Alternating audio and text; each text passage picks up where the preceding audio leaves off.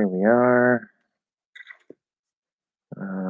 Let me know if you guys can hear me, just to be sure. Should be fine. Okay. So we have some things we can talk about today. Bring up the comments. But let's see who rolls in. Feel free to say hi or ask a question. I recently did a shadowing challenge for Hindi, where you guys can see some of the shadowing techniques that I use. And let's see, recent questions. Threw out some polls recently. I've been doing quite a bit of research on the neutral American accent and how it doesn't actually exist. So we can talk a bit about that if anybody is curious. Let's see.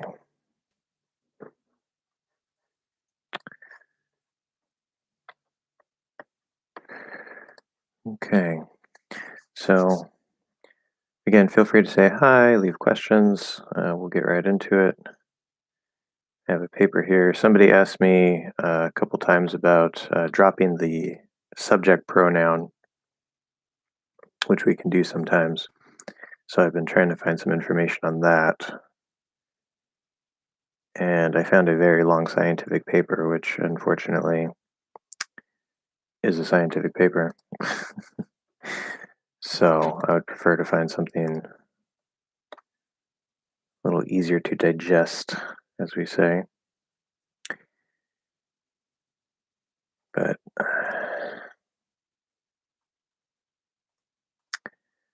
okay, Steve is here. Hello, Steve. Welcome to the chat. So he says, I got a friend that wants to. So you can't do wanna if it's wants. Okay, because then you're saying, I have a friend who want to learn. That's broken English. So in pronunciation, you can say wants to. We need the S and the T there. But you can't do wanna. And we don't write wants to. It's never written, but it's pronounced that way. So you would have to write a friend that wants to learn English, but he doesn't know, N-O-W, doesn't know anything, like he almost doesn't know how to use will, do, does, would, have, okay. I would like to teach him to stop translating and just understand. I think it isn't a good idea right now. What would you recommend to him in the beginning? And I guess that isn't possible. Stop translating, knowing nothing. What do you think about this? It's a good question. It's a very difficult question. Hello, unknown. I've been quite well, very busy. I'm going to try to address Steve's question here. So if you have any questions, feel free to leave them. We have a lot that we can potentially talk about today. So, so I never completed it. I've worked on it a few times where I was trying to make it would be a self-study beginner course guide, sort of like it's like a textbook, but it's not really a textbook. That's based on like a sound first approach that includes the pronunciation, lots of listening, et cetera, et cetera. And it builds the grammar up in an unconventional way that most teachers don't follow, because I think there's it's the way that grammar is usually presented in like the order that it's presented is not the most efficient. And it also has an emphasis on starting to be able to use that new grammar that you're learning right away. There's lots of different actual skill-based exercises instead of just learning grammar and vocabulary. And I never finished that, but the idea behind it is to help exactly this type of person who knows nothing or almost nothing about English. They're starting from zero, and it would take them from zero roughly up to at least B1, all through self-study. Preferably B2. I don't know if I can get it up that high with this guide, but And it's quite an intensive course. It's each lesson is broken into originally it was 3 days. I think I might have extended it with some other exercises, but um, uh, so that's not ready. Otherwise, I would just say give him that. um, I do plan on finishing that at some point. If I know there's more demand for it, then I can maybe put it higher up on my priority list. But for now, it's a good question. I would definitely tell him to start with the pronunciation, um, with ear training, and he's going to have to use. I assume he's a Portuguese speaker, so he's going to have to use some Portuguese sources that talk about English pronunciation. I don't know any of those or how good they are, but just so that he can kind of understand what's going on with the sounds and at least to hear them, right? Do minimal pair work. You can direct him to some of my videos and just tell him, just explain to him the instructions, which I do at the beginning of the video, and then just have him go through for sounds that he can't hear the difference between. And you can kind of try to test him on that and see if which ones he needs help with. Um, So that's one point I would start. I would also try to find, again, in Portuguese, a general grammar overview of English, not trying to learn it, just to like kind of get used to some basics of the grammar as explained through Portuguese. So he has sort of an idea of kind of how English works a little bit. And then after that, it's really difficult. It's really individual. I don't think there's necessarily a one size fits all best way. I've tried to create that in the thing that I mentioned. That would be good for most people, but um, as long as he focuses, right? So I always talk about there's the input based path, and the output based path. Now you should help him set up, like a time frame, some goals, some like shorter goals, longer term goals, things like that. Um, Probably the input based path is the easiest, which means hello, Meadow. Thank you for coming to the chat today. Um, Output based means he's going to be speaking from day one. Now, if he needs to use it, say in the next 3 to 6 months, he should probably start with an output based path. And there's still a lot of listening in that, but it's trying to speak as much as possible. I think for a lot of people, an input based path is a lot easier, and it's going to be generally recommended as just a general, you know, easy thing for me to point to. And so that means that he's going to be spending a lot of time focusing on listening to the language, right? Actually listening, not just, reading and translating and doing all this stuff, like listening to the language on Link, LINGQ, which you can have, there's free access. There's a certain element of the site that is paid, but I believe access to like the reading material that's on the site and the audio that is usually included is free. I haven't been on the site in a while, so I don't know if they changed it. But if you go to Link, there's a series of beginner stories that are very well designed to help you just listen. And he doesn't have to try to understand everything at once. Just have him listen. He can look up some of the words as he goes. Um, Obviously, he needs some sort of translation, some sort of lookup at the beginning, but just focus a lot on like listening to the same stories over and over again and um, getting used to how the language sounds while learning some of the vocabulary along the way. Not a big focus on grammar so much. If there's some grammar points that he doesn't understand, then maybe he could do a little study on those points. But that would be kind of like my general advice for the average person without some special thing like I'm trying to make. So input based, go to Link, look for some beginner stories, and lots of input. Yeah. So I know it's very general and vague, but That's what I would recommend. Otherwise, I would need to know like certain details about his goals and this and that and whatever. And also, don't worry too much about like the not translating part, because translation can be good. It can be a useful tool. Obviously, we want to get to the point where we're speaking without translating in our heads. But as an absolute beginner, you don't even have to worry about that. Like that's too early to worry about that. What I would do is try to focus on images of vocabulary when possible instead of like the translation. So if he learns um, like fire is I think it's fogo in Portuguese. I know it's fuego in Spanish. So if he learns fire and he's like, okay, that's fogo or whatever, instead of remembering fire as fogo, remember fire and then a picture of fire, right? And try to like attach the image to the word and the sounds, not just the spelling, but how it sounds. Fire, fire. Um, and that can help speed up acquisition and reduce translating. But if there's some translating in the beginning, it doesn't matter. In fact, there's a special technique called reverse translation.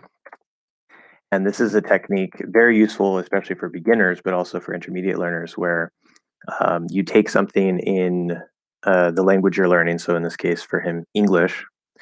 He's going to translate it into Portuguese, which will be very hard as an absolute beginner, but it could just be a short little, you know, paragraph or whatever, or even a couple, just like a sentence or two.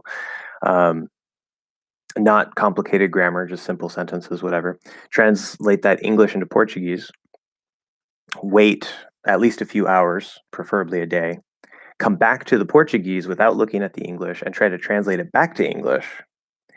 And then compare your English translation to the original English and see how close you got. That's a really good way to notice details and to get vocabulary and grammar naturally into your brain without having to directly study it a whole lot.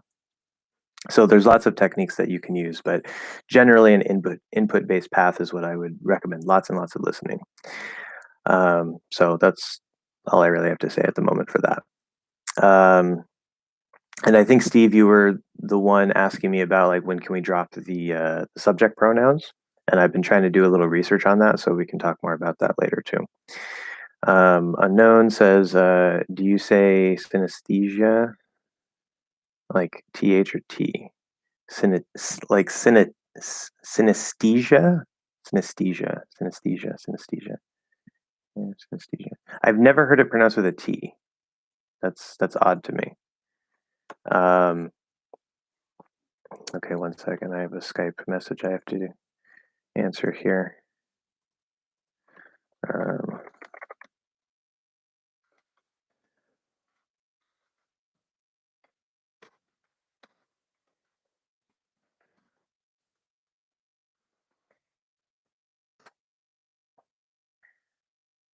um, Google says synesthesia. I don't know. It might be a regional thing. Maybe the way I say it is a dialectical variation. I don't know, but I've never heard it pronounced synesthesia.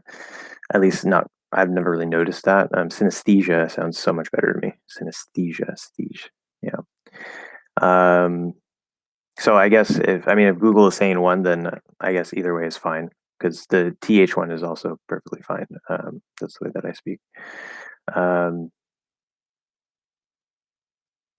oh yeah, I need to add the dental variation to that. Anyway, I'm thinking about something else. Meadow, from my experience, we should spend a lot of time on the input activities before moving on to the output activities. What about you with Japanese and Spanish? Well, my Japanese is awful. um, my time studying Japanese, I started when I was 13, and I had no idea what I was doing. And I've never put in actual proper language learning approaches to my Japanese, except a bit with pronunciation, because um, it was through Spanish that I learned how to learn a language, and I learned all these different approaches and stuff. And I went back to Japanese after Spanish temporarily, and it I ended up leaving it for a reason. I was going to come back to it, and I never did. But um, so we won't count Japanese, but it doesn't really matter. For me with Spanish, I was doing all kinds of things. I was doing input, I was doing output. I was experimenting with a bunch of things, doing a lot of research, scientific research on papers. Well, I wasn't writing the papers; I was reading the papers. I was looking at trying to find a bunch of different polyglots. That's where I discovered Benny Lewis and Steve Kaufman and Luca Lampariello and all these people. Um, and so I was just trying different things. I was doing Anki. I was doing the gold list method for vocabulary, which is different. Um, all kinds of things, and I was developing some of my own theories and my own approaches and all this stuff. And so Spanish for me isn't a fair thing because I was literally trying to do it like all the things and just seeing what worked best for me and all that stuff. So that's why I say Spanish is the language that taught me how to learn a language because I did all that stuff through Spanish. Um, of course, I always recommend starting with the pronunciation first. Like that's the baseline. You don't have to, but especially for your ears, it's going to help everything else. Um, and Meadow, you may not have heard me talk about it, but I've talked a little bit in the live streams before about the input based path and the output based path and how those are the two main paths. Like Steve Kaufman uses the input based path where he will, mostly listen and read for say 8 to 10 months. And then he gets to the point where he can understand a lot very easily. And then when he has a conversation, he can understand and he just has to focus on speaking. And then he'll speak a lot to build up his speaking skills. That's a perfectly fine approach. Benny Lewis, he was traveling a lot. So he would, only stay in a particular country for say 3 months. And so he developed his own approach of fluent in 3 months.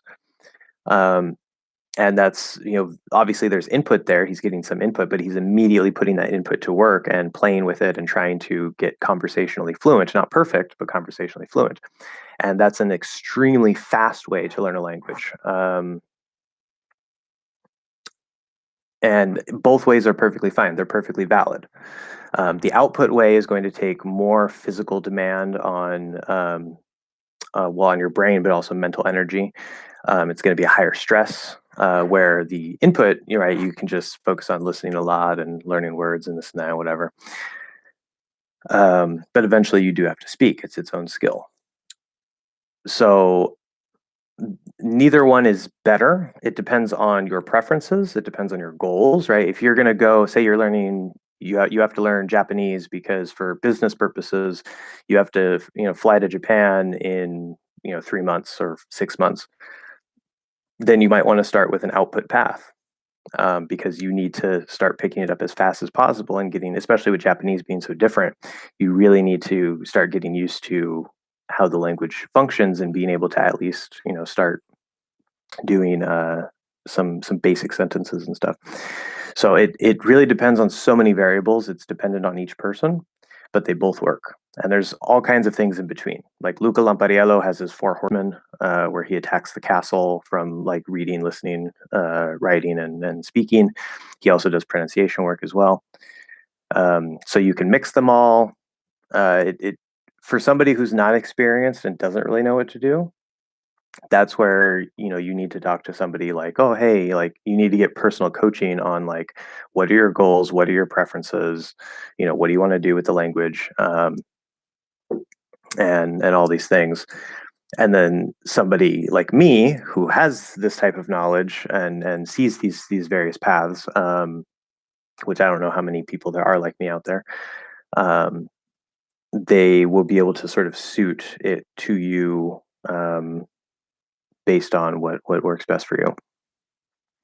But as a general sort of, like if I were to just give somebody a short, easy answer of like, what's the easiest way to learn a language, I would say just focus on input, um, because it's lower stress. You don't have to worry about your self confidence and all this stuff. You can just focus on trying to learn the words. But there comes a point where you do have to start speaking. You're not going to magically be able to speak just because you have a bunch of input. Maybe in the really long term, like if you just focus on nothing but input for, I don't know, like a year, 2 years, 3 years, then it'll kind of start coming out. But I don't think anybody wants to sit for 3 years, without speaking, just like focusing on the input. So you can't let the fear of speaking stop you. That has to come at some point, but it doesn't have to come right away. Let's see here. Unknown. I saw a video where they test or check their caught merger. The guy from Wisconsin said both the same way. The one from Texas said them differently. Who has this thing? Who doesn't? I don't get it. Very good question. Actually, I've been kind of looking at that as I do my research for the neutral American accent lesson, and it turns out something I found out recently is, which this is more reason for you to learn with the caught merger. Because number one, not only is there no neutral American accent, something I can talk more about if you want based on my current research, but the caught merger is something that has been moving eastward. So there are some places like in Pennsylvania, I think, where they've had the caught merger for a while. It's mostly a feature of Western American English, but it has been something that has been moving west or eastward. And it's not a very recent thing. It's relatively recent, but it's people under 40. So basically, I mean, I don't know how old the people watching this are, but I assume most likely you're 40 or younger. If not, that's fine. But if you're trying to learn English and you want a sort of neutral sound, not only is it easier to learn the merger, but actually most people under 40 throughout the country are adopting naturally, they're adopting the caught merger because it's something that's actually changing across the country. Probably because of the effect of like media from the West and stuff, like from Los Angeles and this and that and whatever. So whatever the reason is, there are more and more people who are naturally speaking with the caught merger as part of their accent.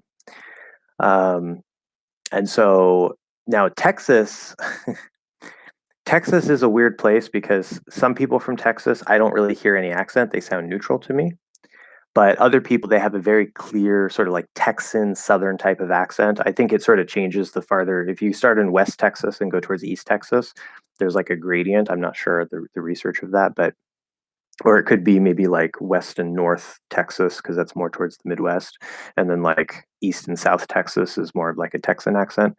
But either way, when you start getting into that Southern region, right, which is not including the Southwest, but the Southern to Southeast and towards like the East and running along the Midwest section, that all is a Southern type of accent. And there's variation of the Southern accents as well. The Southern accents, as far as I know, they don't have the caught merger. Maybe some do, some don't. I don't know. But that is like a whole different thing, right? Unless you're learning a Southern accent, then you don't even have to worry about that. So not everybody is going to use it, of course. But Wisconsin, see, where is Wisconsin? My geography is horrible. Map of the United States. I know it's in the north area. Okay, let's see here. Wisconsin, yeah. So that's the Great Lakes area. And this area, right, Minnesota, Wisconsin, Illinois, Indiana, Michigan, Ohio, probably a bit of Iowa. That is what we call like the North generally, and they're going through they've been going through something called the what is it, the Northern Cities Shift or something, which is where some of the vowels are changing a bit here and there. But if somebody from Wisconsin is using the caught merger, then I think that's just even stronger evidence for the fact that the merger is moving eastward and it's starting to affect the speech of most Americans. So turns out that the way I teach you with the caught merger is not only easier, but it's actually going to be the relatively most neutral sounding way because most people are actually using it these days. So there you go. You're welcome. Anyway, Felipe, Thank you for entering the chat. Sorry it took me a second to get to you. Can you talk a little bit about fry voice? Is it natural to have to change our voice pitch while we were speaking? I'm not sure what you mean by fry voice. Look that up. Define fry voice. Vocal fry, yeah. David mentioned that before. This is a term I'm not particularly familiar with. I think, are you referring to vocal fry? Because apparently that's a concept. Known among linguists as creaky voice is a specific type of phonation caused by slackening the vocal cords. So kind of when you talk like this, maybe you're kind of like you don't have a lot of it's like right because it sounds like your vocal cords are fried, I guess. Um, I think that's. I mean, I guess I can't say for sure since I never really knew about this concept specifically. I don't think it matters. Is it natural to have to change our voice pitch while we are speaking other languages? That is, I think, maybe a different question. I guess I really need to know what vocal fry is. Let's see. Um, so, quality of speech often associated with the likes of Kim Kardashian and Katy Perry. Really? Sometimes warn us that it's damaging to our vocal cords and that women who use vocal fry. I don't even know what vocal fry is. Like, this is all new to me. In regular speech, the vocal cords vibrate to release a steady stream of air, but in creaky voice, the lax cords vibrate irregularly, flapping open and closed so that the air comes out in audible spurts.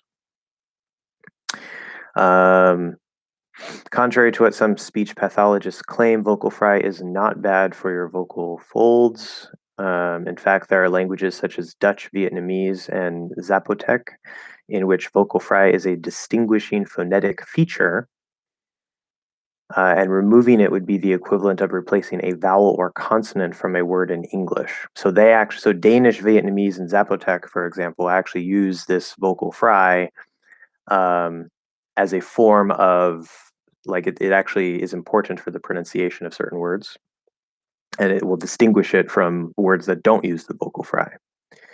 It is a natural voice quality, particularly common at the end of sentences when a speaker's airflow tends to weaken. I would agree with that. Yeah, that sounds about right. So I think, like within a language, right? Like say English. So we don't have vocal fry as a phonetic feature, which means if I say words like this, or if I say words like this, maybe at a higher pitch, um, it doesn't affect the meaning of the words themselves, right? The words are going to mean what they mean. Um, and within a language, like say within English, since we don't have that as a phonetic feature, obviously, you know, some people, particularly more commonly women, will have more of a higher pitch. Some people, particularly men, will have more commonly a lower pitch. Um, some people have a little bit of like a nasally sound to how they speak. That's also not a phonetic feature in English. Well, technically. And sometimes, like when I wake up, I just like I hate waking up. I hate the morning. It's not my time. I don't want to speak, but if I have to speak, if somebody asks me something and I have to say something, I usually talk like this. I don't want to say anything. Like I just kind of like push the words out very unenergetically. um, so in English, it's something that I don't think you really have to worry about at all. Maybe it can make you sound um, I don't want to say weird, but unusual because some people would be like, "Why are you talking like that?" Because the average speaker doesn't speak with like a vocal fry or whatever. But in other languages, uh, apparently that's a thing. So yeah, for English, I wouldn't worry about it. Steve, it helped a lot. Okay, good. I'm gonna subtitle this and send to him afterwards. Okay, good. And yeah, I asked about dropping subjects. Okay, yeah, so we'll come back to that in a second. That's me. Yes, okay. Matt, hi Josh. I forgot the R there, typo. Your voice quality is really awesome. To me, you sound pretty neutral. Have you worked on your diction or is it your natural voice? I always speak completely normally to you guys. I don't change anything. I don't try to speak a particular way.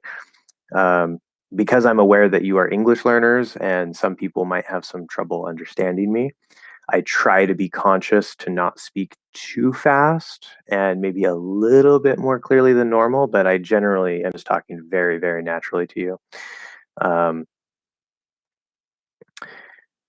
okay, so I want to get to, since Steve has asked about this before this gets lost in the chat. Okay, Meadow, really quick, short question. How to pronounce the word, what? There also, I'm not sure what that question means. Because you say the word and then you have there in parentheses and then also together. Like, I don't know what you mean.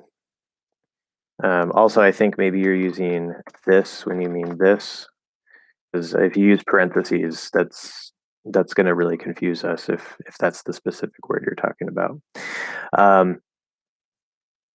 So Steve, so you can reformulate your question, Meadow, but okay, so how to pronounce? Okay, then what's the also together part? I don't get it. Like, well, the word is there, so it's voice th plus an r colored third vowel there. Yeah. So I don't know what the together means, but Steve asked about dropping subjects. So I tried to bring up some things on this. I found a very, very long scientific paper, which I really don't want to go through. Like, this thing is 250 pages about. But on Wikipedia, so this is apparently called diary dropping or pro drop, which means pronoun dropping. And according to Wikipedia, a pro-drop language is a language in which certain classes of pronouns may be omitted when they are pragmatically or grammatically inferable, which means that if from the context, or maybe based on the language, based on the grammar, if you can infer the subject. So pragmatically would just it'd be like the context. So if I say, saw a movie last week, I can only be referring to me. It's not a question, right? I'm making a statement, so I'm talking about me. Maybe if like if I'm with a friend and I see you, I say, oh yeah, saw a movie last week. Like, maybe you might think it's both of us, but the subject isn't completely necessary because it can be inferred, right? Grammatically, English does not use grammatic and inferable subject dropping, I don't think. But that would be like Spanish, where Spanish says, yo veo un hombre. Yo is I. They can just say veo un hombre, because in Spanish that works perfectly fine. You don't have to say I, because veo includes I. The verb is ver. Or in Japanese, they usually also drop the subject. So instead of saying like watashi wa otoko, I don't know. I can't even think of Japanese right now. I don't know, like watashi wa suki desu. Like, I like it. Watashi wa suki desu. Or yeah, whatever the sentence is, I could just say suki desu. Like, obviously, I'm talking about me. Or if you and I are here, and I'm looking at somebody else, and they're playing. Say it's a kid playing with a toy, and I say, suki desu, suki desu. So I'm probably saying, oh, the child likes it. They like it. So I don't know exactly the limits of how that works in Japanese, but basically it's context. That's what I told you before. The context, I think I told you before, context is super, super important. Now, the only question is, especially if you come from a language like Spanish, Japanese, what are the contexts? Because to you, there might be lots of contexts where you can drop the subject. You're welcome, Felipe. And to you, it might make perfect sense, but in English, it might not work. So that's the tricky part of, like, when exactly can you really do that? And let's see if we can pull some examples here. So English is not a pro-drop language. Okay, that's what it says here on Wikipedia. English is not a pro-drop language. So this is not something that we normally do in normal speech, right? Maybe in more informal speech, it's a little more common, but it's not an actual part of the language itself. Nonetheless, it says subject pronouns are almost always dropped in imperative sentences, right? So we don't say like you come here. We can. I could say you come here, pointing you out. But an imperative sentence, I'm giving a command to you directly. So we usually don't say you. I just say come here, right? In informal speech, the pronominal subject, which just means the subject pronoun, is sometimes dropped. It is common in informal spoken English, as well as certain registers or certain formality levels of English. Well, okay, yeah, register is a little more complicated than that, but most commonly it is the first person singular. So I is the most likely one to drop, right? Because that's the easiest one to refer from context. So instead of saying, well, here's with you, have you ever been there? I could just say, ever been there? Ever been there? Yeah. Say, oh yeah, I went to Japan. Ever been there? Or instead of saying, I'm going to the store, do you want to come? I could just say, go into the store. You want to come? Or so see, I dropped the do there. I could say, go into the store. Want to come? Want to come? I don't have to say I don't have to say do you. Or I haven't been there yet. I'm going later. Instead, haven't been there yet. Going later. And it can sound a bit more direct, a bit more informal, which is why it's more common in informal speech. So if you're not speaking informally, I would just completely not try to drop the subjects because you could really sound a way that you don't want to sound. It further says, and I'll go ahead and see if I can copy and paste these examples. I don't know if Skype is going to let me. There's too many here. Okay. So I try to put some. I was going to put enters, put them on different lines, but you can see. Right, have you ever been there? I'm going to the. It says shops. We don't say shops. I haven't been there yet. I'm going later. So all of the things in brackets are the parts that we can drop in those sentences. And there's a few more here.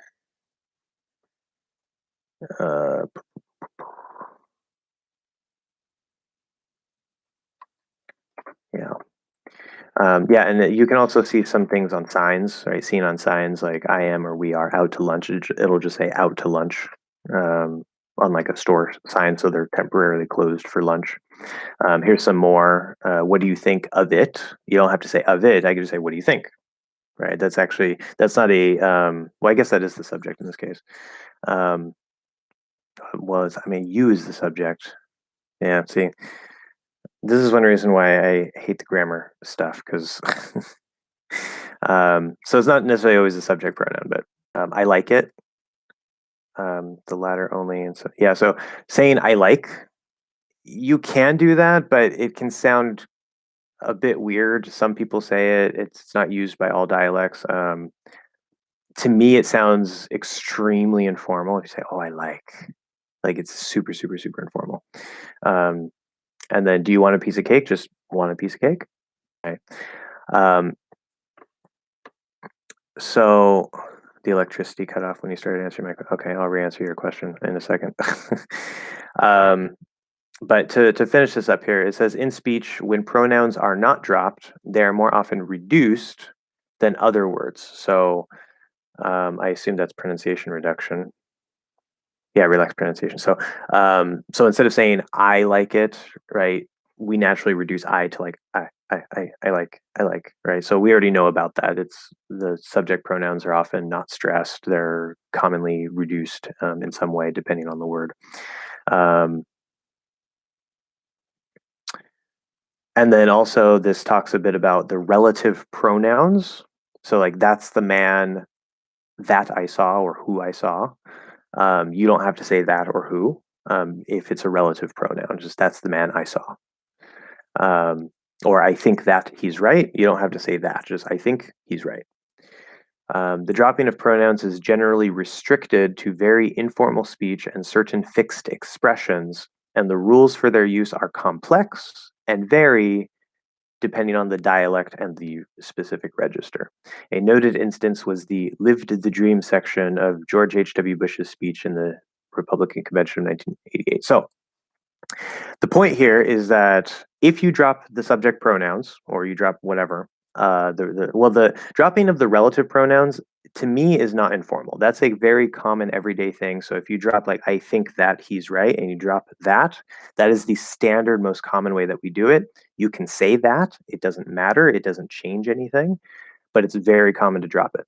When we're talking about the pronouns, like the subject pronouns, especially I, in informal speech, relatively common, not a problem. But if you're speaking not informally, then I would not worry about them at all. Just completely erase them because they're, and that's also kind of a tricky point because American culture is relatively quite informal compared to a lot of other cultures, even other English speaking cultures, as far as I know.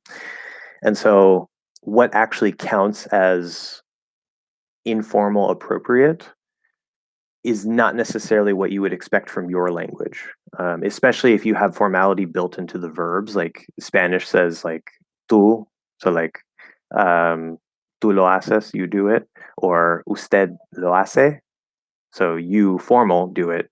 If you're coming from that type of a language, then what is considered formal and informal in English isn't going to match up very well to Spanish because we just have you, right? There's just the one word. So that makes it a little tricky, but that's the basics. So I hope that helps.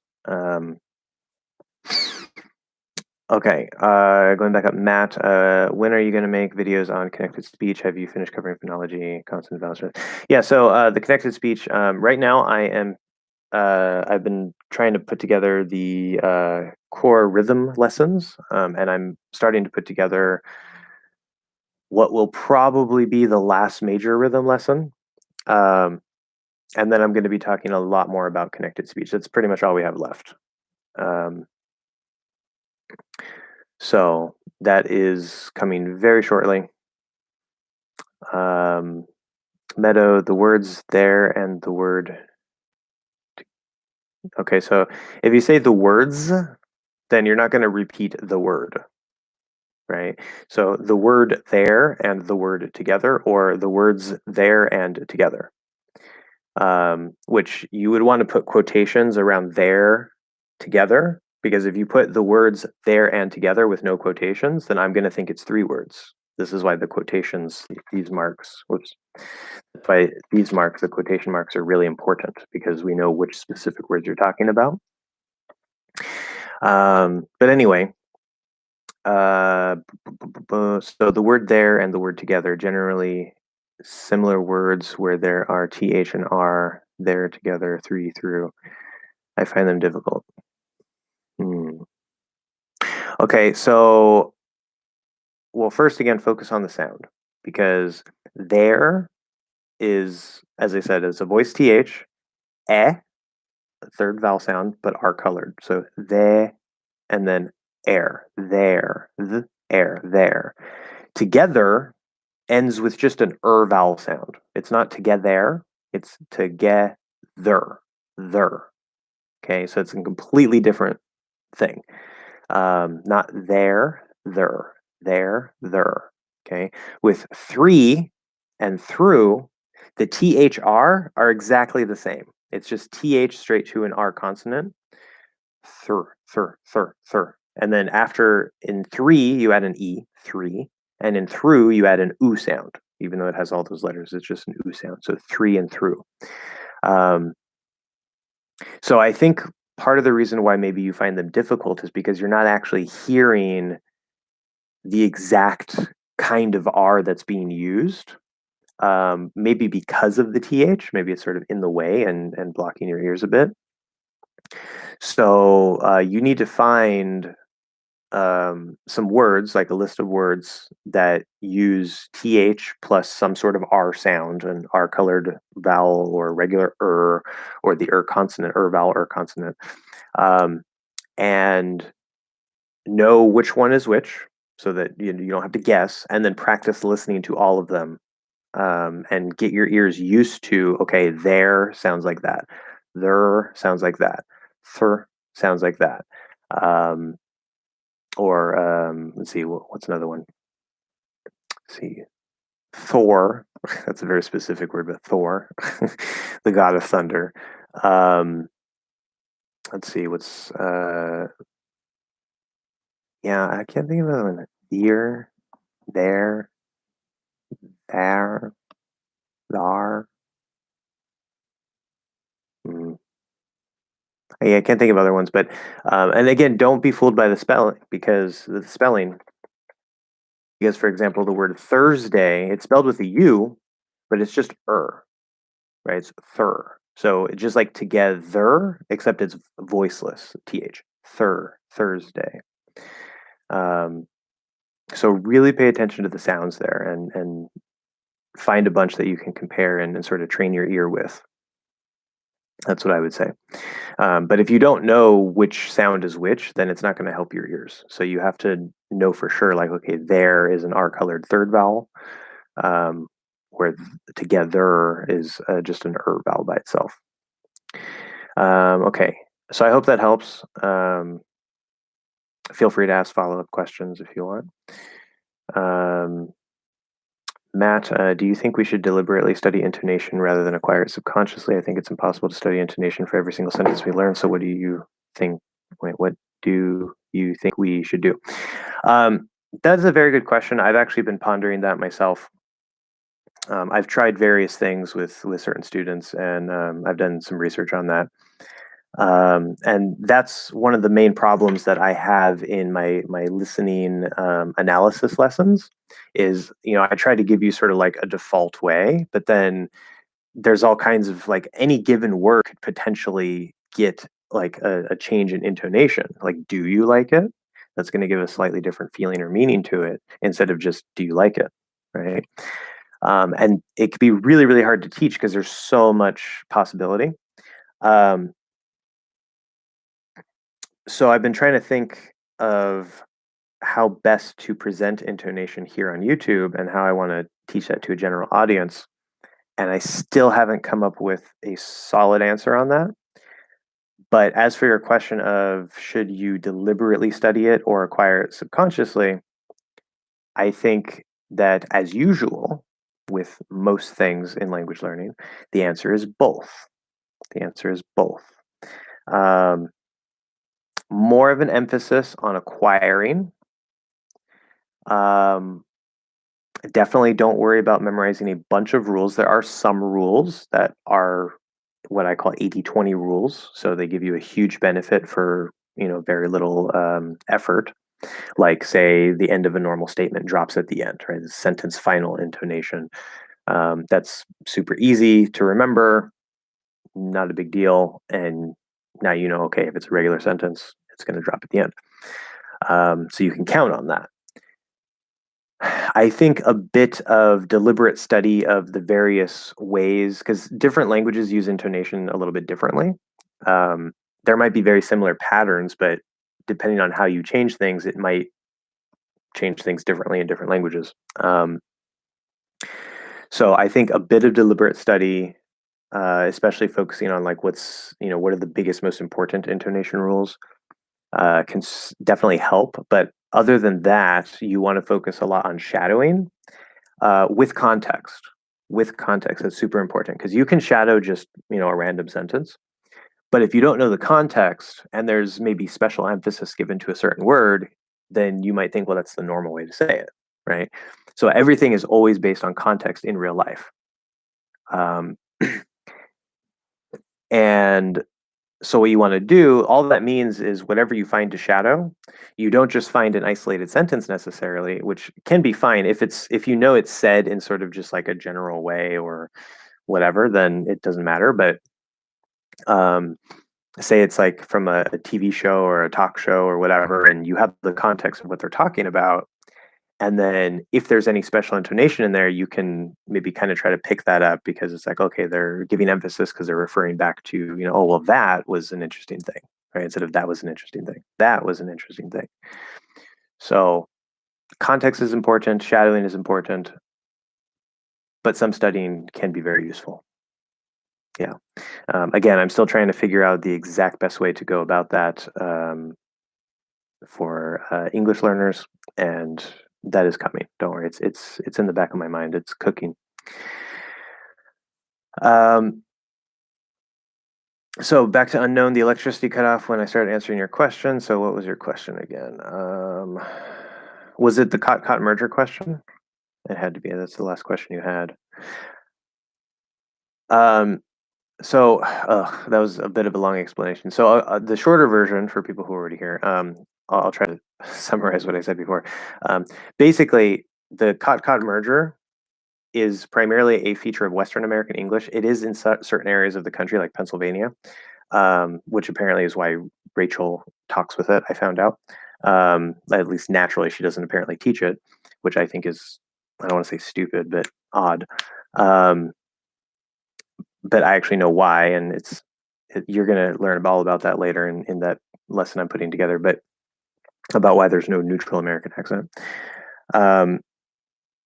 And the cot merger has, for a while now, been moving eastward. So there's lots of people, especially under 40, throughout the Midwest, who are naturally starting to speak with the cot merger. And it's just how they speak normally. So that's just all the more reason. Not only is it easier for you guys because you have one less sound to worry about and you don't have to worry about the spelling patterns and all that stuff. It's just, AW is ah, and usually O by itself is ah in many cases instead of being split between the two. But not only is it easier for you guys, but it also is it's going to be the generally most natural or neutral sounding anyway by default because it is something that is spreading out to the rest of the country. And then I see you put I can check it tomorrow actually. Okay, so there you go. You can get more details in the replay. Okay, Felipe, you can speak Spanish very well. Oh, thank you. Well, I only said like one sentence. No creo que mi español sea tan bueno que quizá piense. Pero, yeah, this is for English, so here we are. My pronunciation in Spanish is generally quite good, but my rhythm is off. I became aware because I didn't know about rhythm when I was learning Spanish. Because nobody talks about it. Anyway, what are the most common pronunciation mistakes that Brazilians make? That is an excellent question. I don't know as much about Portuguese as I do about Spanish, but the two biggest ones off the top of my head would be when you add E, either adding E, the sound E to the end of words that don't have it, or not adding E to the end of words that do have it. So like instead of saying happy, you say, oh yeah, I'm very happy. Or I can't think of a one that does the reverse, but sometimes you add E to words that don't have E at the end. And that's probably based on some way that Portuguese works. The other big thing that Brazilian speakers make a mistake with is if you have a vowel followed by a voiced consonant, MN or ng, you will nasalize the vowel. So instead of saying like man, you'll try to say like man, or man, like, or instead of on, you'll try to say like on. It kind of goes through the nose. And you have to be very careful with that. You can deliberately train yourself to work on that. It's with the flap in the back that lets you go through the nose. English does not officially have any nasal vowels, so you want to make sure that when you're saying vowels in English, that they're never nasal. There is a little secret detail about that we're not going to worry about, but 99% of the language, you're never going to use a nasal vowel. So, Steve, is it possible to have two twos straight in a sentence? Yeah. I can't think of anything off the top of my head.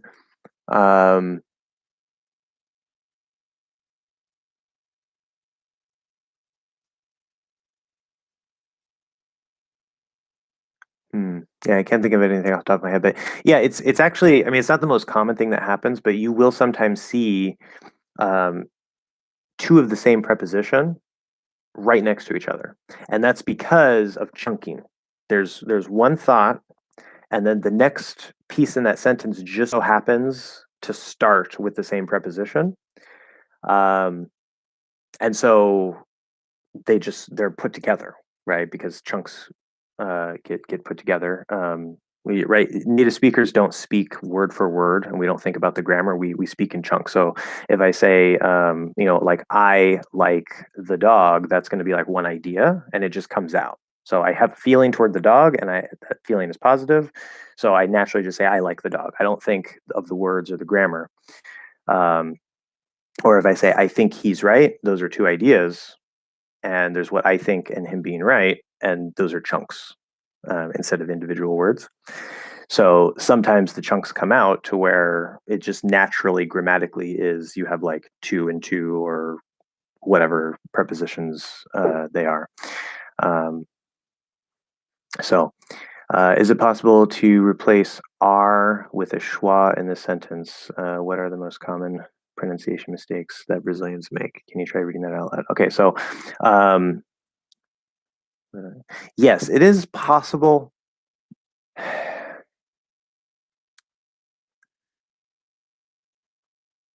But there's I don't want to say danger. There's a little bit of a potential danger there. In this particular sentence, I can say yes. So what's an R? If you say both of them, be what are. So we're going to flap the T into a flap D and connect it over to the R, what are. Much more commonly, it'll be contracted. We don't write it contracted, but we've by default most naturally will speak it contracted, water, and the R disappears, the ah part, and it just becomes an vowel, but we still flap the T into a D, water, water, water. So it sounds like water, but instead of ah, it's water. Okay. Now, for some strange reason, I don't think it works all the time, but generally, yes, you can also reduce the all the way to if you're speaking really quickly. Okay. If I say like, what are the most common? That sounds horrible. Like, what do you mean? Like that doesn't make any sense. What are the most common?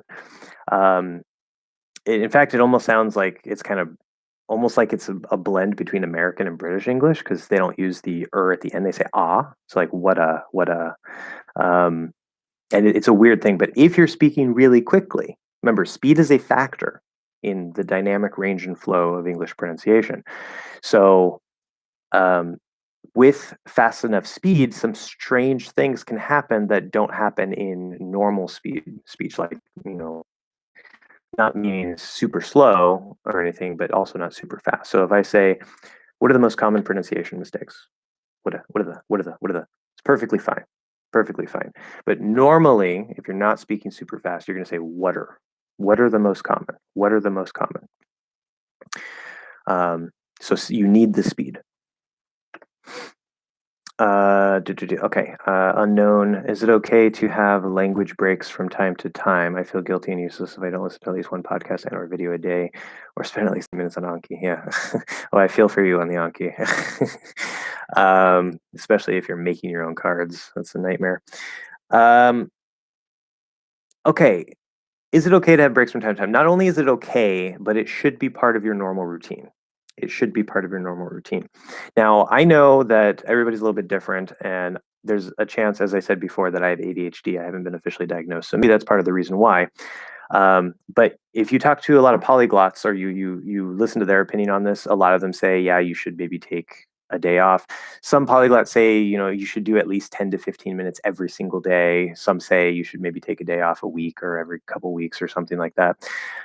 What I discovered in Spanish when I was, obviously I was putting a lot of time, a lot of effort into it. I had a lot of time in that period of my life. And so I was spending anywhere from like 2 to 4, maybe 5 hours a day on Spanish, just like trying different things and playing around with it. And so that's probably part of the reason why, but I realized that if I didn't take at least one day off a week where I didn't do anything with Spanish, like don't even listen to Spanish music, If I didn't do that, I would start to hate Spanish. And I would start getting really burned out. It's like, I don't want to learn this. I don't want to do this anymore. This is stupid.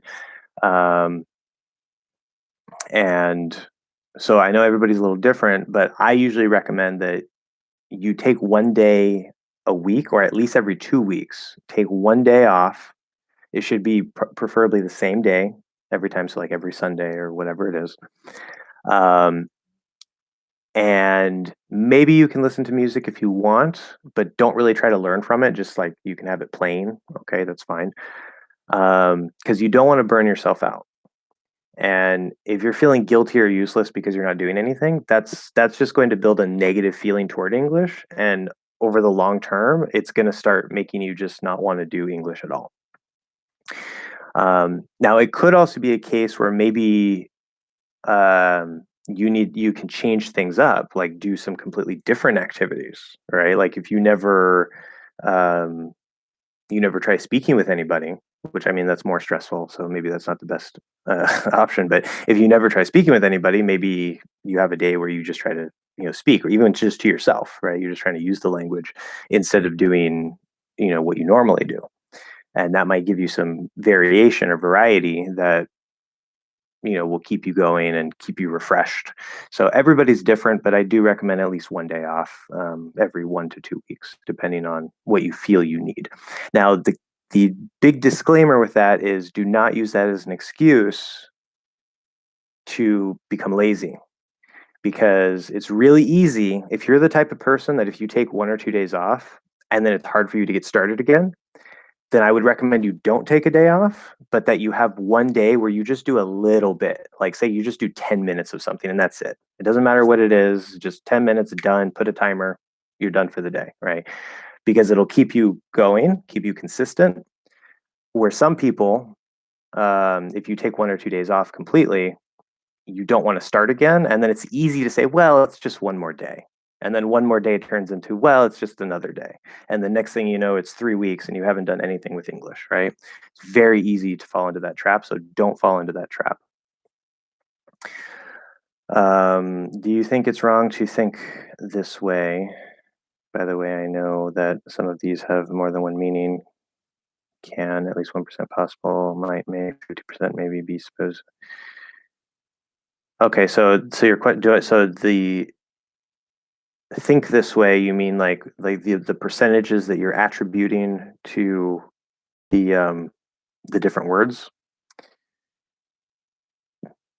Yeah, and then you clarify by saying, yeah, more than they can have more than one meaning.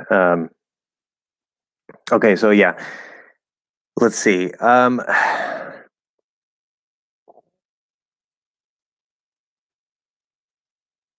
Yeah, so can by default is an ability, not a possibility, but we will use it. Like I can say, well, it like you can do it, or like, you know, it can be possible. Like we can use it that way. It's we don't usually think of it as a possibility, but if you use can more in that sense, then yeah, like 1%, like at least 1% possible. Like okay, because if the ability doesn't exist, then it's not possible, right?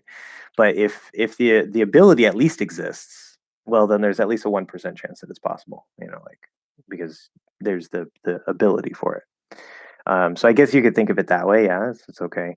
Um, might or may, which in American English, with the exception of may, of course, being for permission, if we're just talking about a possibility, they are the same in American English, and they both mean 50%, maybe. Yes, that would be 100% accurate. Um, be supposed to, more than 50%, like probable or expected. Supposed to be here. Supposed to rain. Definitely more than 50%. Again, there's variations on possible meaning here, but if we're talking about this specifically,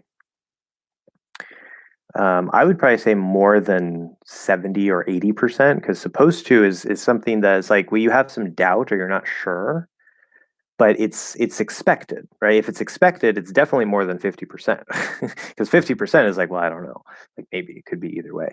So I would put supposed to at probably at least 80%, or higher.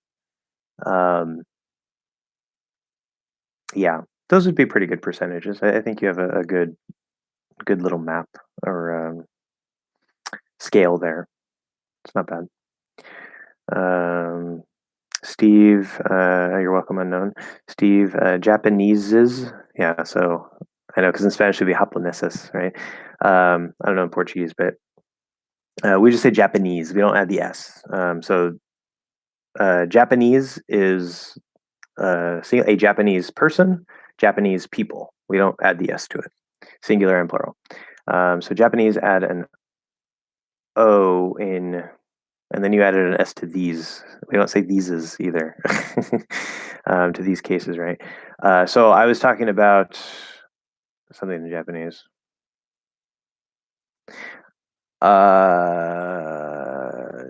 Well, I don't know if you mean O as an honorific suffix, or if you mean O, which is actually usually transcribed as wo, which is an object marker.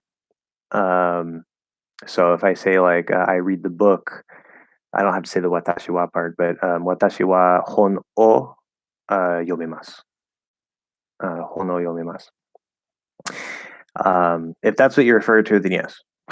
But it depends because if like if I say hon ga ski, ski uses ga at least most of the time by default. So if I say I like the book, hon ga ski, not hon wo ski. So that's all Japanese grammar. Matt, can walked back and walk back sound the same? No, meaning you drop the D, which is actually a T sound. It's spelled with a D, but it's a T sound here. Walked when it's sandwiched or sandwiched. Sandwich is a very informal, incorrect pronunciation that maybe some people use naturally, but I usually I use it as a joke pronunciation. I don't know if anybody actually seriously says sandwich. Like some people will say sandwich, which is even more informal and also I think a joke pronunciation, but maybe some people say it that way. But so sandwich between two consonants. Let's see. I walk back. Okay. See, I walk back, which is enough time. I walk. See, walk back home. Walk back home. Yeah. Again, if you're speaking quickly, yes. Yes. That's a good question. See, my initial reaction was no. So if you're speaking more of a like maybe a normal, slightly slower speed, or you're enunciating at all, like even a little bit, walked back. He walked back. We walked back. They walked back. We want to hear that, but in faster speech, there are cases like that where yes, you can drop it. Now, depending, I mean, I guess the subject would make it clear, but if the context isn't clear that it's past tense, then we're going to be more likely to push out that T even in faster speech and just get it out there, like we walked back, we walked, and hit a really quick K and T, because obviously that T sound indicates that it's going to be the past tense in this case. So if the context isn't clear, then no. But otherwise, it is possible, yes. So that's also a good point too, is that the context can actually affect the pronunciation. So English is crazy. But okay, being a common word, can that vowel be reduced to e without fast speech? Without fast speech. So instead of saying that, we say that. See, now if you ask the average speaker, like, can I say that? They're going to say absolutely not, because we don't even think about it that way. We don't hear it that way. Even in faster speech, like our brains just interpret it as that. But I do know this is possible because I've noticed it. The question is it possible if the speech isn't really fast? And I want to say no. If I say, that's right. That's a good idea. That's a good idea. You know, that's a good idea. That's a good idea. Yeah, I guess that's a good idea.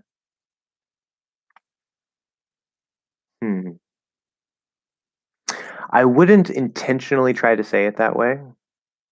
Like I wouldn't because then if you say it too clearly, you say like that's a good idea, like that's not right, right? If you give emphasis to the word, or if you give stress to it, then it's definitely not going to be right. But as long as it's just in the flow, even if it's at the start, it's just there. It's not given any emphasis.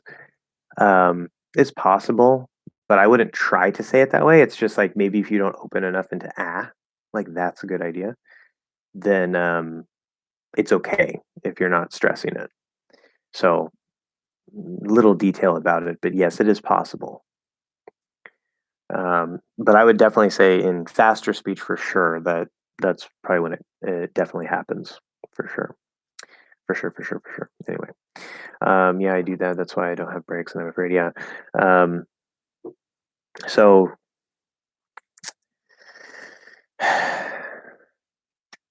well, as I said, everybody's a little bit different. So you got to find what works best for you. You know, what you could do is like maybe if you go really hard, say like 5 days a week, and then say 2 days a week, you do something really light. So maybe you just do like 10, 15 minutes at the most. You set a timer. When the timer goes off, you're done. And you can, what I do with my work schedule, because if like, teaching English is so much better than other jobs, but if I take 2 days off in a row, like Saturday and Sunday, I don't want to go back to work. I don't. I'm already into like not working, and I'm just like, I don't want to go back to work. So, what I do is I work Monday, Tuesday, Wednesday. I take Thursday off, which is why we're doing these live streams on Thursday. It's one of my days off. And then I work Friday, Saturday, and I take Sunday off. And that works better for me mentally to sort of have a break, through the week, but also still keep like, the motivation and the flow of working. So you could do it that way. Maybe you take 2 different days off, like same day every week, but not next to each other. Either take them off or do something really, really light on those days, and that might help you. Meadow sounds interesting. I did not expect your answer to what to do to deal with finding words with th and r difficult to be listened. Wait, difficult. Well, there's little issues here.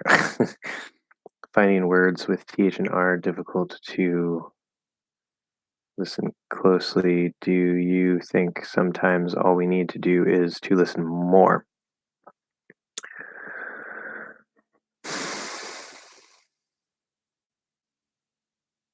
Okay. There's a key here, which I think not everybody talks about enough. There's intensive or extensive and intensive. Okay. And one thing I discovered when I was writing my book about how to learn a language, which talks about the input and the output and all the different techniques that I learned about and am aware of and all that stuff. Um, one of the things, because it's normal in language learning to talk about intensive reading and extensive reading, right? Intensive reading, and I know we're not talking about reading here, but just give me a second. Intensive reading is where you try to look up every single word that you don't know and make sure that you completely understand every single sentence. Now, if you only don't know, say, 3 words on a page, that's not bad. But if you don't know 10 words per page, that starts to become very, very intensive, right? Very mentally draining, takes more time. Um, Extensive reading is where maybe occasionally you'll look up a word or two if it seems really important because to the context, but you just generally kind of read and you just try to understand what you can and don't worry about understanding every little word, right? Now, both of these, right? Some people will say, oh, intensive is the best, and some people will say, oh, extensive is the best. Just like some people say input is the best, and some people say output is the best. They're both wrong. It depends on what you need, what you're doing, what your goals are, et cetera, et cetera. There's a time for intensive and there's a time for extensive. In fact, you should be using both of them, ideally. Now, what I realized when I was writing my book is that this idea of extensive and intensive applies to all areas. It applies to speaking, it applies to reading, it applies to listening, writing, and even the pronunciation. For example, minimal pair work is an example of intensive, hyper focused on 2 sounds, maybe 3, depending on what we're doing, but usually 2 sounds, minimal pair, and you're really closely trying to listen to the difference between them. Okay, that's an example of an intensive pronunciation, input pronunciation activity.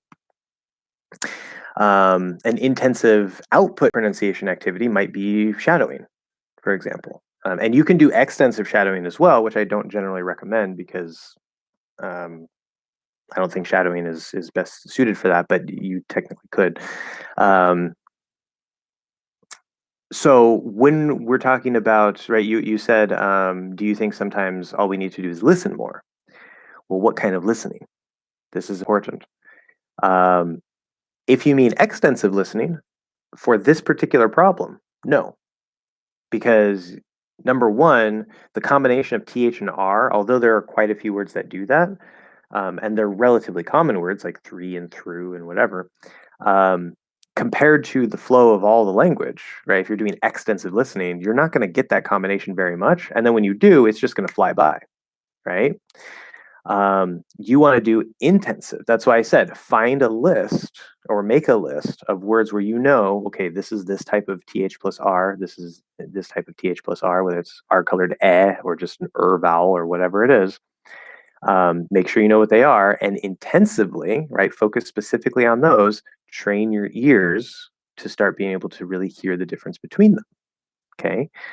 Um, so a lot of ear training activities are intensive, but also like what I would recommend to beginners is not only should they start training their ears, but they should also just start trying to listen to the language, not necessarily trying to understand everything, but find some beginner story material, or whatever, beginner dialogues, whatever it is, and just listen to it. Maybe look up some words, but listen to it, and don't worry about understanding everything, because even if you're not understanding the words, your brain is getting the input of those sounds and the flow of the speech and stuff, right? And so um, that's a way that you can combine this sort of intensive pronunciation ear training with um, some more general extensive listening where you're not worried about the details of all the meaning. And you don't have to do that, but that's one thing that you can do, especially as a beginner, to really start getting going in the language and just getting your ears used to hearing the language as you're starting to train the ears, right? So, um, I do think that you would need to listen more. You would need more input for sure to correct this problem because you're having trouble hearing the difference between them. So that's an input problem. That's an ear problem. But I would specifically recommend intensive for this particular issue. Anytime you can't hear the difference between two words, you generally want to do an intensive comparison, like minimal pairs or things of that nature. Um, Especially because you have to consciously focus on it in order to notice the details and be able to start noticing, oh, okay, this sounds a little more open, or whatever it is. If you're not paying attention to that, like it's just in the flow of speech, then you're not going to notice it.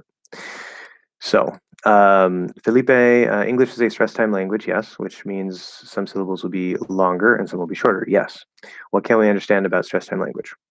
Well, that's essentially it. um, that's literally the core distinguishing feature, as far as I know, of a stress time language. Where a syllable time language, the syllables are generally the same length. Right now, we're not talking about the stress because the stress would be the loudness. Um, Many languages use stress, but it's the relative length of all the syllables. Outside of that, I mean, it kind of depends on the exact language. Like Russian is stress timed, German is stress timed.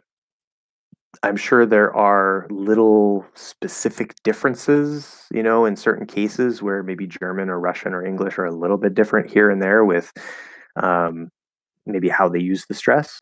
But in German, Russian, and English, the key underlying feature is that some syllables are going to be louder and longer, some syllables are going to be shorter and quieter, or specifically longer and shorter.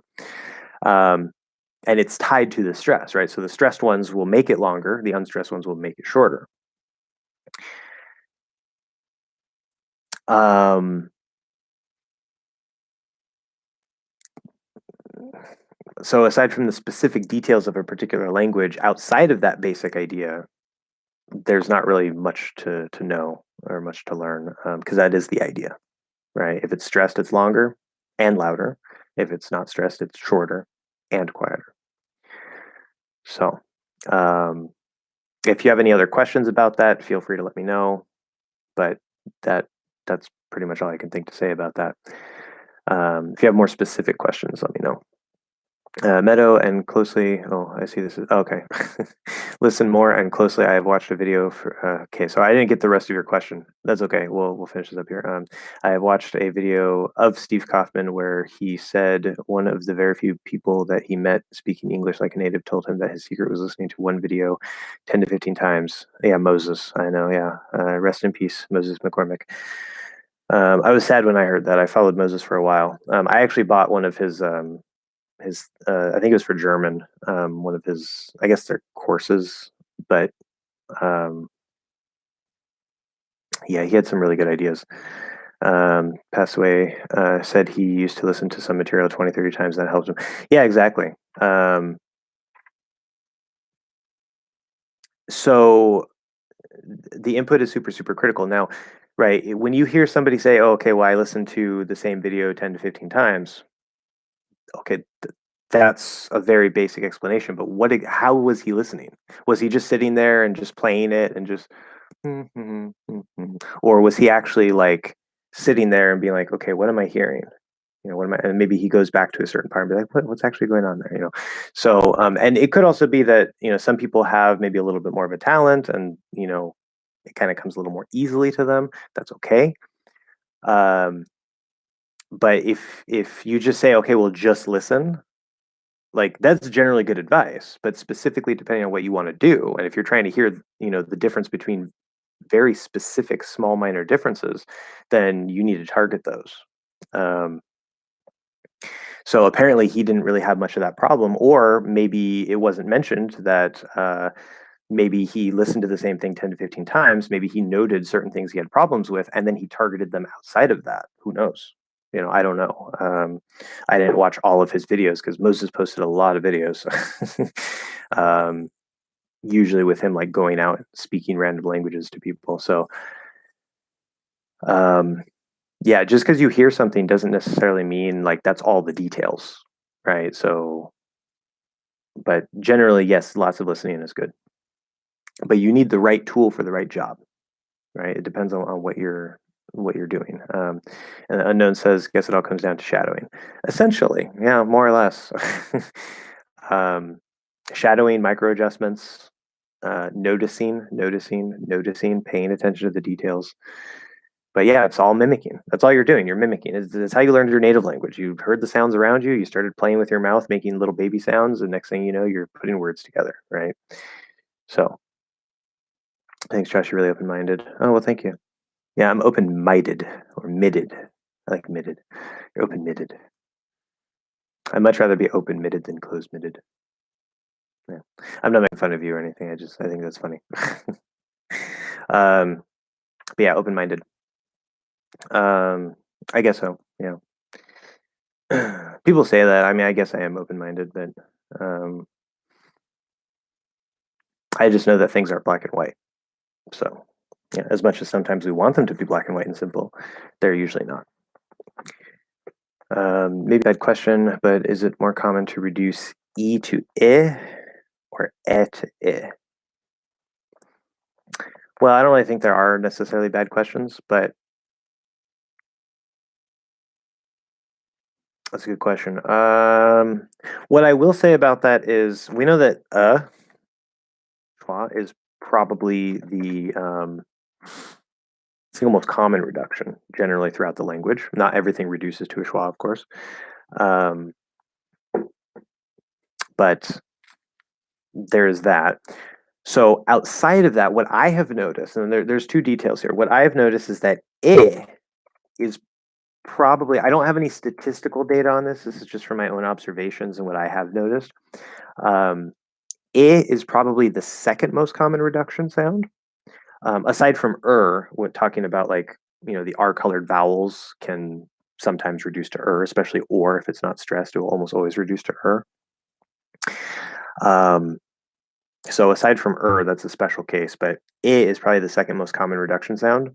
And I don't know if it's a dialectical thing, but I noticed that in my speech, there's a lot of times where if I go to the dictionary, which is supposed to be based on General American, because like I just want to double check because I'm like, well, I can kind of say it or they both sound good to me.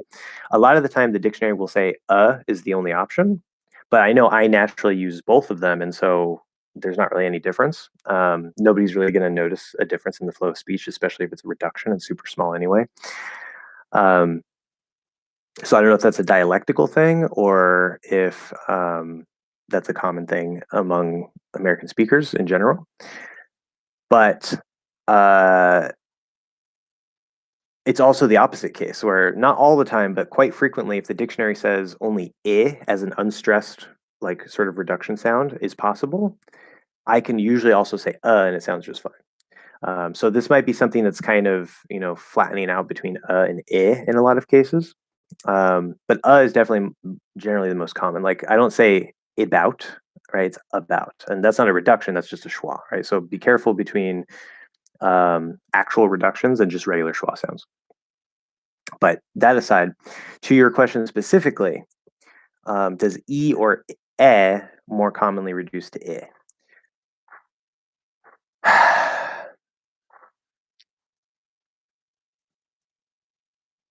Well, I would say first, doesn't commonly reduce to Maybe it does, and I haven't noticed it, but I don't think it does. It does sometimes. Like we say, really is perfectly fine. Or in the flow of fast speech, she or he might reduce to like maybe not quite but sort of towards So that can happen. Reducing to like if we say explode, super super common to reduce to I think especially as like the first sound, the first unstressed sound at the start of a word, very very commonly reduces to sometimes maybe also a schwa, but so I would probably say much more commonly reduces to That being said, I can't think of any examples off the top of my head right now because I have to compile a list of this. I'm horrible with specifics on the spot usually. But I have noticed that there's sometimes where we reduce to right? Like that, we were talking about that earlier, that potentially, it's not supposed to, but potentially it can kind of reduce down to instead of right? It's maybe a little bit of a lazier way to say it. So can also be a reduction sound, but it's less common than and for sure. So yeah, good question. Fabrizio, or it might be Fabrizio. I don't know. I'm not sure the language we're coming from here. Oh, okay, Brazil. There we go. From Portuguese. So I'm gonna say Fabrizio. I think it's Fabrizio. Maybe I don't know. My Portuguese isn't that good to remember the exact details there. But yes, hello, welcome. Took me a second to get to your comment, but hello. Um, Glad to have you in the chat. Feel free to ask questions if you're still here. Hope you haven't left by now. And then, yes, Steve also says that he is from Espiritu Santo. Espiritu Santo. Santo, Santo. Those nasal vowels are really hard, man. And then, yes, rest in peace, Moses. Really sucks. Especially because he's so young, But okay, Felipe. So thank you, Cot, how to pronounce, talking about Cot merger. How do Canadians pronounce? Okay, so good. I seem to get this question like at least once a week or something similar to it, which is okay because that's part of why I'm here. Lemonade. Anyway, so first I'll answer the Canadian part. So within Canadian English, there is variation. Just like Canada's a really big country. It spans east to west about the same distance that the United States does. So I don't know how relatively homogenous or like the same it is throughout the country. Some Canadians will change ow to oo, like a boot instead of about. Not all Canadians do that. That's a very dead giveaway that they're a Canadian speaker. But I've heard a lot of Canadian speakers that I didn't know they were Canadian until they specifically mentioned that they're Canadian. So there's that. So I think a large number of Canadians, and you can also find this information on Wikipedia. Like I found it there also when I was doing my research on General American. There's actually some linguists that want to include Canadian English under the sort of like General American and call it like General North American, because it's so similar. It's not exactly the same necessarily, but it's extremely similar. And similar enough to where for many Canadian speakers, we won't even notice that they're Canadian, unless they have certain key changes like changing out. Ooh. So many Canadians, as far as I know, if they speak the way that I do, which I think a lot of them do, not all of them, but I think a lot of them do, then I'm pretty sure they do use the cot merger. That's a feature of Canadian English. I don't quote me on that. I could be wrong, but I'm pretty sure. Now, for the cot merger, especially for those who don't know, so we have cot. All right, and I'm saying these the same. This is why I'm pronouncing them the same. The cot merger, because they're pronounced the same. Now, COT, if you don't have the cot merger, then it looks sort of like the letter, not quite the letter A. It's sort of like a circle with a line. It's like a weird looking letter A, in IPA, and it's going to be up here in the middle at bottom. So it's like and I probably don't do it perfectly because consciously trying to do it, it's not part of my accent. You will hear me do it because people with a merger will sometimes use the unmerged versions and not realize it, apparently. But consciously trying to do it, it's a little weird for me. So it's like okay. Then the CAUGHT. This is an example of a word that is pronounced with aw. So it's actually more up here. It's in the back, but it's not as far down. And the lips are going to kind of round a little bit. Aw, kind of like that. Again, it's a little weird for me, so I'm probably doing it a little bit not quite right, but it's close enough. So you have aw. And so for people who don't have the merger, there are some words that they will say and there's some words that they say aw. And this is the same as in British English. They have the same sort of distinction there, although they have other things. With the cot merger, what happens is this sound we take the same IPA symbol, if we're using IPA, which I don't really like, but for reference. And we're going to take this sound here, move it back. So we're still at the same height. We're still very low instead of ah. And then this disappears, the aw, and because it's going to move down. So this moves back, this moves down, and we get one sound here in the back, and we drop the lips. There's no lip sound. Ah. Okay. And this will still sound perfectly neutral. And you might wonder, how can that sound neutral? But it does sound perfectly neutral. Most speakers will not really notice a difference. Some people, for whatever reason, life experience, natural talent, whatever, they will hear a little bit of a difference. That's okay. You can't avoid that. That's true for anybody in any language. But the sound difference is so small between the merged and not merged versions that the average person, especially in the flow of normal speech, and if they're not trying to listen for it, nobody's going to notice, right? For the average person, nobody's going to notice. So, and as I said before, the cot merger is actually moving westward, and most people under 40, maybe not for the whole country, like say up in the New York area in the South, those are sort of special areas, but most people in the country under 40 are now actually using the cot merger anyway. So,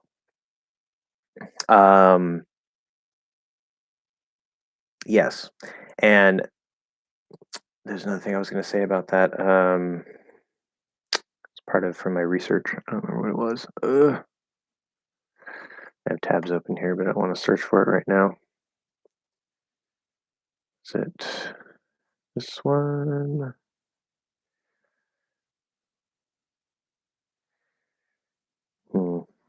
Oh, yeah, that's what it was. So something that you guys should be aware of, and I think this might actually make some English learners, well, American English learners, mad. One thing that I found in my research is that the unaccented, the neutral version of American English that the average teacher teaches to you guys. And I'm reading here from an article, which is generally called like Standard American or General American, whatever, is taught by accent coaches, even to other natives, right? It's actually for other natives who come from, say, the South or New York, and they want to get rid of their regional sound. And this is actually an idealized accent, which means that it's not natively, naturally spoken by any speaker. In addition, it's based on the British received pronunciation, which was adopted with minor changes for American English. So what you see, what most YouTube English teachers are teaching you guys, as I would assume, if they're because they all seem to be teaching relatively the same based on what I've seen, um, that is actually a semi-fake accent, neutral accent based on British English with an American sound. And that's what they teach you. And this might be really shocking to some people. It was shocking to me. I was like, wow, okay. um, and all the more reason, aside from the fact that I give you guys things like the cot merger, which a lot of people don't talk about and is still very natural and neutral sounding. Aside from the fact I try to give you guys other hacks and things that you can do to still sound neutral, but that are maybe easier to pronounce. Like saying "in" instead of "ing" when we add ing to a verb, which is something that I do naturally. I give you guys either the way that I speak or possible variations. You can use the cot merger if you want, like the unmerged version, the ah and aw. There are speakers who use that, and it still sounds neutral. It's very natural. If your language has both of those sounds, like Hindi does, I realized Hindi has both of those. It might be easier for you to not use the cot merger because you already have very close sounds to that. But for a lot of English speakers or English learners, in my experience, it's so much easier to use the cot merger. But you can choose either one, right? If you like the sound of aw, even though most people aren't going to really notice very much, and you do it correctly, right? Then do it, right? You can go for it. It's not a problem. But so I give you the easier ways, but you can also do the standard ways. But yeah, the normal thing that accent reduction coaches or teachers teach you is actually not a completely real version of English pronunciation, apparently.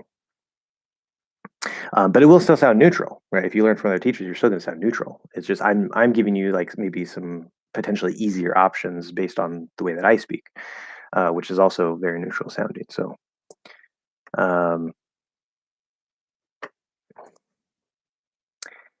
anyway, so there's that bombshell. But that's going to be in. I'm going to be talking about all that information in the lesson that's going to be coming up. I don't know this week or next week, probably next week, about why there's no neutral accent, like no specific neutral accent.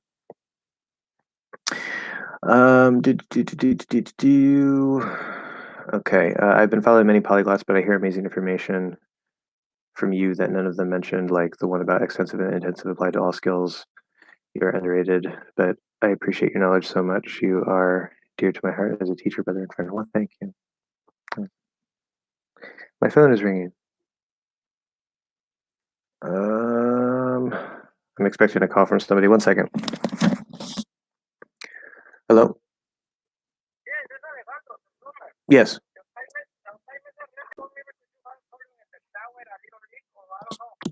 Yes. In it's the upstairs bathtub again.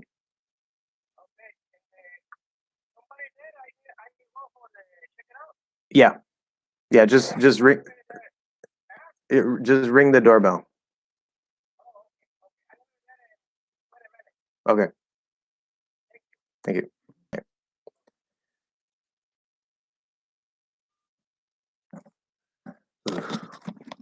Okay, so we're waiting for the plumber to come and fix the bathtub again because he didn't fix it right the first two times. But let me take my phone off of vibrate in case he calls again. Okay. Things. Yeah, so thank you, Meadow, for that. Yeah, this right. So this example of extensive and intensive applying to all skills. That's something that I realized through my learning from all these different polyglots and coming up with my own ideas and trying to synthesize all the information. And then I realized as I was writing the book, oh, it's not just intensive and extensive reading. You actually have intensive and extensive for all the skills. There's different ways to apply it. So that's a realization that I had that I haven't heard anybody talk about either. But see, it's because I took all that information and I was trying to, piece it all together into one big thing and give sort of a more complete language learning, I guess, theory framework um, that accounts for, why Steve Kaufman and Benny Lewis are both polyglots, even though they have diametrically opposed, like completely opposite approaches. Um, so that's what my brain likes to do. Out of curiosity,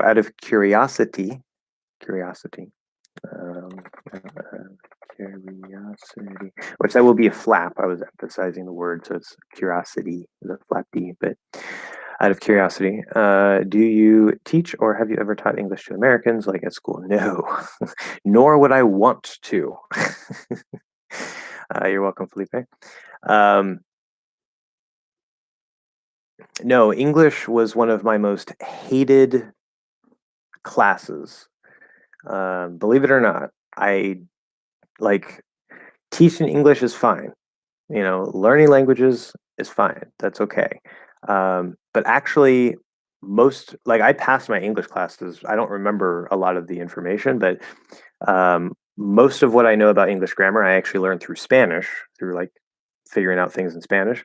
But then, of course, also I have my certification, and so I got a bit of formal training and whatnot in grammar. But no, in fact, I was reading something about this the other day. I don't remember where exactly it was from, but the what is what is taught. Oh yeah, it was a Noam Chomsky interview from like the 80s.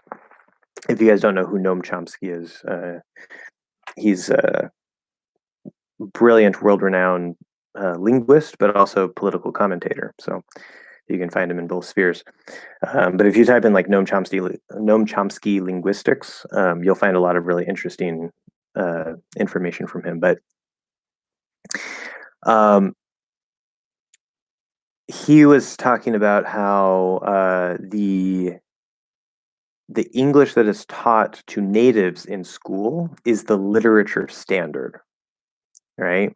So, oh, you can't do this, you can't like you like dangling modifiers and all this weird grammar terminology and whatever. It's like, like the proper correct way that educated people are supposed to write. That's what we're taught is supposed to be proper English. But like Americans, anybody who speaks any language natively, they don't need to be taught their language. Um, and as Chomsky says, like the fact that English is taught in schools to Americans, or in your country, whatever language is taught to you specifically, is because there's certain literature standards that maybe as an educated speaker you should be aware of if you're going to communicate through writing. But if you're just communicating in speech, you know how to speak formally, you know how to speak informally. Most people, right? Um, so I have absolutely no interest whatsoever of teaching a somewhat false, arbitrary literary language to native speakers. Like, I'm not interested in that at all. So, and I don't correct natives. Like, if I hear somebody say, he don't he don't talk good or something, like I'm not going to correct them because they're a native speaker. If I'm sure they know how to speak correctly, and if they don't know how to speak correctly, or what would sound correct according to the standard, um, the way that most people speak, then it doesn't really matter because that's just how they talk. I can understand them just fine. So not no interest at all in that area. Um, was the man on the phone speaking in an Indian accent? No. He was speaking in a Spanish accent because he is Mexican. But I don't know if my roommate is here. I don't know. When the doorbell rings, we'll find out. I might have to let him in. Let's see. I think I'm all caught up on the questions. Yay! So we need more questions, guys. Come on, keep them coming. Keep them coming.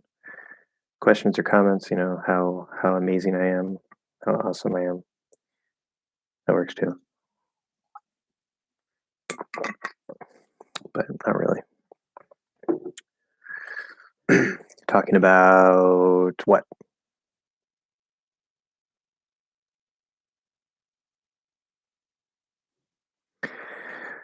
Noam Chomsky. There's extra O in there, but Noam Chomsky is amazing. I read his book. I read his book. See, see, because it's spelled the same. Read and read, past tense. I accidentally read it as read. But I was like, no, that's not right. It doesn't fit the context. That happens to us natives too, if the spelling is the same sometimes. I read his book about no space and about who rules the world. It is amazing, but what do you think about his voice? Is it a monotonous voice? Is it different than natural American voice tone? Um, yeah, I've listened to him quite a bit. I've listened to a lot of his political stuff. I agree with him on a lot of political things. So if you're a fan of Noam Chomsky, then our political views are probably along the same lines. But that aside,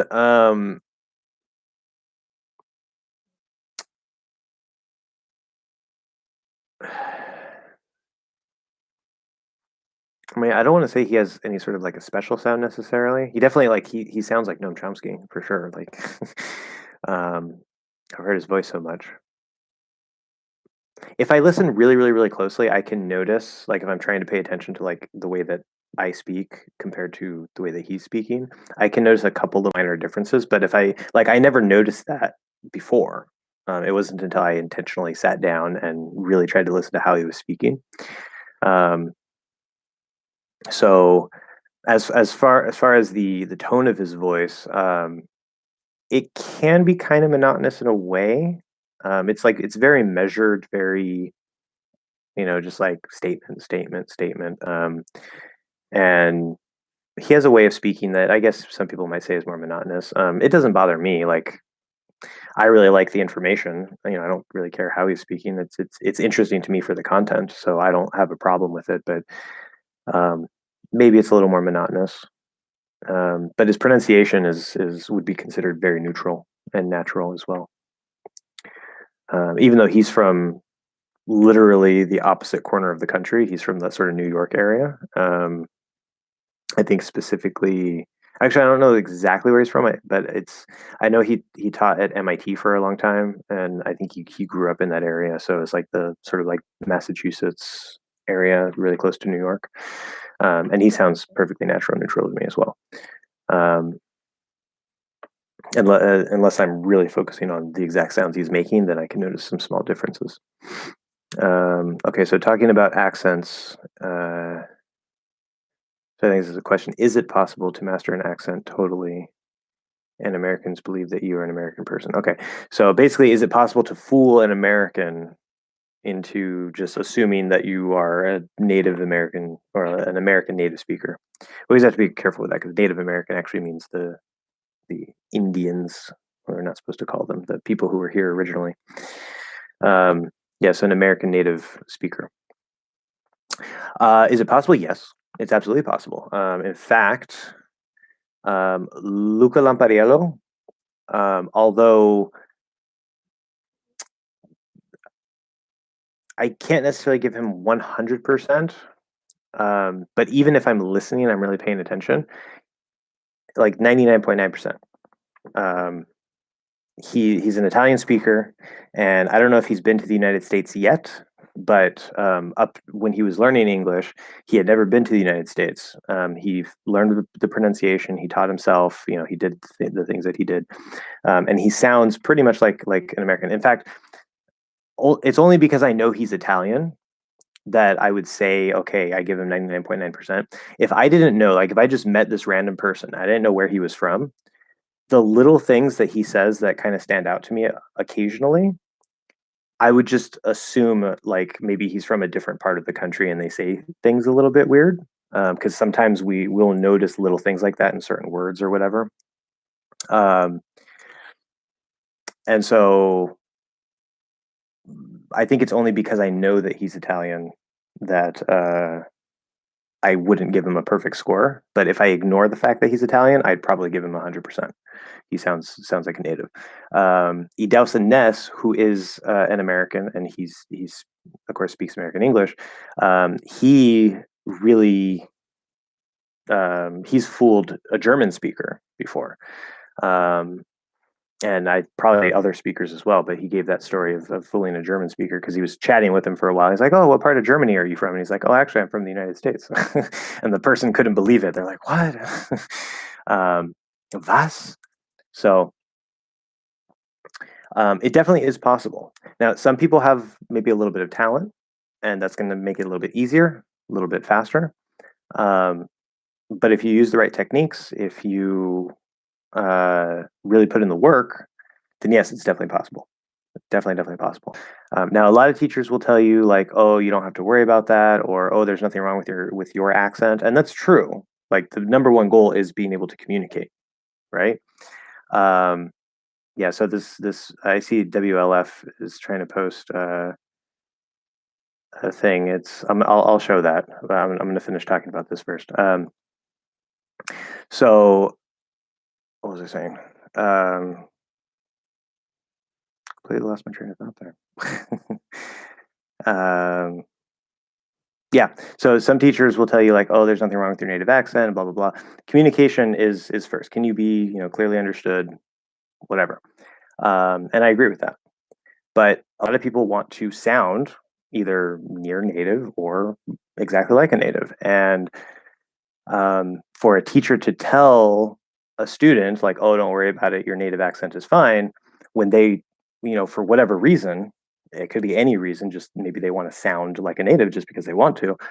I think it's a little irresponsible and maybe even kind of lazy in a way for a teacher to say that, um, because and they're probably not trained because pronunciation is really not given a lot of focus in the traditional approach, and so they probably don't really know much about shadowing or minimal pairs, or like they might know some of that stuff, but they're not, like, they don't focus on accent reduction. That's not what they're trained for. So yeah, but it is possible for sure.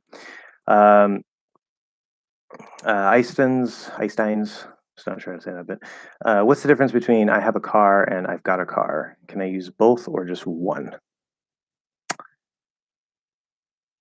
Yeah, it's a bit of a tricky question, and I won't go into all the details right now because I've talked about it before. But if you say "I have a car," that's of course very basic, simple grammar. If you say "I've got a car," um, it's weird that we say "have" and "got" together. You can also say "I got a car" without the "have," because "got" can be used to mean "have." But we have this weird structure where we can use both of them, and it's a really weird thing. But yeah, it works perfectly fine. "I have a car." "I got a car." "I got a car" will sound maybe a little more informal, or it might sound like maybe you bought a car because "get" can have many meanings. Um, but "I've got a car" is just another way to say the same thing. Yeah. There might be a little different feeling to it, but okay. Now for WLF. I heard you talking in trash about Ebonics, and I'll go ahead and show your other comment here, which is you hate black people. No, I was not talking trash about Ebonics. Some people will probably perceive it that way, unfortunately. But what I am saying, because I don't know if you're a native speaker or not, I think Ebonics is a perfectly fine, normal variation of speech. There's not anything wrong with it. There's not anything morally wrong with it for sure. But I am teaching American English to a general audience here, and um, I actually think some details of Ebonics is interesting, like the use of be, how it's usually not conjugated. So like he be, I be, whatever. I think it's really interesting from like a linguistic standpoint. But um, there's a lot of English learners because of the effect, the influence of hip hop and rap throughout the world, spreading throughout the world, especially in English, that a lot of English learners are hearing this form of speech, which is fine in itself. There's absolutely nothing wrong with it. But then they come to me and they're asking questions like, "Oh, is this right? Is that right? Is that right? Blah blah blah." And if somebody says from Brazil and they're going to come to the United States and they're going to get a job or they're going to, whatever, they need to be aware that if they speak, you know, with Ebonics, for example, that it's going to be perceived a certain way. And I'm not saying that's right or wrong. I don't. In fact, I don't think that's right. They're communicating just fine, but there's a way that it will be perceived, and they need to know that it will be perceived that way. So I have no issue whatsoever with Black people. I have no issue whatsoever with Ebonics. Um, Things are how they are. As I said a little while ago, I don't correct native speakers because people speak differently. There's no problem with it. But as English learners, people need to be aware of how things sound to the average American. Doorbell, 1 second, I'll be right back.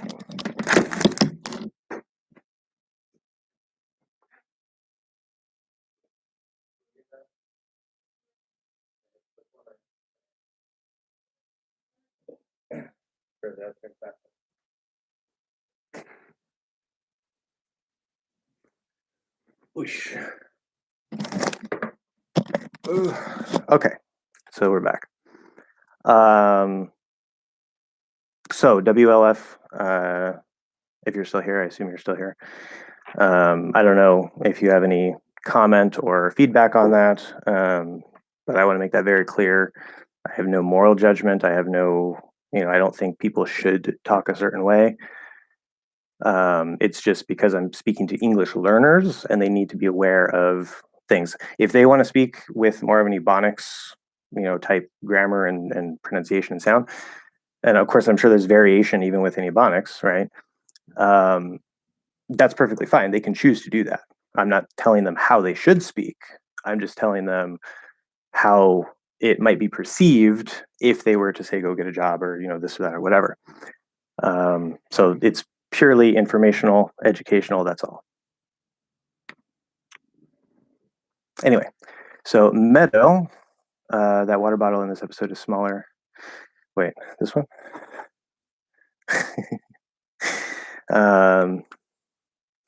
That water bottle in this episode is smaller than the one in the last episode. Did you change? Oh, no. So I assume you're talking about this one because I don't see another. Oh, unless you're talking about this because this is actually lemonade. Yeah, I was drinking lemonade. But the water bottle's right here. No, it's still here. No problem.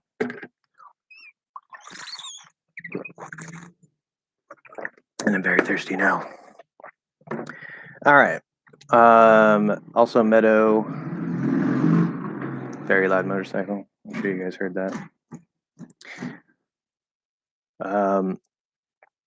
So yeah, so you put or Adosa or whatever. I know it's his name is really hard to spell. It looks like Idahosa. So that's how I remember how to spell it, Idahosa, or Idahosa, but it's pronounced Idausa. That's how you're supposed to pronounce his name. That's what he says. So, but anyway, Idausa, do you mean the founder of Mimic Method? Yes, the founder of Mimic Method. What do you think about it? So I haven't purchased like a Mimic Method course myself. I've done quite a lot of research. I think Idausa is absolutely brilliant, and I completely and utterly 100% agree with a lot of his language learning philosophy. Start with pronunciation first. Start with your ears first. And as for the music part, like there are some polyglots. Like there's Susan Zarysky, I think is her last name. I'm probably not saying that quite right, but she talks a lot about using music to learn languages. I have my own opinions of using language or using music to learn languages because I think there are some potential issues, but his approach, works for him. There are people that he's taught, people that bought his courses, it works for them. So it's something that can work. And I've watched a lot of his content. And in fact, I saw him coaching somebody because he has some videos where he's coaching some people, and he was talking about like making micro adjustments and things like that. And I was already using that term because it just seemed like a really good terminology to use to describe micro adjustments. And then I saw him use it, and I was like, oh, hey, he uses the same term. That's cool. So yeah, I've never met him personally. I would like to. He seems like a pretty cool guy. But yeah, the exact mimic method itself, I can't give like a review or detailed thing because I haven't actually like tried to use the product myself. I will say though, I can't remember his name, but there's a guy who tried to learn Spanish in 1 month, and he basically succeeded. It was a very extreme case where he moved to Colombia and he was like intensively like speaking, and he had a personal tutor, and he was trying to use the mimic method as part of that, and it did help him. So it definitely is something that can help a lot. But I like how he says like languages are the traditional way that languages are taught. It's backwards, and I tried to talk about that a bit in my book too, with like the upside down tree. If you read my How to Learn a Language book, um, what was his name? The guy I'm talking about, Idausa. So it looks like Idahosa, but it's Idausa. Yeah, it's like um, yes, Dao, Idau, like that. Yeah. And Ness. Last name is Ness. Idausa Ness. Um, but things. Yeah, and when I heard him say that, because it was like at one of the polyglot conferences, I was watching one of the videos, and he was giving this talk about how languages are traditionally taught backwards. They focus a lot on the reading and the writing and your eyes, and you're learning words by looking at them and translating them, when you should really start with the pronunciation and training your ears and getting used to the sound and the flow of the language first. And again, there's no right way. There's different things that work perfectly fine. But if by default, I largely agree with his philosophy as like the ideal for the average person. It just fits really well with how I look at language learning. So, um,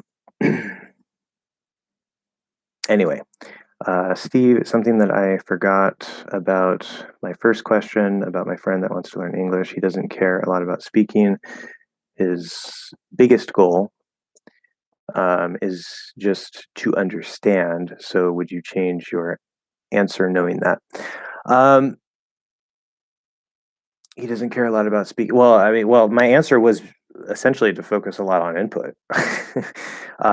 For the pronunciation, right? When I say pronunciation, remember there's the input and the output of pronunciation. So the the ear training is included.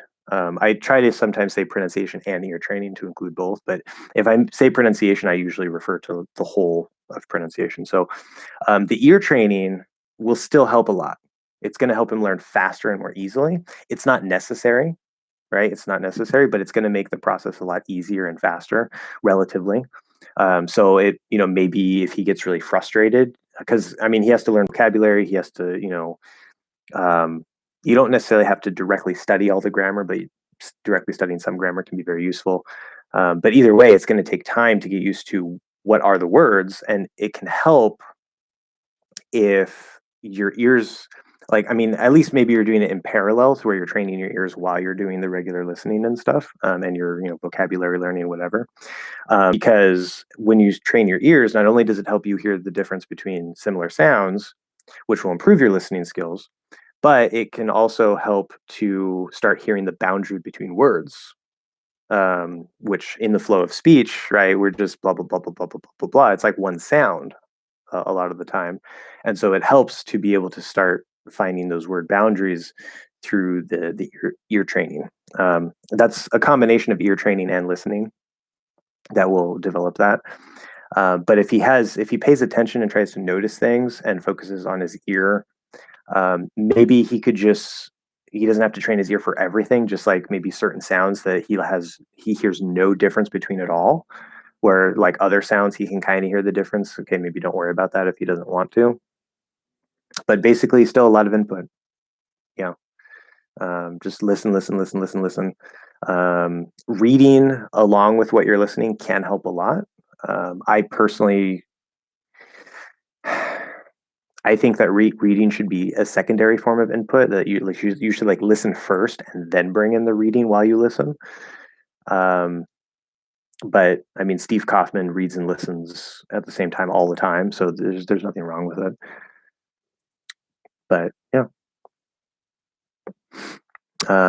Meadow, I might have asked this question before, but I left the chat immediately and did not get the answer. Do we pronounce P in the middle of a word or with S like sports, Europe, or at the end of a word like help, or with R, party, spaghetti?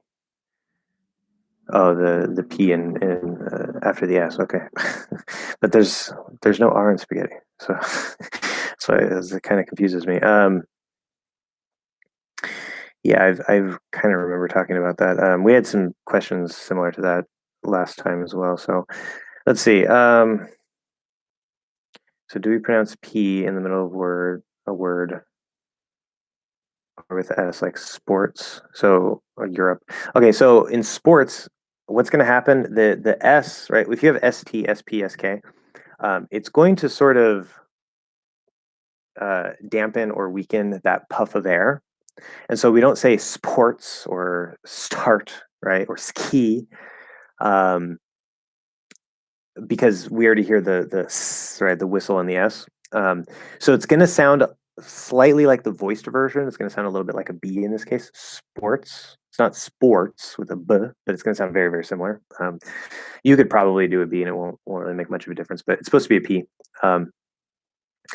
And in that case, yes, I mean, if you try to drop the P, if you say like sorts, that's a completely different word. So P needs to be there. Same thing with spaghetti. With Europe, so if it's at the end, Europe or help. Now the P in Europe is not in the middle, okay? Because the E at the end is silent. Remember, always focus on the sound first. Focus on your ears, okay? Europe, Europe. Same. Help, help. So in isolation by itself, if there's nothing that it's connecting to, if you fully enunciate it, you can say a P. Europe, help, and that's fine. That's a nice, clear, fully enunciated way to say it. But the default would be a stop, right? Europe. You just go into the P and then you either hold it or you do a more forceful glottal. Europe, Europe, or help, help. Okay. If the P is going to connect to something like Europe is a big place, you say Europe is, and the P, a soft P, is going to connect over. Or help is on the way. Help is. Of course, you can contract there. Helps on the way. In which case, it's helps, right? So this question of like, do we pronounce it? For the case of like sports or spaghetti, where it's just at the start of the word, of course, yeah. For cases where it's at the end of the word, it really depends on what's after it, right? Like if I say something that doesn't connect, Europe, I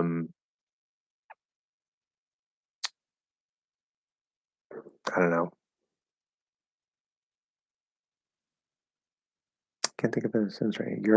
Europe does many things. I don't know. It's a weird sentence, but Europe does. So you're probably going to stop that P. Europe does. You could say Europe does, push out the P and then do the D to more clearly enunciate that. But remember, we use enunciation as a tool. So normally it's going to be more of a stop. Europe does. So that's a case where it doesn't connect.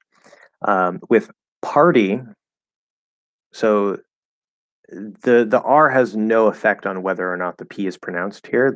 The P is just the first sound, and it has to be a strong P. It's at the start of a stress syllable. P, p, p, and then we go into R. par. So yeah, there's no connection at all between the R and whether or not the P is pronounced. Let's see. Einstein's is the T silent in the word substances? Substances. It's not silent. That's for sure. If they were to be silent, then it would be substances. Substances. Now, is that a variation on how to say it? Many substances. Substances. Substances. Interesting. So it's not supposed to be silent. How many substances? Many substances. Substances. Substances. If you're speaking quickly, in this particular case, yes, it sounds perfectly fine if you drop the T. If you're speaking quickly. If you say there are many substances, you have to have that T there. But if I say there are many substances, if you can speak that fast, then yes, you can drop the T. Again, that's part of the dynamic range and flow. This is a sort of a special case where you wouldn't expect the T to drop, but it turns out it is possible. So I would put this as a special case. Yeah. If there's other words like that that follow sort of the same stress and general sound pattern, then it's probably possible in those words too. But that would be part of, again, an exception case.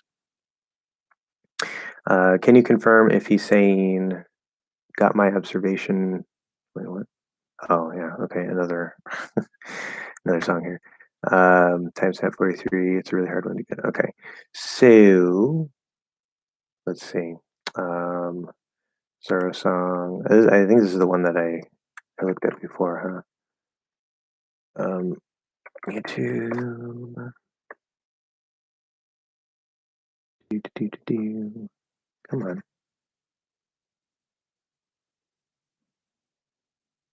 Oh my god, it's so slow. I think because my computer's on power saver mode. Hold on a second. High performance. Okay. And FabVL. Okay. And the timestamp was 43 seconds. Okay. So let's see. If he's saying, got my observation, hockey, say that you ain't in my plans. Okay. So I'm going to listen to that at 43 seconds. 40, put it at 40.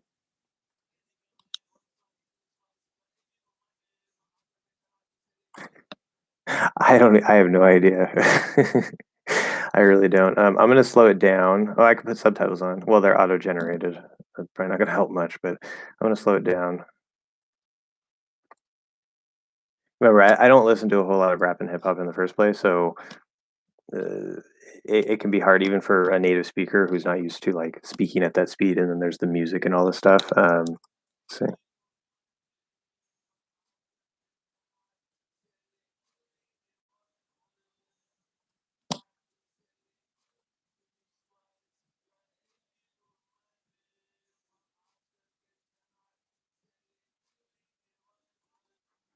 Okay. The first part is indistinguishable to me. I got my observation. I can't tell what he's saying there. I kind of get the word got, but I can't understand what he says after that. I hear hockey,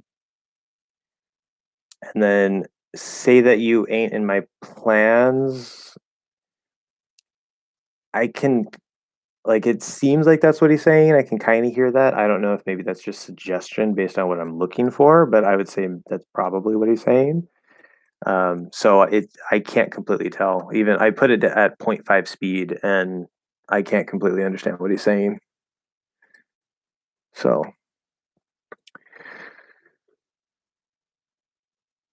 let's see. So the P in sports and spaghetti are pronounced like B. Kinda yes and no. So I'm thinking about teaching this in a little bit of an easier way. It's so if you have SP, SK, or ST, it's supposed to be a P, a K, and a T. Okay, it's not supposed to change to the voiced form, especially because the S is voiceless, and there's no reason to change it to the voiced. And we don't think of it as a B or a K, or we don't think of it as a B, a B, a G, or a D. We think of it as a P, a K, and a T. But if you were to say sports, see, if I don't add the thing after it, compared to that's clearly a P and a B. If I say sports, with a P, I'm trying to say with a P, sports. If I try to say with a B, sports. It sounds so similar. Like, you probably don't even hear any difference. I hear a little bit of a difference. It sounds so similar that it kind of really doesn't matter. It's supposed to be a P, but if you do it as a B, at least at the start of a word like this, it's not going to be a problem. It's okay. It's close enough to where it sounds almost the same. With SK, so if I say ski, I'm going, or I want to go ski tomorrow. Ski. If I try to do it specifically as a K, ski. If I try to do it as a G, ski. There's a little bit of difference in the exact quality there, but it sounds so similar that it kind of doesn't matter. So I wouldn't think of them as like a P, a K, or a T. But can you pronounce them like a B? As long as you're not really trying to push out a super strong B. Like, it's not sports, right? It's not sports. Like, don't try to push it out as a B, but you also don't want to have like spore. It's because we don't want that air. That's why it sounds like a B, because we don't have that force of air from the voiceless P. So if you pronounce it maybe like a light B, sports, spore, then it's okay. Spore, yeah. It's going to sound close enough.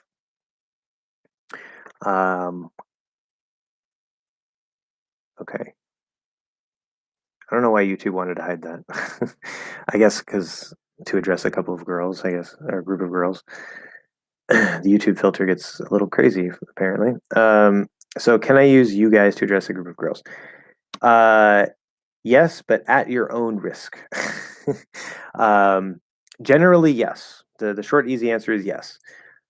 We use you guys as basically like an informal plural you, because we just have the word you, right? And if it's plural, we usually add something else. Like, some people, like from the South especially, they'll say y'all, right? That's fine. It's like you all reduced to y'all. That's one way to say it if you're from the South, or maybe some other areas, but that's not a standard thing. The only potential problem is that there are some women who, maybe they're very feminist or whatever, and they will find it offensive if you use that because you're using the term guys. That actually happened to me once. I offered to help because I sold something that I had, and it was a piece of furniture, and these two girls came to pick it up, and I simply asked them, because it's a heavy piece of furniture. I said, you guys need help putting that in the car, and they just looked at me with like this really like I don't even know what kind of look. They're just like, no, we're fine. And I'm just like, I'm just offering to help, like, and I think, I don't know if it was because I said guys, or probably a combination. If, they saw that from their perspective as like, oh, I'm the big strong man and they can't get in the car, and so I should offer to help. And like, I'm just being nice, like, so it can be kind of annoying, but I get where it's coming from. So some girls will find it offensive, but it is a general standard thing that we do. If you want, you can say you girls or you gals. Gals is another way to say it. If it's only girls, then you could do that, and that's maybe a safer way.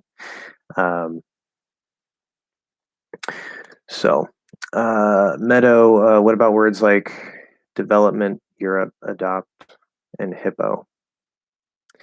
Okay, so development, so we have a P and then an M.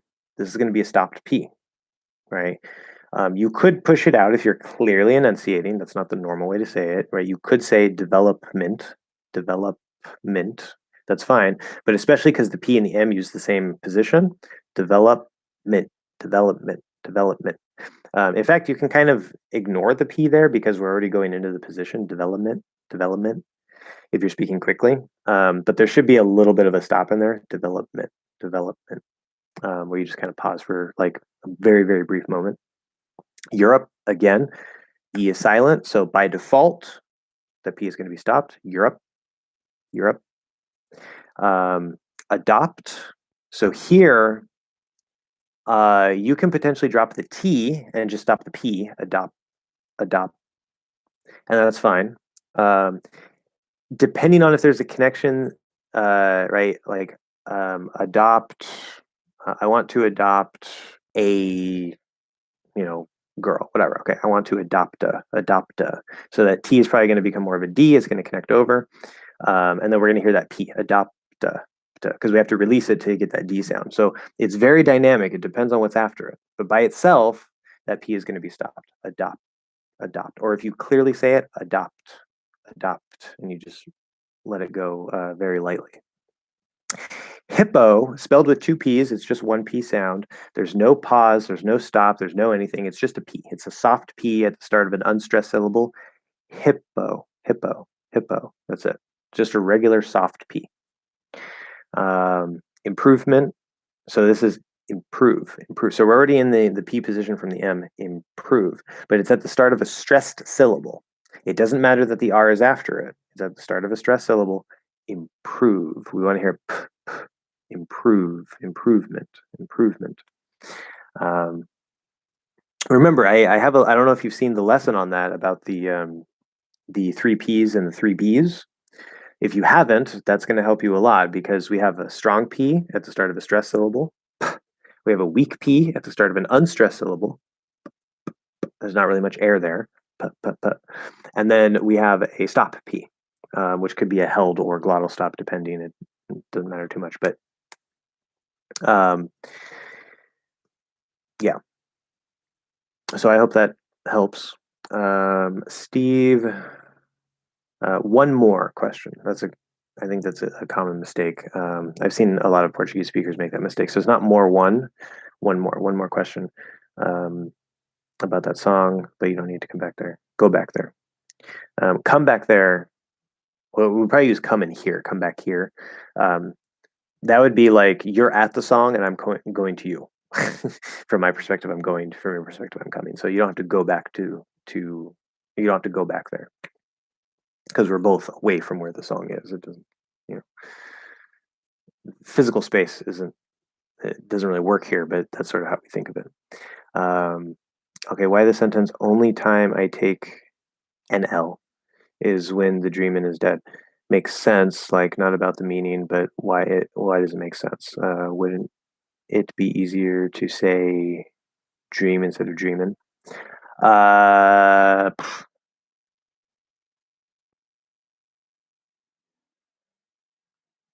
Yeah. Yeah, saying dream there it would be the same meaning, but dreamin'. So dream in is the sort of shorter informal pronunciation for dreaming, the ing form. We in the writing we would drop the G, usually put an apostrophe, and change the pronunciation to I, the second vowel sound in dreamin'. So that ing form, the progressive tense, it has a certain feeling to it.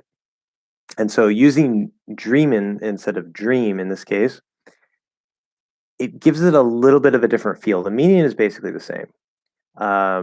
But if you say like when the dream is dead, right? Only time I take an L is when the dream is dead.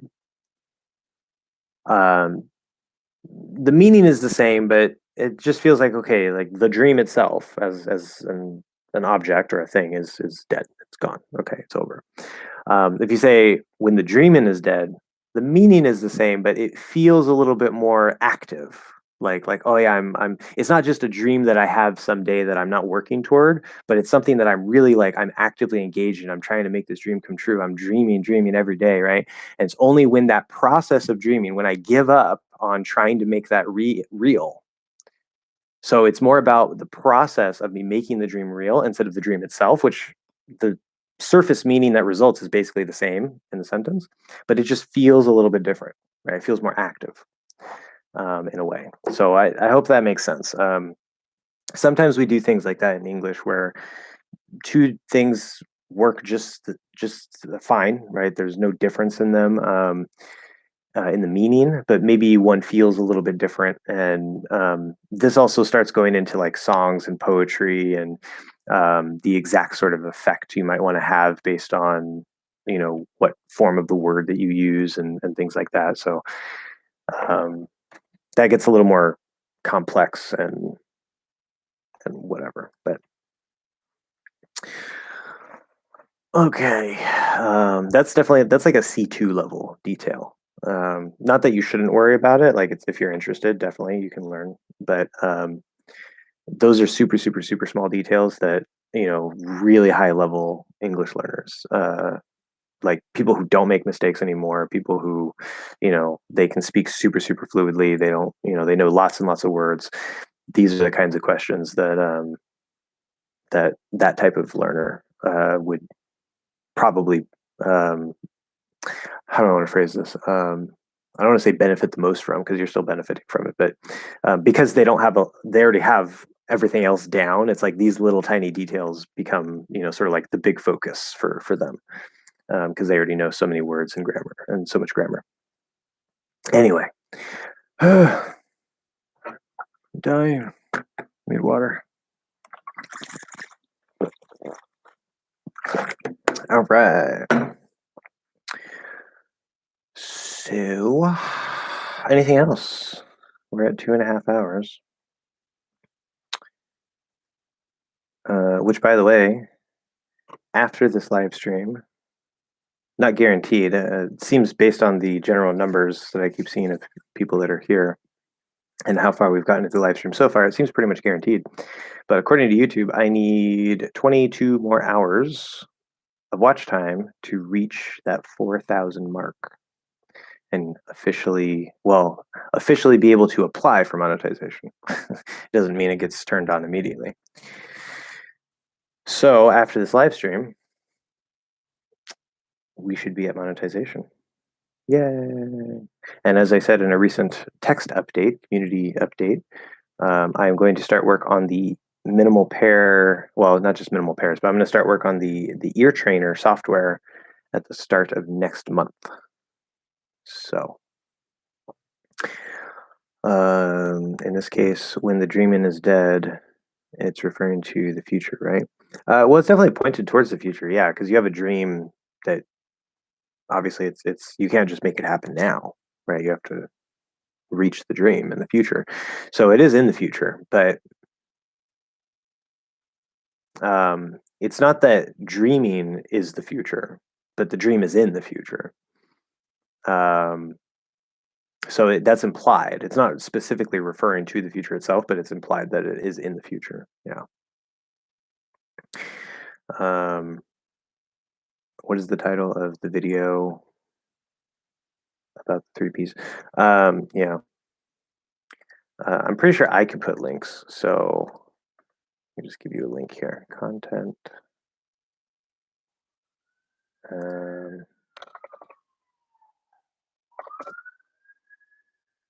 Didn't pop up. This. Oh yeah, it's because it's the way I titled it. Get share of a link. All right. If for some reason you can't see that, let me know. I'm pretty sure it lets me do it. But yeah, it's called Intro to Stop Consonants plus P and B, because P and B is the first voiceless pair of stop consonants that I looked at in the series. And I also introduced what stop consonants are in that. So, but it's mostly focused on the P and the B. It's just there's some extra information about what stop consonants are.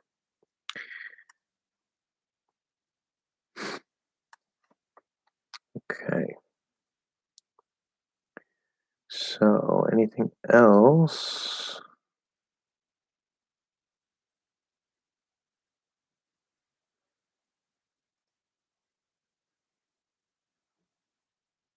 God, Got nothing, guys. Got nothing. So quiet, so silent. Anyway, what else?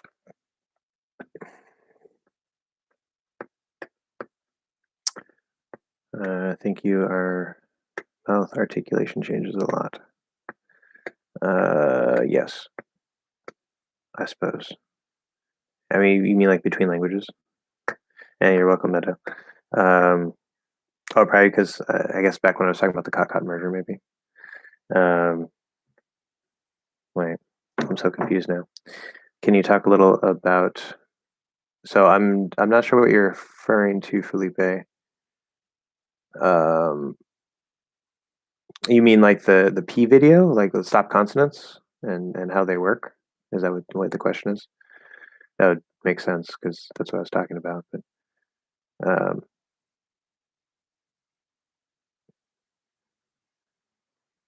oh, I think I know what you mean there. Yeah.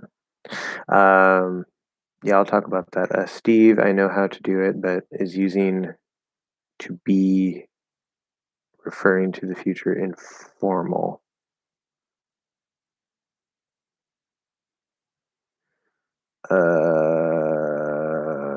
What do you mean? So instead of using like will be, like I be there tomorrow or something like that, instead of I'll be there tomorrow.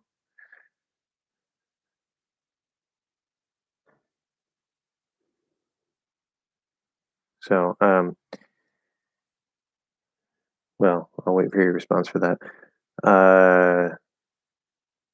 But yeah, a little bit about the stop sounds. The reason we call them stop sounds is because the physical articulation in the mouth.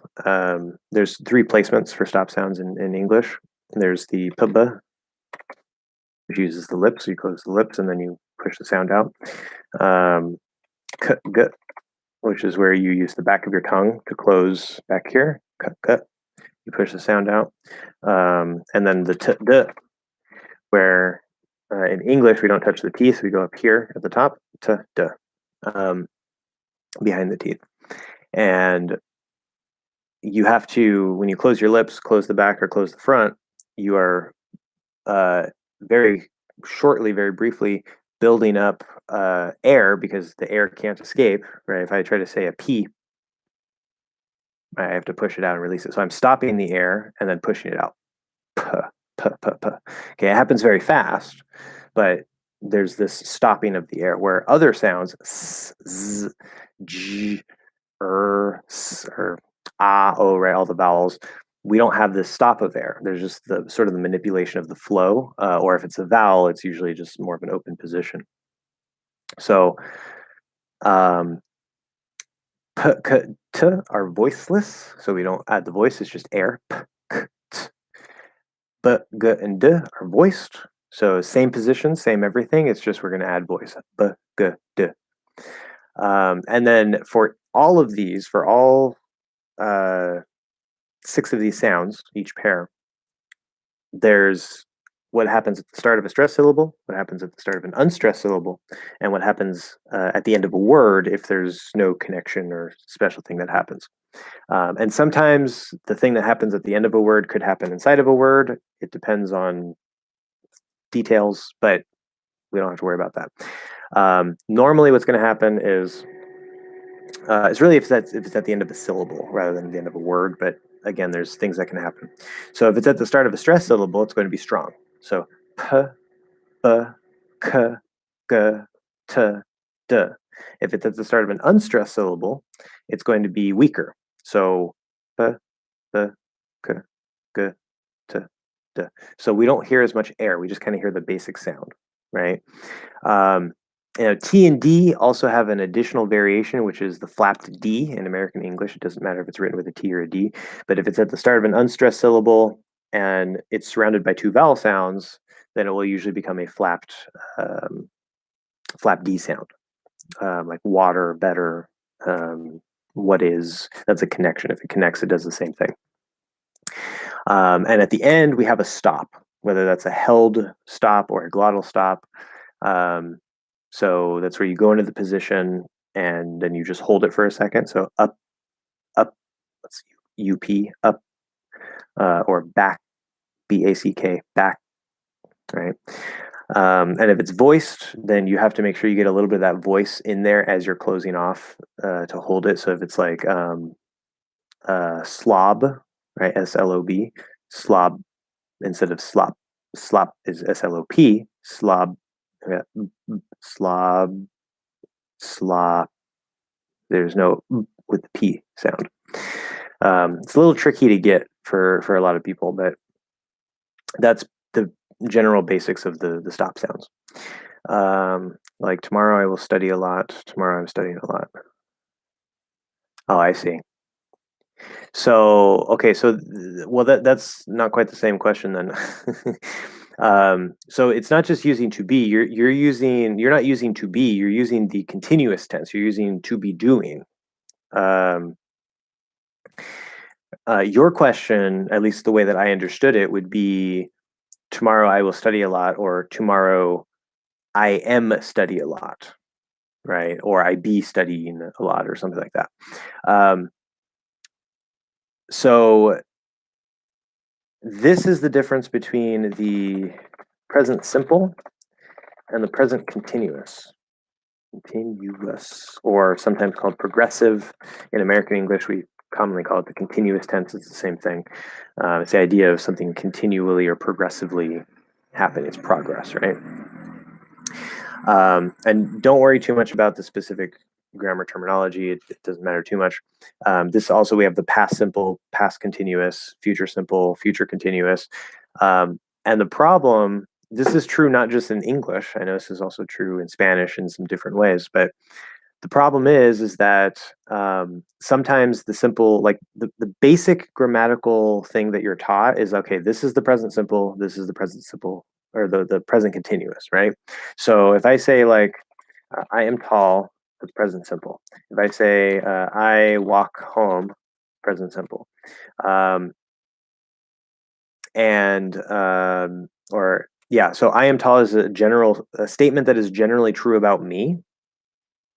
Okay, so we're just going to use the simple present because it's generally true. If I say I walk home, that's something that I normally do, right? It's not something I'm doing now, but it's something that I normally do. So it's a habit, something that is, again, generally true habitually.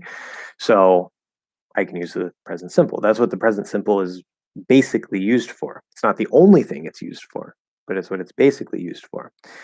The present continuous or progressive, right? I am walking home. This is something that's happening now. That's the basic idea. Something that's happening now. So if I say this, you think, okay, so right now he is in the process of walking home. The problem is that sometimes these tenses, whether simple or continuous, can be used in ways outside of those basic grammatical definitions or explanations. So if you say tomorrow I will study a lot, okay, you're using the future tense because you're talking about tomorrow. Perfect. But you say tomorrow I'm studying a lot. Now this won't always necessarily work, but we can use the present continuous to talk about the future. It's called the present continuous with a future value, which is a very abstract linguistic grammar terminology that you do not have to care about. But the idea is that there's that future value. So it's pointing towards the future, not pointing to something that is happening right now, right? And again, that won't always work. It won't always work. Sometimes it'll sound weird, but it is pretty common that we can do that. In fact, you can use the present simple to talk about the future, right? If you say, I see him this weekend. I see him this weekend. So that's not a generally true statement or a habit because I'm saying this weekend that's coming, right? If I say I see him on the weekends, that's something that's generally true, right? Every weekend. But if I say I see him this weekend, we're using the present simple to point to the future, right? And there's lines of, when you can and can't do all those things. That's one of the difficult parts of English grammar is figuring out not just the basic grammar that you're taught, but how can we actually use these in other ways that English allows, right? And that's a more difficult thing that you're usually taught maybe in the intermediate to advanced levels. Um, so yeah, it's a big mess. Um, so short answer, yes. If you're using to be doing, not just to be, then potentially, very likely that it will be another way to say the same thing. Now, there is a slight difference in the feeling between I will study and I'm studying in this context, but the meaning is pretty much the same. So, in the phrase, wouldn't a mirror tell you the same? Again, with the guys, okay. So, it matters. If you use this, an English speaker is going to be very confused. Okay. It's going to be very, very confused. The only reason why I'm not confused now is because I think Meadow was doing this and somebody else did it last time also. Um, in English, these are called parentheses. And a parenthesis, the parentheses are not used to give a quotation or to say a specific word or phrase that you're trying to target. Okay, we want to use the quotation marks. And I know this is punctuation, but if you're going to be writing, it's super, super important that you don't use the parentheses because you're going to confuse English speakers.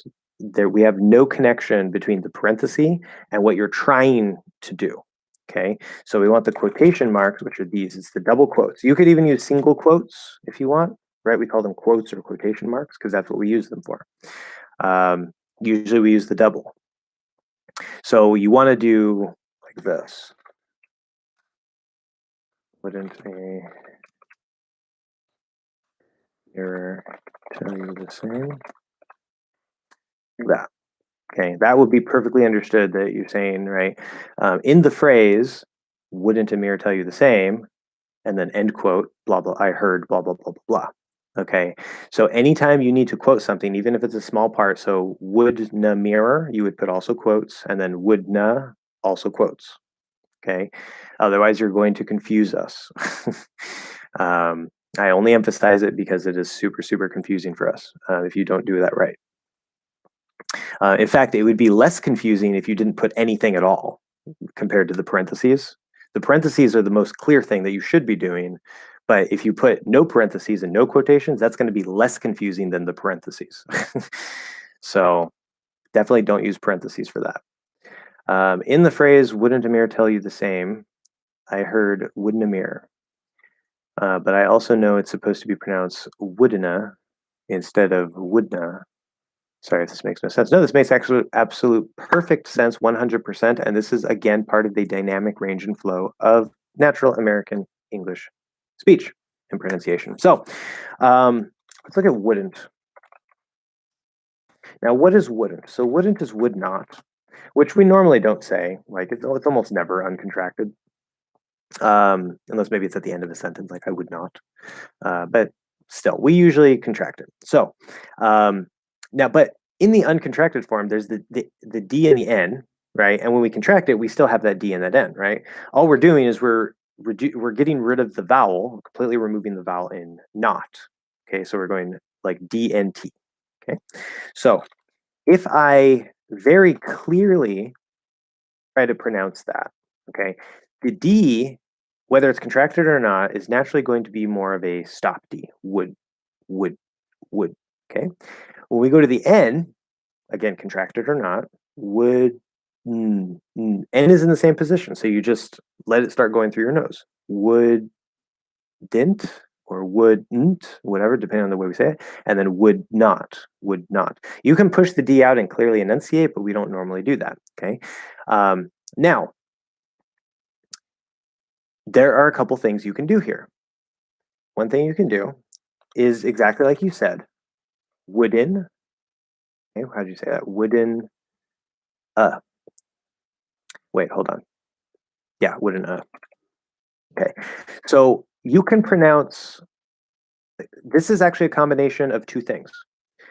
Wouldn't. You can actually add din. Wouldn't. I wouldn't do that. I wouldn't do that.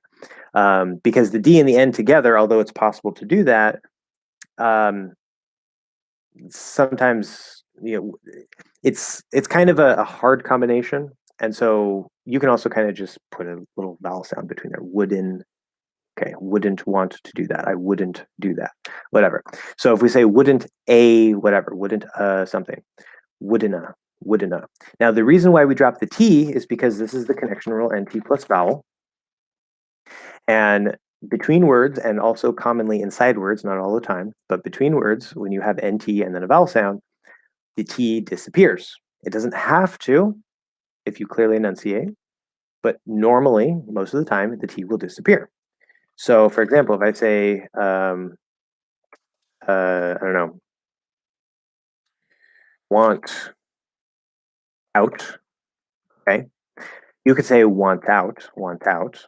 But most likely, we're going to drop the T and say want out, want out. This is exactly why want to becomes wanna, although in this case, we're dropping both T's. That's a special case where we can drop the T on to. To is a special word, but that's why we get wanna, okay? And T plus vowel. So instead of saying wouldn't a mirror, which you can say wouldn't a mirror, that's a very clear, fully enunciated way. It's possible, not likely. Wouldn't a mirror. You drop the T because of NT plus vowel, wouldn't a mirror. Okay, now the N connects over wouldn't a mirror. Okay. Now, there's actually another way to say this, okay, which is probably the most difficult way for English learners.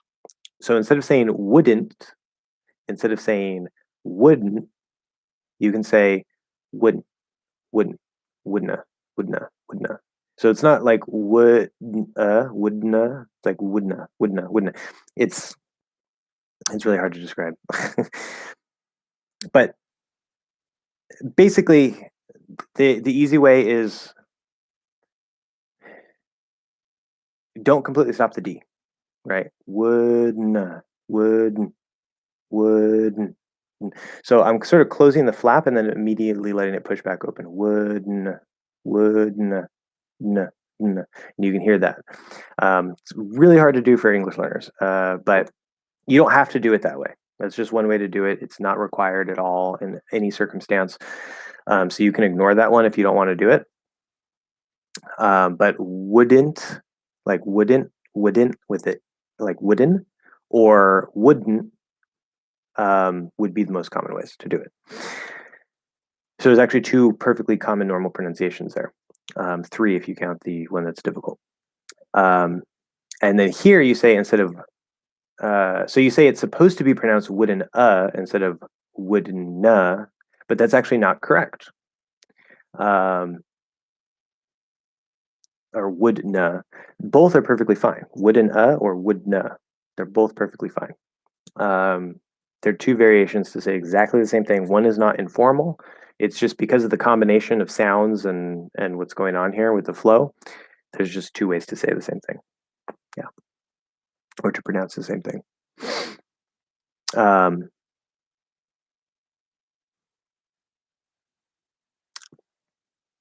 Anyway, Meadow, I learned recently that you cannot use Miss or Mrs. with people's first names, just with second names. So what can we use if we want to address people respectfully with their first names? Yeah, it does sound pretty weird if you try to say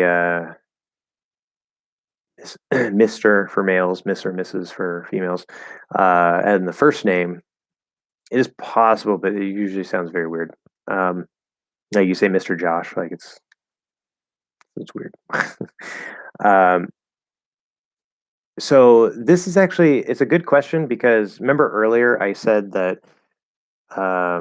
well, I said that American English is a little more informal than probably other Englishes, but also especially compared to other languages.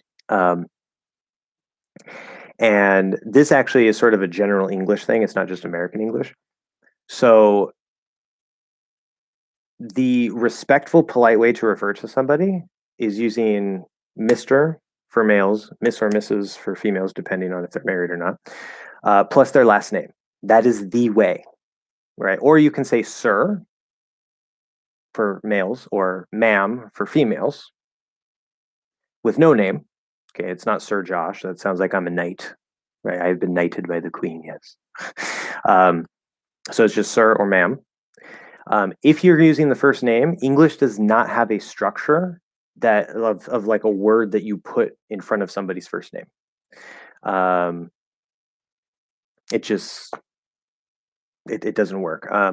Maybe for say like judges, like in a court, we instead of the honorable, Josh Moore or something, or the I think it's usually like the honorable judge and then the last name. So even then, I don't think we do the first name, but you wouldn't directly address them as that. You would just say, judge. You would call them the judge. So we don't have any special thing that we put in front of first names. So there is no, it's not disrespectful to refer to somebody as their first name in English.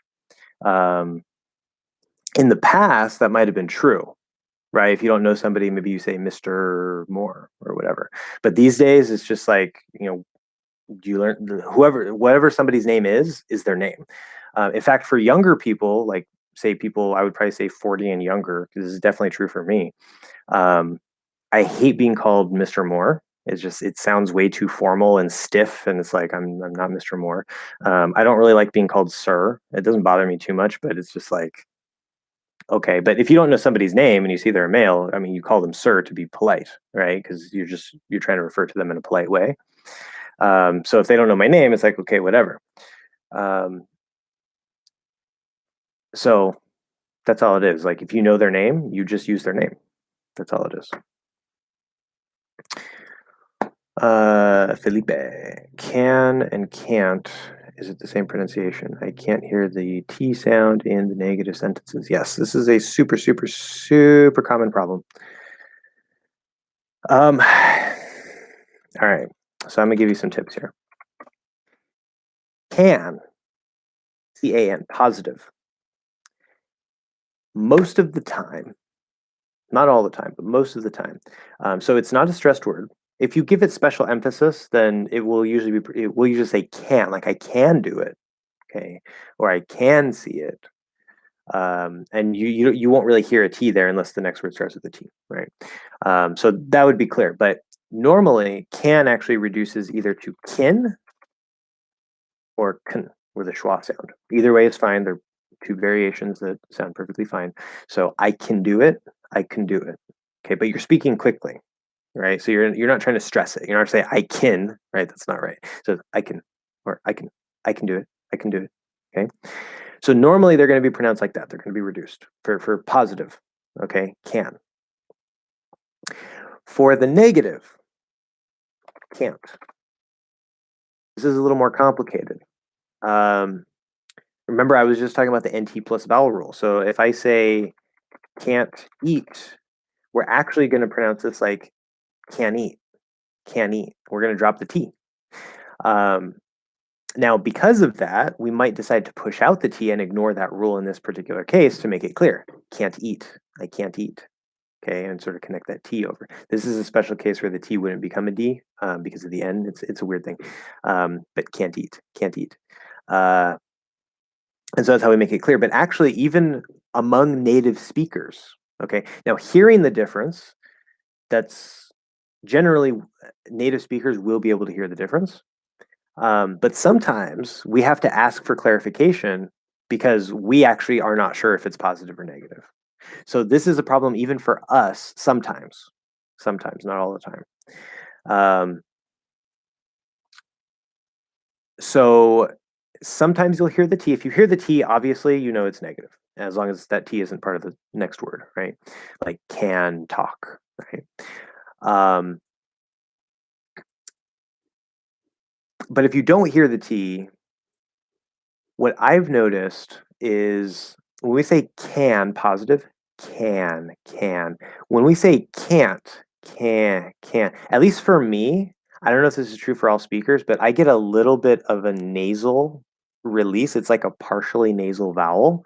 So it's not like it's not fully through the nose, but instead of positive can, it's like can, slightly nasal. And again, I don't know if that's just me or just the West or if that's a general thing, but that is one thing that that can help. So if you hear maybe a bit of a nasal sound, then it's probably going to be negative. So like if I say I can't eat, instead of I can eat, I can eat, I can eat, it's a little bit through the nose. It can be difficult to hear. If you're a Portuguese speaker, you might be able to hear the difference a bit better, but that is something that can also help you a bit. But again, know that we sometimes have trouble with it too in the listening. So if you want to be safe in your speaking, you can just always enunciate the T just to be safe. It's okay. This particular case of doing that is fine. But for the listening, sometimes we just don't say it clearly, and it's just how it is. So you won't always be able to hear the difference, but you should try to improve your perception of it, because maybe you don't hear it as well as a native does.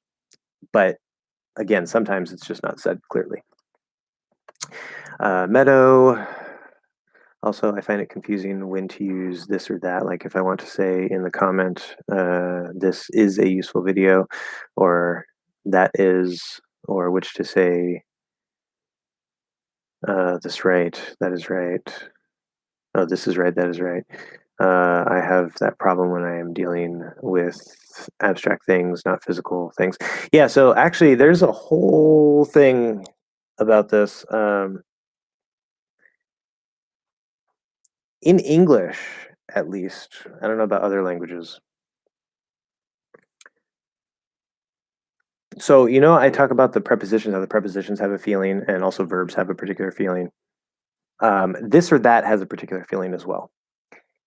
And it's not as crazy as like the prepositions or verbs or anything, because I mean they're just two little words.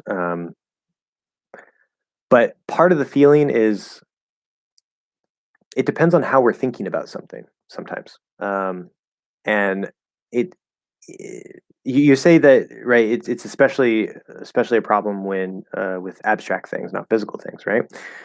So if you, like, say we're trying to figure out what to do today, right? We don't know what we want to do. And you say something, you say, well, let's do this. Now, I'm not going to say this is a good idea. That's going to sound strange. I'm going to say that's a good idea because it came from you, and it's like I'm pointing to your idea, right? Now, if I have the idea and I tell you, I say, hey, let's do this. Now, I could say, oh, here's an idea, right? Here and there, same thing. Here's an idea, let's do this. Or this is an idea, let's do this, right? Or I think this is a really good idea. We should do this, right? I'm probably going to say this because it's coming from me. It's like I have it, right? Just like a physical object, where your idea, you have it. Now, I could also, this is where it gets a little tricky. Probably if it's from me and I'm talking about my own idea, I'm probably going to say this. But it depends, because I could, maybe let's say I'm thinking about something, and then like in the back of my mind, like I get an idea in my head, but I don't say it, and maybe it's like I'm pointing to the idea in my own head. I could say, yeah, that's a good idea, huh? Right. So it's a little weird because it's my idea, I have it, but because I feel like it's just like in my mind and I'm not actually pointing to it and saying it to you and saying, hey, this is a good idea. It's like I'm pointing to it in my head and saying, yeah, that idea is good. Maybe not this idea over here, but that idea. So there's like a mental space that is built into this and that and the feeling of this and that. And there's other little details of the exact usage of why we might use them, but the basic idea is that whether it's physical or not, okay, if it is something that is closer to you, right, even if it's just like an idea, right, it's your idea, so it's closer to me than somebody else, we're by default, we're most likely going to use this. So if I say, right, this bottle or this idea, it's the same thing, right? It's just one is a physical space, one is a mental space. If you have the idea or you have the bottle, I say that bottle or that idea, right? So it works basically the same, but we have this mental space. And again, it's not always going to be one-to-one perfect. It depends on exactly how we're thinking about it, but the basic idea is going to match the physical space idea that you already know about. Um, the one other detail there is what happens if, right, I could have something, you could have something, or something could be over there, right? And in English, we just say that. So if it's that for you or that over there, we might add over there, but it's the same word, right? Other languages don't work that way. In that case, say we're talking about an idea. So I say, well, let's do this. And you say, let's do that. And then we hear something on the TV. And the TV says, oh, hey, there's a thing opening today and people are going to go see it. And I say, oh, that's a good idea, right? Because it's away from me, it's away from you. So now I'm pointing to it. Okay, that's a good idea. So it's kind of like there's a third person almost. And it's like they have a thing now, right? They have some information. So it works basically the same way, but it does depend. Yeah. That should help you for like most cases. But then let's talk about this here. So you say, I want to say in the comment, like this is a useful video or that is a useful video. Okay. So you're commenting now, you might think, well, it's his video. So I should say that is a good video, right? But no, because I put the video out. Okay. You have the video in front of you. You're in the comment section. So we're talking about this specific video, right? That is now near you because it's right here in front of you. And you go to the comments and you're referring to this video. You say, this video is very useful, right? Because it's like I give it to you. I give you the information. Now you have it and you're like, oh, this is useful, right? Like a coat. Oh, this coat is useful, right? So this mental space idea can be a little tricky at first, but don't overthink it too much. Just if it's something closer to you, we're probably going to use this. If it's something farther away from you, we're probably going to use that. So if later, right, let's say you're talking to your friend and you say, oh yeah, I was watching a video and we probably say it was a good video, but you say, that was a really good video because you're away from the video now. You're referencing the video, right? And then if you're going to pull it up, you say, oh no, you have to watch this video and you're going to bring it up on your phone because now you're going to have it here, right? So it depends on the context.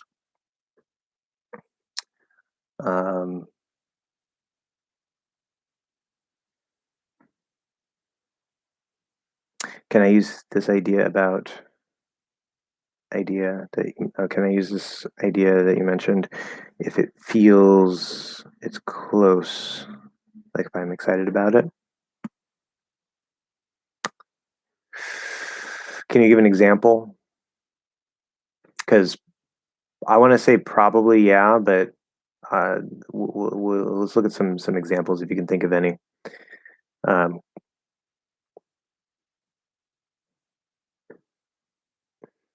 But see, close could also be maybe in time. Like for example, if I say it's the morning and I think it's going to be a really great day, I can say, oh, this is going to be such a great day, right? Because it's this day today, right? It's like the day is here, it's close to me. But if it was last week, I say, yeah, that was such a great day, right? Because now it's in the past, I'm pointing to it. So it depends. But if you can think of some examples, go ahead and put those in there. But Steve, in general, do you think the idea that going to indicate certainty and will less certainly is wrong? Can you think of a sentence that would sound strange, different, wrong if you switch them? Off the top of my head, probably not. I'm really horrible with specifics on the spot like that. But what we can do, I can pull some examples up here and try to switch them out. Let's see here, going to versus will. As I said before, a lot of the time, not all the time, but a lot of the time, they're pretty much interchangeable. They're going to feel a little different, but the meaning is so similar that it doesn't matter. But there are times when we need to use one or the other. Okay, so it says we use going to talk about a planned activity for the future. For instance, there is a good movie on tonight. Yes, I know. I'm going to watch it. Now, if you say yes, I know. I will watch it. I'll watch it. It sounds a little bit strange there. If you say I'm going to watch it, it's like, oh yeah, well, I plan to watch it. I already know about it, and I already plan to watch it, right? If you say uh, I'll watch it. That would be more like, oh, hey, there's this good movie on tonight. Oh, really? Huh? I'll watch it, right? Because now it's not planned. So sometimes the difference between planned and not planned, right? Will would be something that maybe isn't planned, where at least in this context, where going to, it sounds like, well, I already knew about it, I already planned it, so I'm going to do it. Or why is Betty in a hurry? Because she is going to meet her brother at the station at 6. Okay, if I say because she'll meet her brother at the station at 6, why is Betty in a hurry? Because she'll meet her brother. Yeah, it sounds a little bit strange there. It's a little bit strange again because it's something that's already planned. Like she already planned to meet him at that time, so it's right. No, notice going to, right, to be going to, that again, that ing, it feels active, right? It's like it's already in process. It's already planned, right? With will, it says we use will when we decide to do something at the time of speaking. What would you like to drink? I will have a glass of milk. That's sort of a really nice way to say it, polite way to say it. But if you say, I'm going to have a glass of milk, that can sound kind of rude because it sounds like, well, I already planned it and you should know that I planned that. So give me my glass of milk.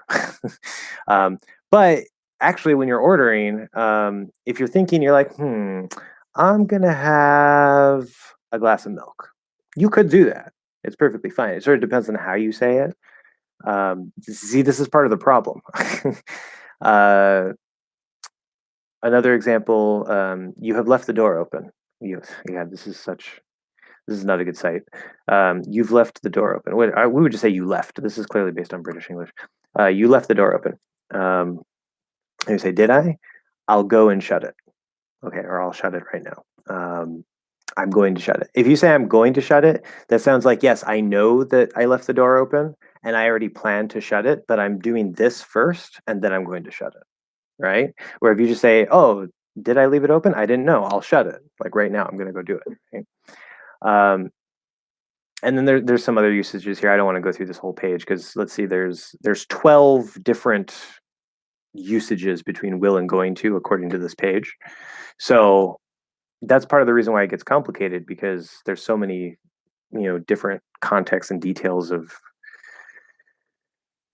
things. But there are many times where you can use them interchangeably. It's the problem is figuring out when the difference in meaning is so small that it doesn't matter.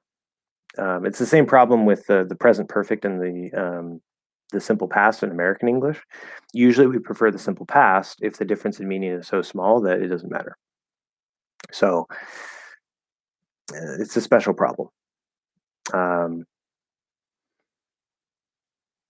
actually not completely sure how to, aside from just like lots of input, I'm really not sure actually how to address that. It's a very difficult problem. Very, very difficult problem. I haven't come up with a solution to that yet. Felipe is Brazilian. Okay, good. Yes, because I mentioned, yeah, if you're Brazilian, you can probably maybe hear the difference between nasal and not nasal a bit better. Meadow, can I use this? Oh, yeah, we already did that. Einstein's, since we're talking about dropping T's, what about the pronunciation of don't in you love or don't you? Sometimes I hear don't you, don't chew, and don't you. Okay, very good question. Again, this is the dynamic range and flow of actual real American speech, not informal, just variations. We have variations.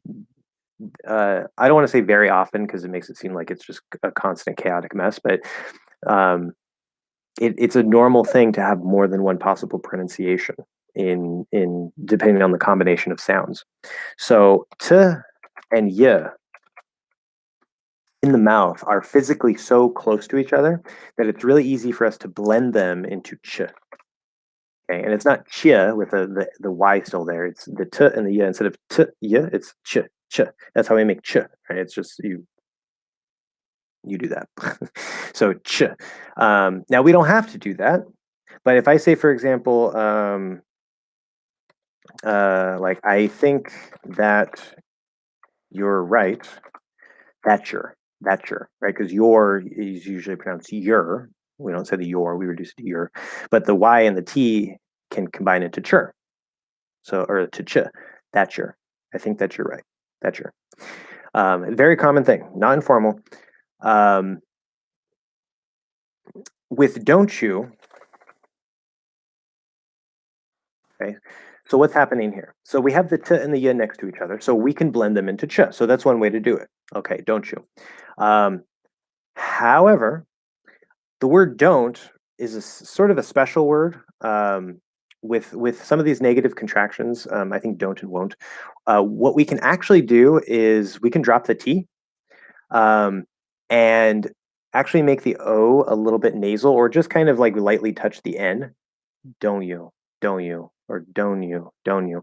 And we know it's negative because either that little bit of nasal sound or the end. This is why I say English doesn't officially have nasal sounds, but in negative don't, won't, and can't, there actually can be a little bit of a nasal.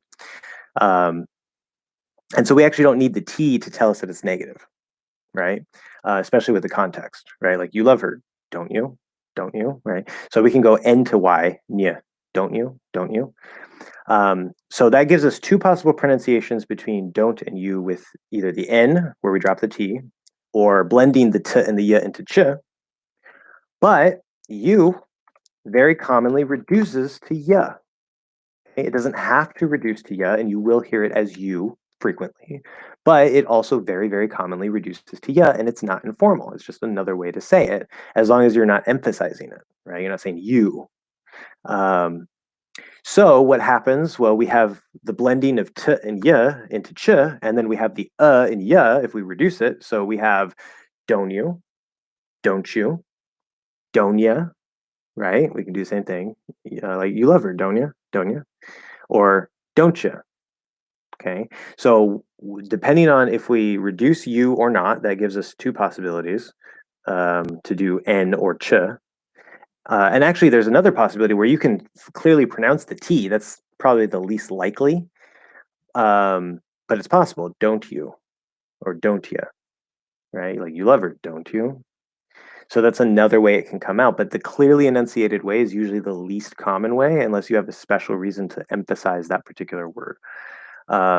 So we actually have nine. Wait, what is it? What did I say? I said four before. So we have six possible pronunciations for don't and you put together. And it just depends on what comes out. Just depends what comes out. Now that might seem really crazy and chaotic and like how am I supposed to learn all that? Don't worry too much about it, right? You're starting to notice these things. You ask questions about them, right? You learn and then you just get used to it. You don't have to use all of that, but just know that this is just part of how Americans speak just in general. It's not a dialectical thing, it's not a formality thing. Sometimes certain blending or reductions can be a bit more informal sounding, but this is just a normal thing.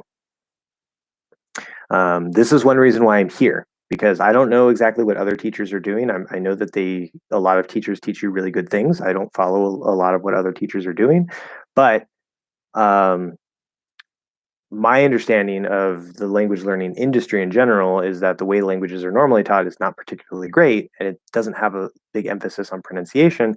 And usually, many teachers will tell you to focus on enunciating clearly, but enunciation is a tool. So, part of my job here is to answer questions like this and to teach you guys that actually the fully enunciated way is just one way. And sometimes if you're if you're fully enunciating everything, you're actually going to sound a little weird and unnatural. Okay. Um, and I don't know, most teachers probably won't tell you that because they want you to be nice and clear and understood and all this stuff, which is a good goal. But your if your goal is to sound natural, not just understood, then that's the wrong advice. Absolutely the wrong advice. So anyway, or sometimes you just hear things and you're like, what's going on? Right. And so those are good questions. Um, okay, Meadow. Okay, like this explanation about how to use this and that is amazing. So if you say like this explanation or that explanation. So it was my explanation, right? So you say, oh, that explanation is amazing. You wouldn't say this because it's not your explanation, right? You're pointing to my explanation. Just like if I had a car, right? Well, I mean, if you get in my car, then you could say this car because you're in it. It's near to you. But if I'm over here and you're over there, and you say, "Oh, that car's awesome," right? We probably say your car if you want to specifically say mine. But it's the same basic basic idea. About this and that is, don't worry, Felipe, I'm going to come back to your question there in a second. Okay, so yeah, about this and that, is this how the conversation should be? Like, what do you think about this idea? And your response, like, that is a good idea. Okay, so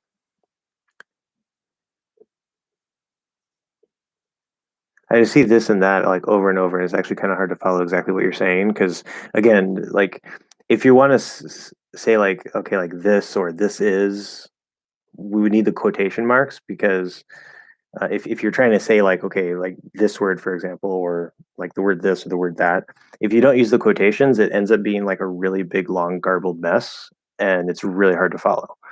I can't really like parse the sentence. I'm having a lot of trouble understanding this. Um, how the conversation should be like, what do you think about this idea? In your response, that is a good idea.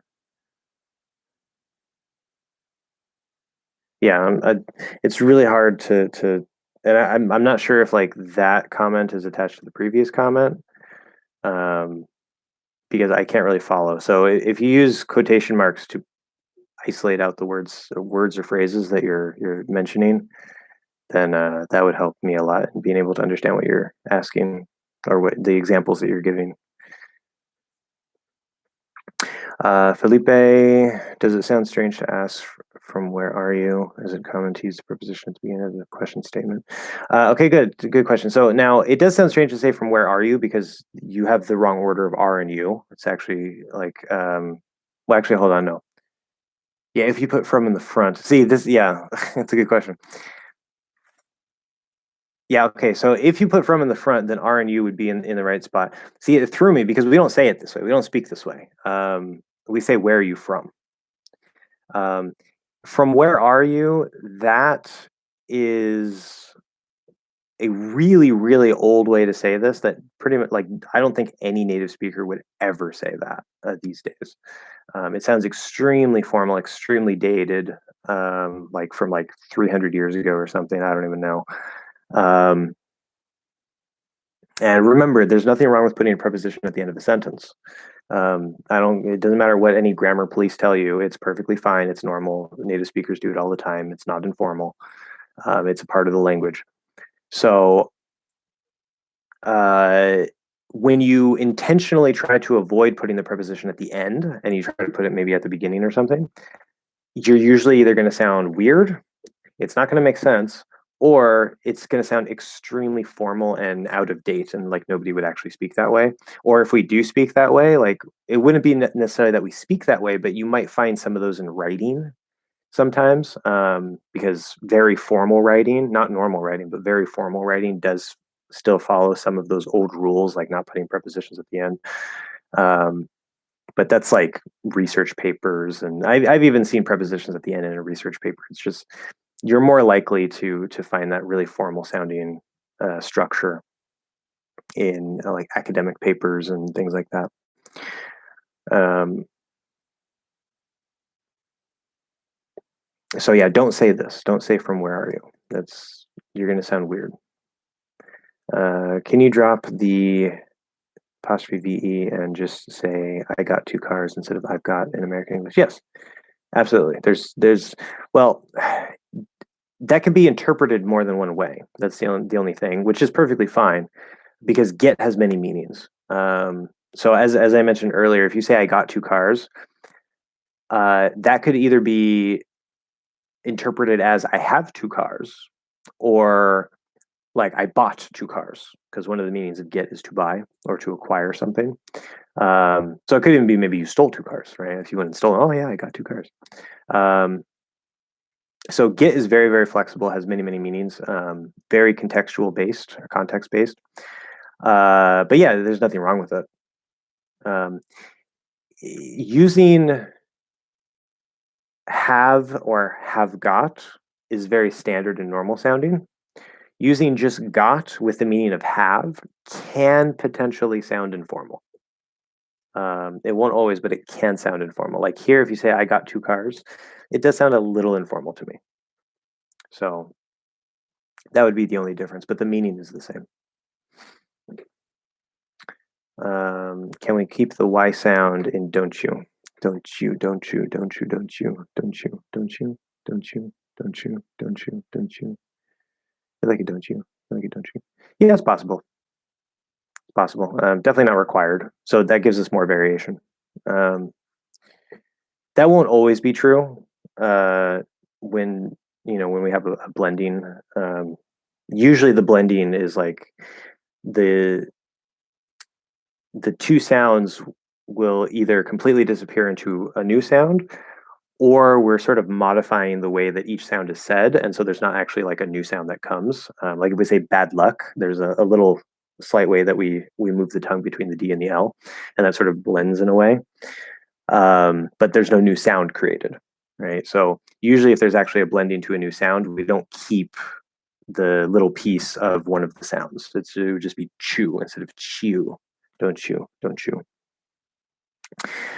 So if I'm speaking about America and I'm in Egypt, I should say that is a big country, but you would say this is a big country. That's the basic idea. Yes, that would be accurate. Um, yeah, and then if you come to eat or you come to Egypt, if you come to America, you're looking around, right? You're visiting. You're like, oh, this is such a big country, right? Because now you're here, right? Um, where if I'm talking about Egypt, I wouldn't say this because I'm not in Egypt. I'm not here, right? So here and there is attached to the idea of this and that. They're tied together, right? So if I'm here, I can talk about this. If I'm not here, then I can't talk about this. I have to talk about that, right? Because it's there. I have to use the restroom really quick, so give me 1 second. I'll be back.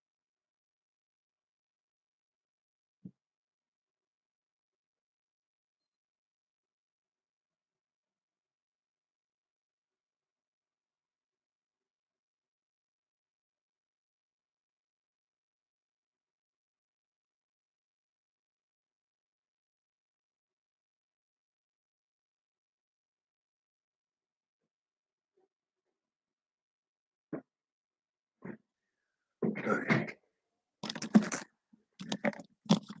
I'm so hungry, guys. I don't have any snacks. I don't have any food.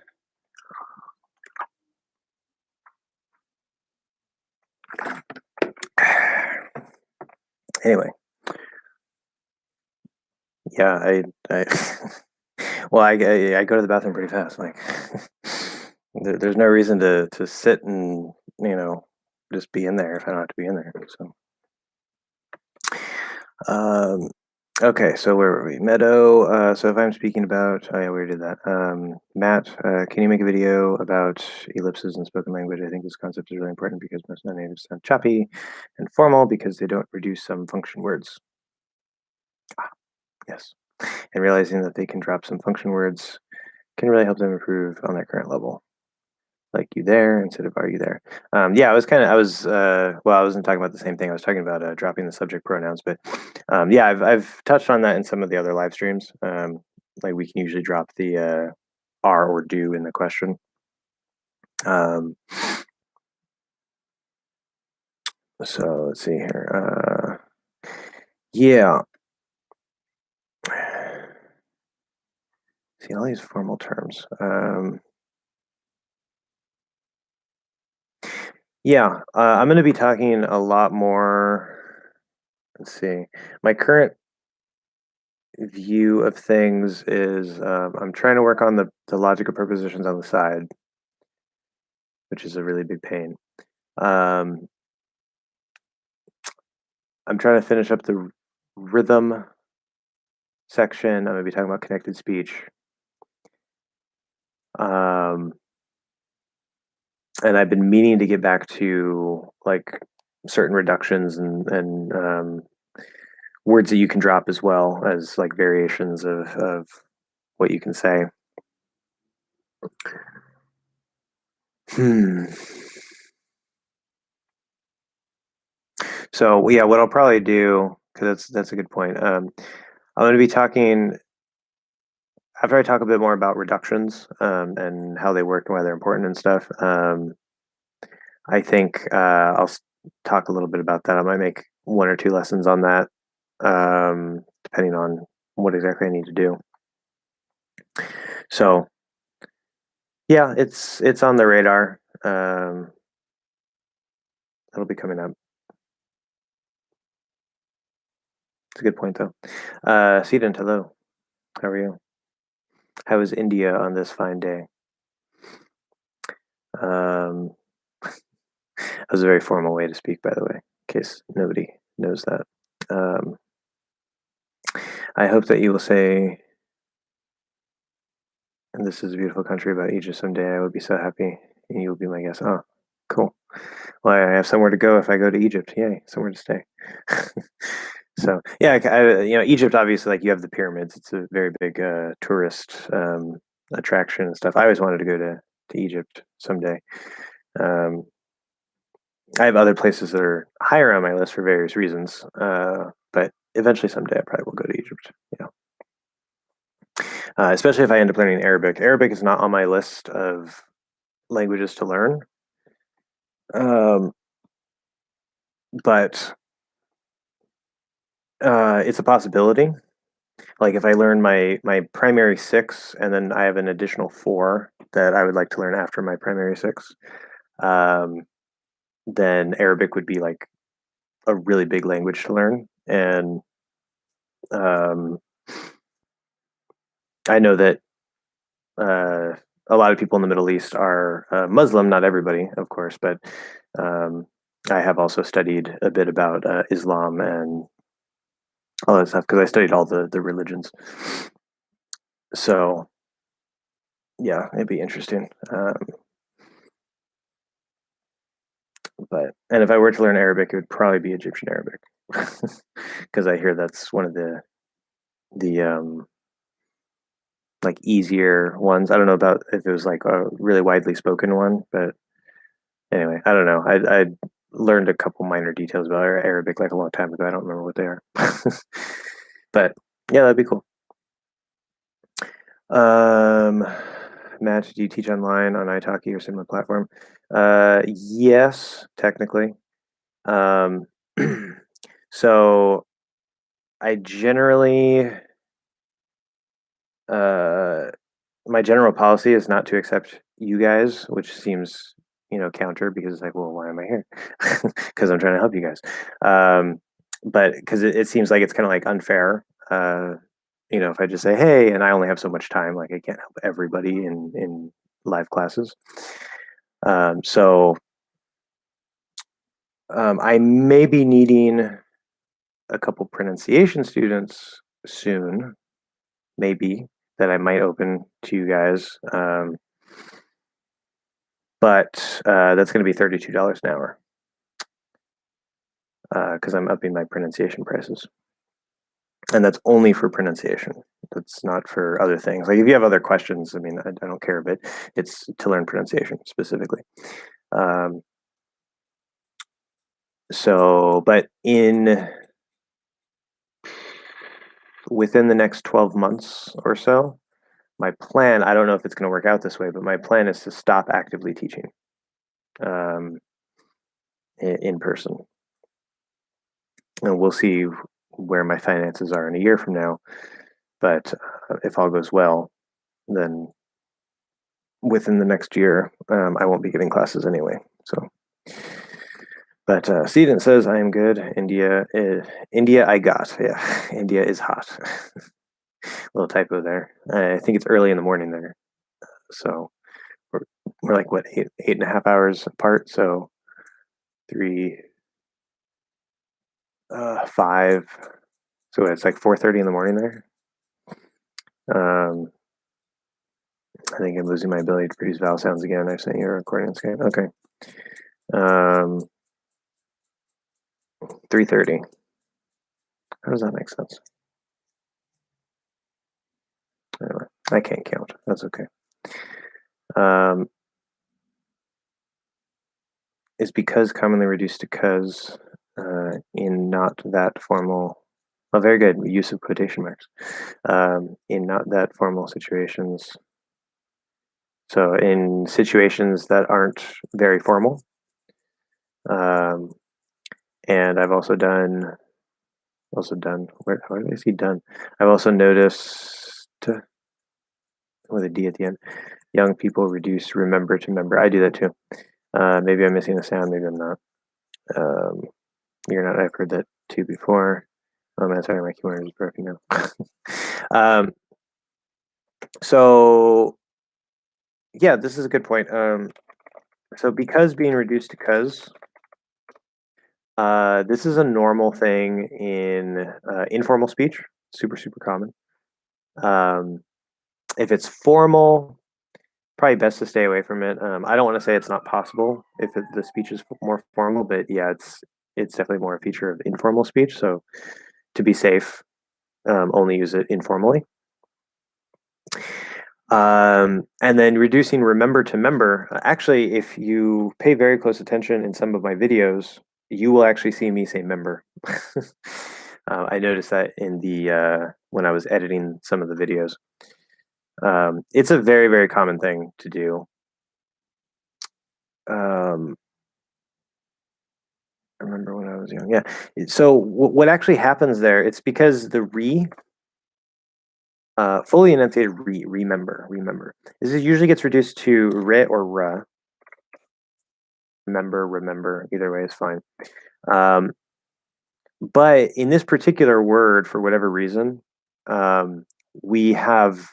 we commonly reduce rit or ra so much, like we make it so super small and quiet a lot of the time, that especially in the flow of faster speech, it just kind of disappears.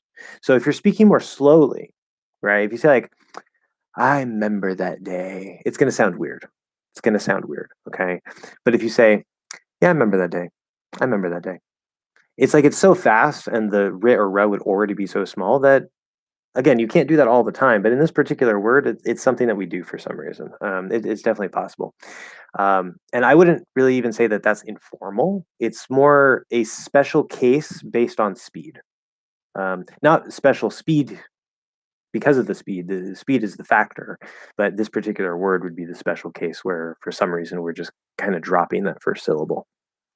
But it's more of a speed thing, not a formality thing. And sometimes if you listen really closely, you'll actually hear that little bit of rit or ra. So it could be like I remember. You just hear a little like little extra something there. It's like I remember when. See, it sounds almost exactly the same. I'm going between the two, but that little extra syllable is like it's in fast speech. It's almost unnoticeable anyway. So yeah. There's probably some other words that do that too, but off the top of my head, I don't know. What is the difference between hail and hail? Absolutely nothing except the spelling and the meaning. The pronunciation is the same. So hail and hail. These two, so we have H, it's just breath, and then we have A, right? So AI, although this is commonly used to represent the I diphthong sound, it's actually most commonly pronounced A, which I know is stupid, but it's very commonly pronounced A. Or it's a common spelling pattern for A. We'll say that the A diphthong. So the AI will actually usually be pronounced like this. So A, and then we have the L, and it's actually that L is going to color the A sound. So instead of just sounding like hey or it's hail. So the end of the diphthong gets sort of pulled into that half L, the dark L sound. And then we know that A plus silent E is a common spelling pattern also for the A diphthong sound. We have more than one common spelling pattern. Remember, English is it doesn't have a phonetic script, so things aren't spelled the way that they sound usually. So two common ways to spell the same thing. If the E was not there, then it would be hal with ah, because an A by itself is usually the fourth vowel ah, but you add that silent E and it will usually, not always, but usually turn into A. So they're both L colored A, hail, hail. Can you compare the dental D versus fully articulated voice TH versus the alveolar D, which is regular D? Once again, yeah. What was that sentence I used? I guess it doesn't matter. Okay. So let's say like first we'll just directly compare them. So if we do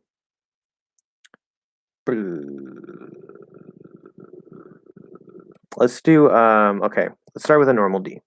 Normal.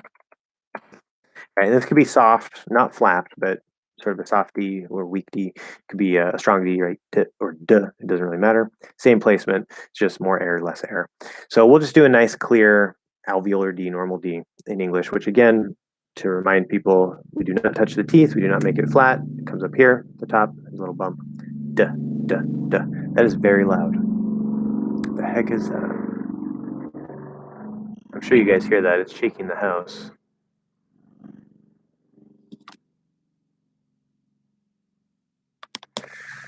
Probably some military plane or something. The joy of living in a military town. So yeah, so a nice normal D is going to be up here, and we want to hear. It doesn't sound as crisp as the T, right? But it's going to be in the same position. D, D, D, D. So there's this certain quality to it where you can really hear that as it pushes off, right? D, D, D. That's a normal D in English. A dental D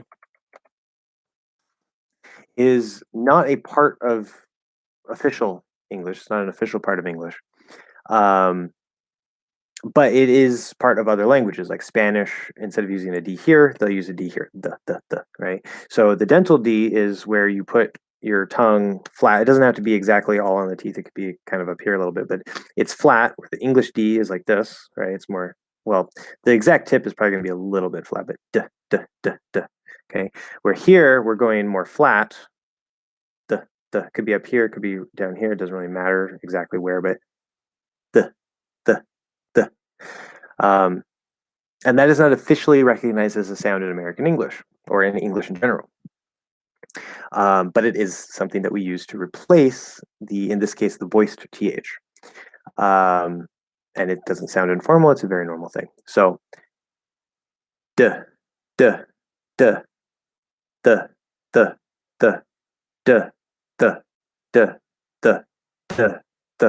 Okay, so they sound quite similar, but the main difference is that this will sound a bit more maybe explosive, a bit more, I don't want to say clear necessarily, but as that sort of explosiveness, there's that push up, duh, duh, where this sounds a little bit flattened, like a little bit kind of not so pushing off, right?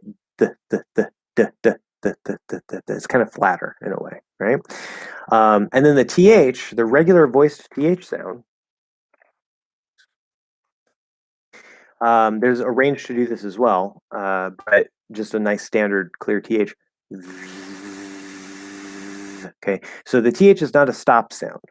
It's not a stop sound, so we can hold it. Where a d you can't really hold because you just build up air, right? It needs to be released to be heard. But the th, so d, d, th, th, the, th, the, th, they sound completely different. And yet, in the flow of real speech, it is a very common variation for, at least in American speech, to replace a voiced th with a dental d, or a voiceless th with a dental t. We just don't have the voice. So instead of doing the, like saying this, we can say this, this. Perfectly fine. No problem with it whatsoever. Very, very common among all speakers. Well, maybe not every single speaker, but among speakers in general any formality level. It doesn't matter. You'll hear it on the TV if you listen very closely.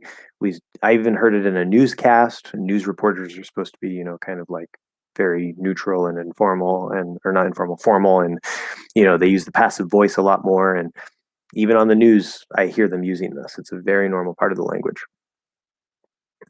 So, d, the, th. So if I put it into a word, right? If I say the, right? Now, you can't pronounce the with a normal D, right? Remember, the normal D does not replace a TH. Okay, that if you have, again, this more sort of like ebonics or hip hop type sound, which again is perfectly fine, then they will replace the D or the TH with a regular D, but that sounds extremely informal to to the average speaker. So if you say the other day, the other day, I don't even know if they would do that with other. It sounds really weird, but like the apple. Oh, that's the apple. The apple. That's going to sound super, super informal. Doesn't sound particularly good to the standard American ear.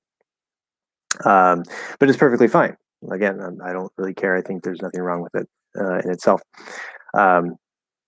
So we're only talking about replacing the TH sound with the dental version, which does not officially exist in English. Okay, so don't confuse that. I always have to restate that and make sure it's very clear for everybody.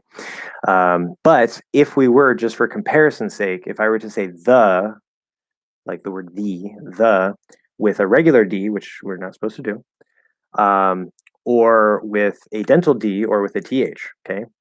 Duh, duh, the, the, the, the,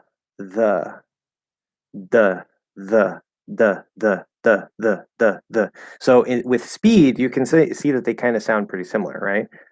The. All we're doing is just kind of flattening a bit. And there is a difference, but especially in the flow of faster speed, it's really not even going to be noticed. If you're speaking, again, if you slow down, you articulate more, you're not going to say the other day with a dental D. You're probably going to say the other day, okay? Because when we slow down more or when we articulate more, either of those two factors, we're more likely to use the actual normal full pronunciation of any sound, regardless of what we normally change. So again, that's part of the range and flow. Okay. Egyptian Arabic is the easiest dialect and the most understood to Arabs. If you can learn Arabic and teach English to Arabic speakers, we can do it someday together. You and I teach English to Arabs. I've had so many people say stuff like that, like, hey, you should come to Brazil and, learn Portuguese and we'll teach English to the Portuguese speaker or to the Portuguese speakers or things like that. So, not on my long-term radar, unfortunately. Because I've mentioned this to people before, whoever's here, I don't know if they were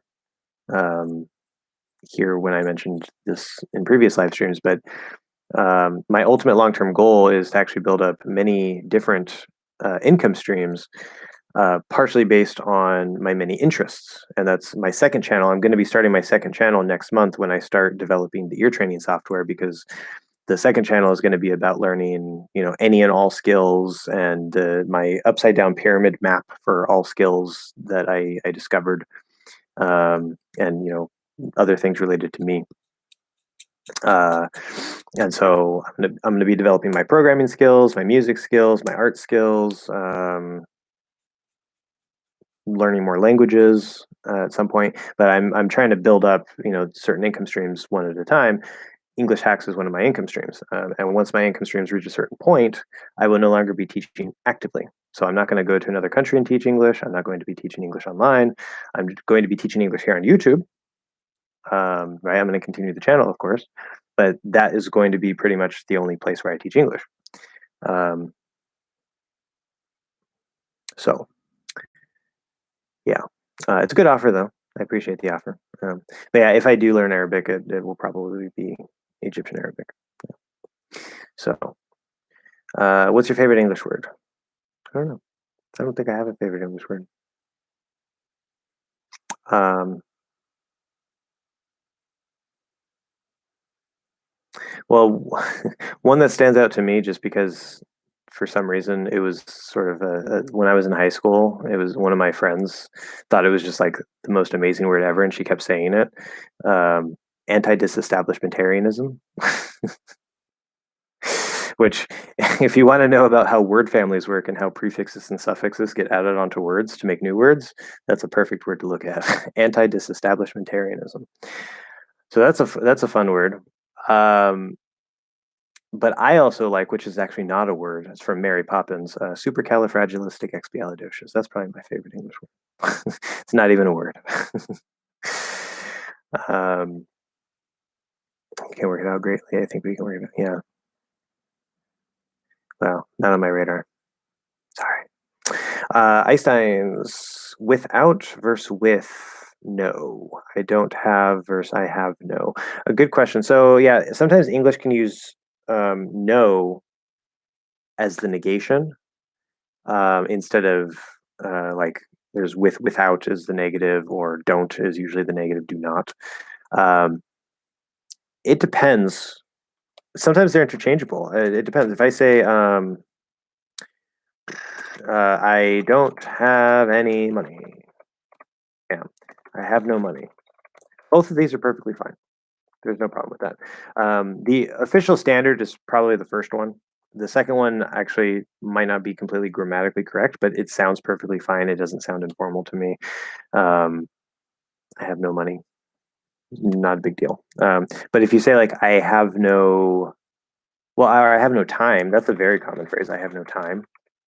All kinds of people say that. All it's a very common standard phrase. I have no time. So there's nothing wrong with that. I'm trying to think like I have no motivation. You could say that. Yeah. So it's a standard structure. Um,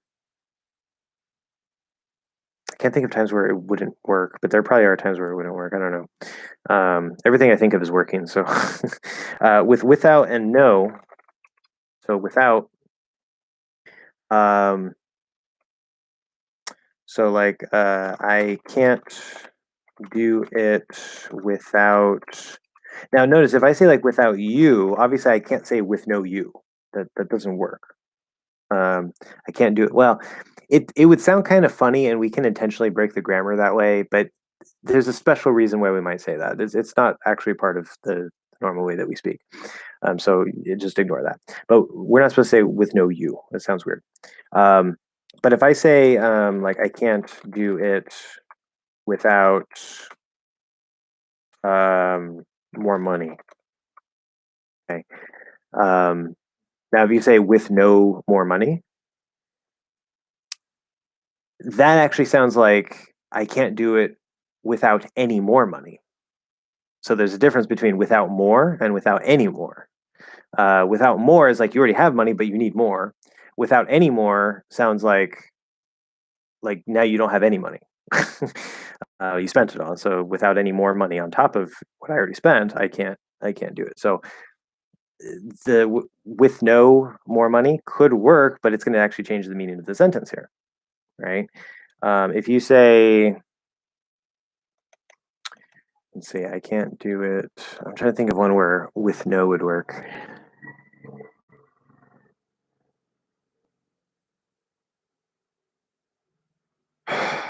Okay, like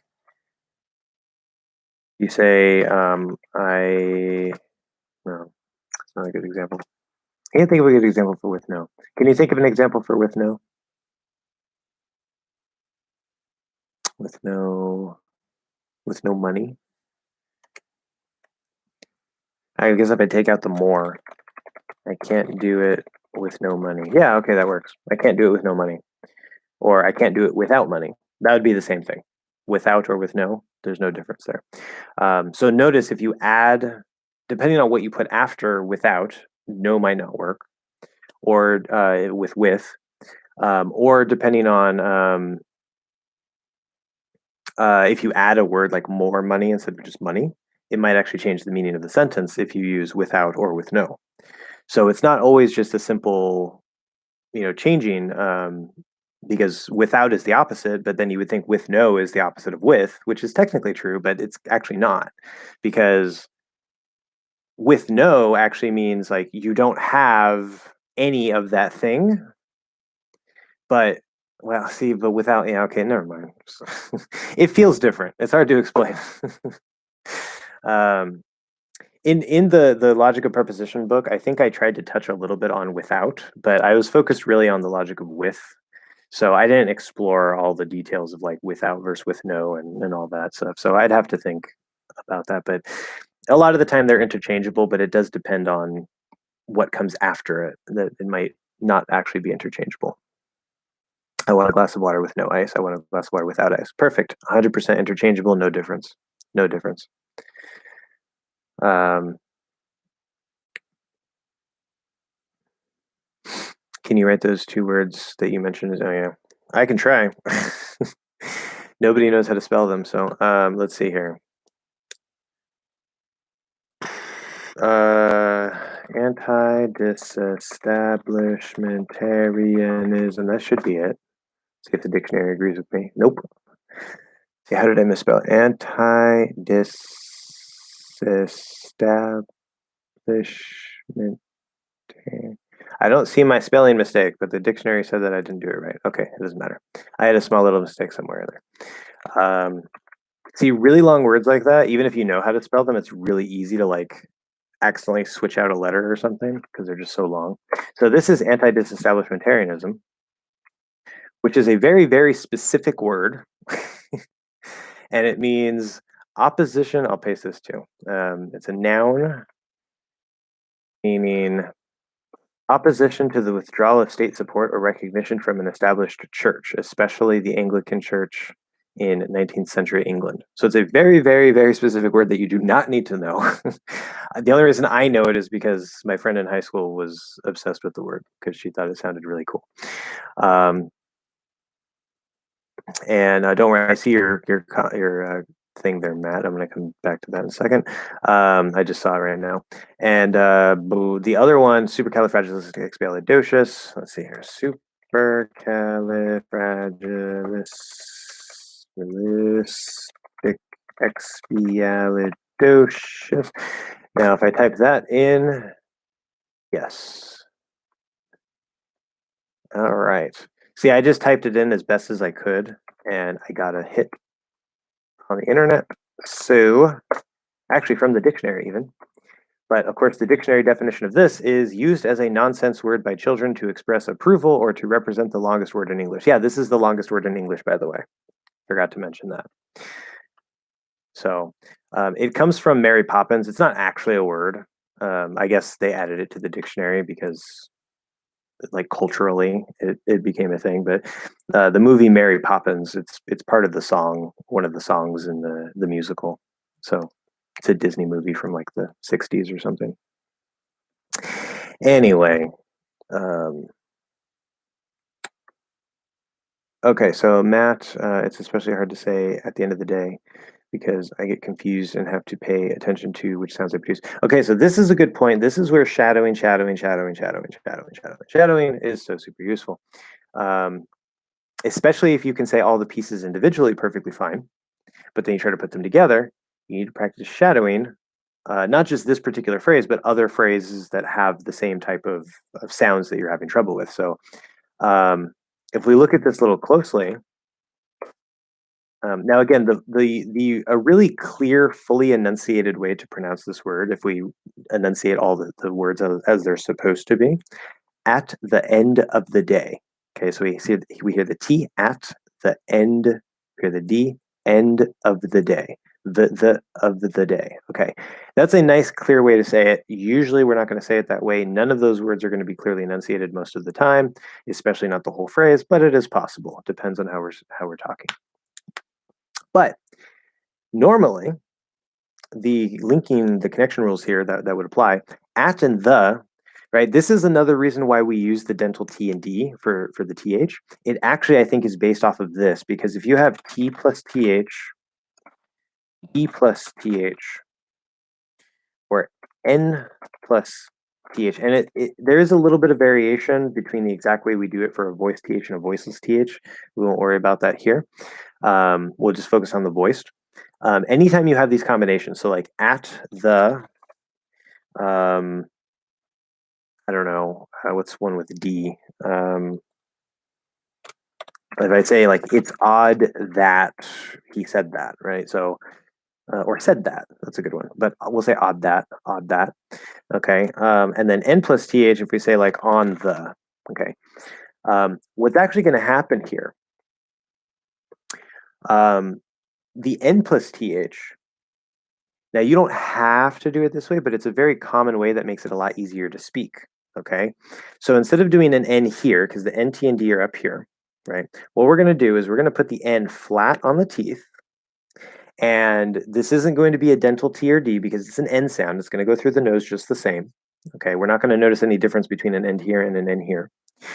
But then instead of doing n the, we're just going to go on the, and we don't want a th. We don't want a dental T or D there. Okay, it's kind of it's like saying on a, but if you do it here with the n, it's going to sound like on a. If you do it here with the n, again, without adding a th or a d, dental d, nothing, just releasing that n from the teeth, we're going to interpret that. We hear a little different sound between on a and on the, okay? And that will sound like on the. Okay, so that's a little trick with the N. We don't really want the dental T or D, but we do want to modify the placement and then just pull the tongue off. Okay. Or if I say like on that, it's not on that. You could push out a dental D if you wanted because the TH is there, but it's not required because of the N. On that. If we do the T or the D, so now instead of doing at the or odd that, right, which you could do, instead we just put the T flat here.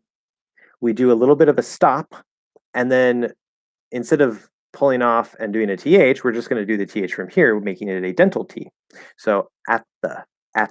So it's like a stop T plus a dental T.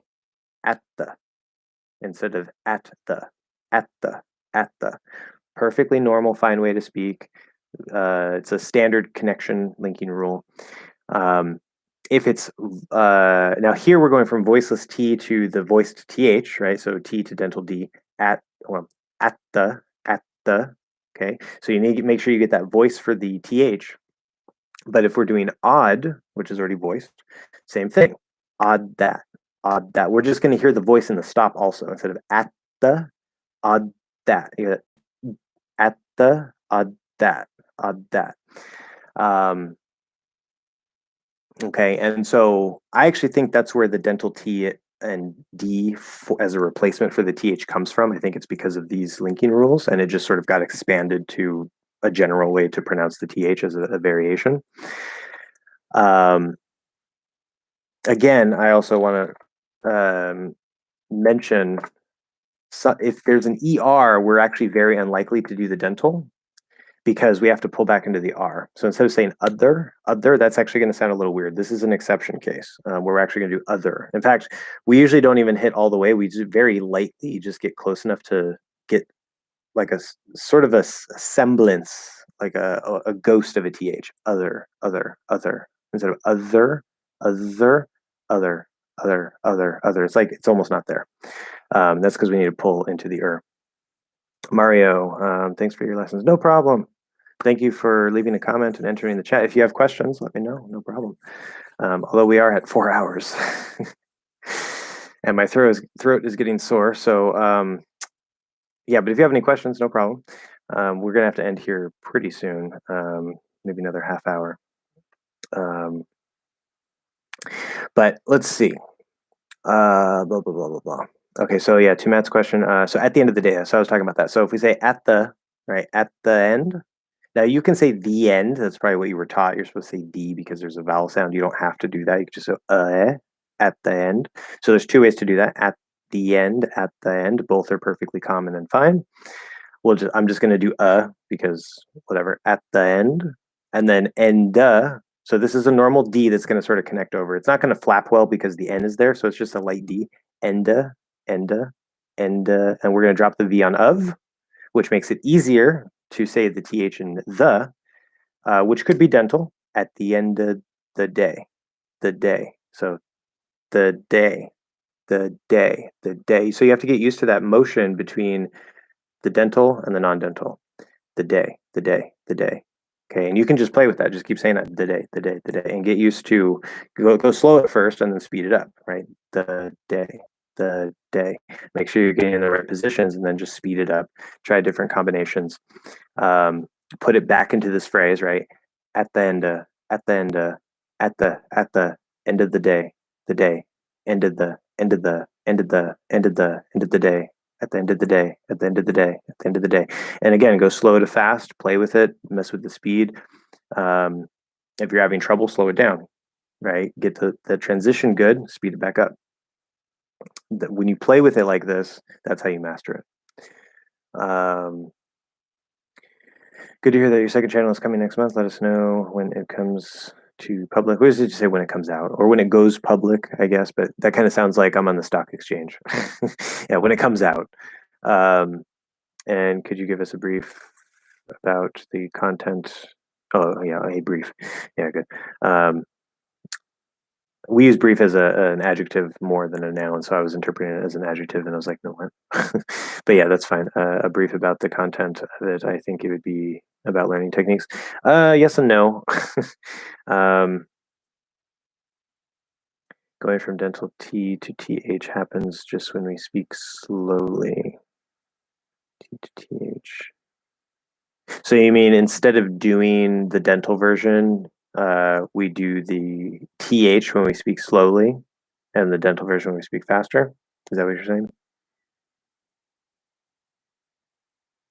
Because that's the only way that makes sense to me. But yeah, so for the second channel, I mentioned it a bit before. I have always had many, many interests, and for various reasons that I will not go into, including a very, very massive, crippling lack of self-confidence. But for various reasons, I have sort of dabbled in things like I learned a little bit about the guitar and programming and this and that, whatever. I never really got very far with much.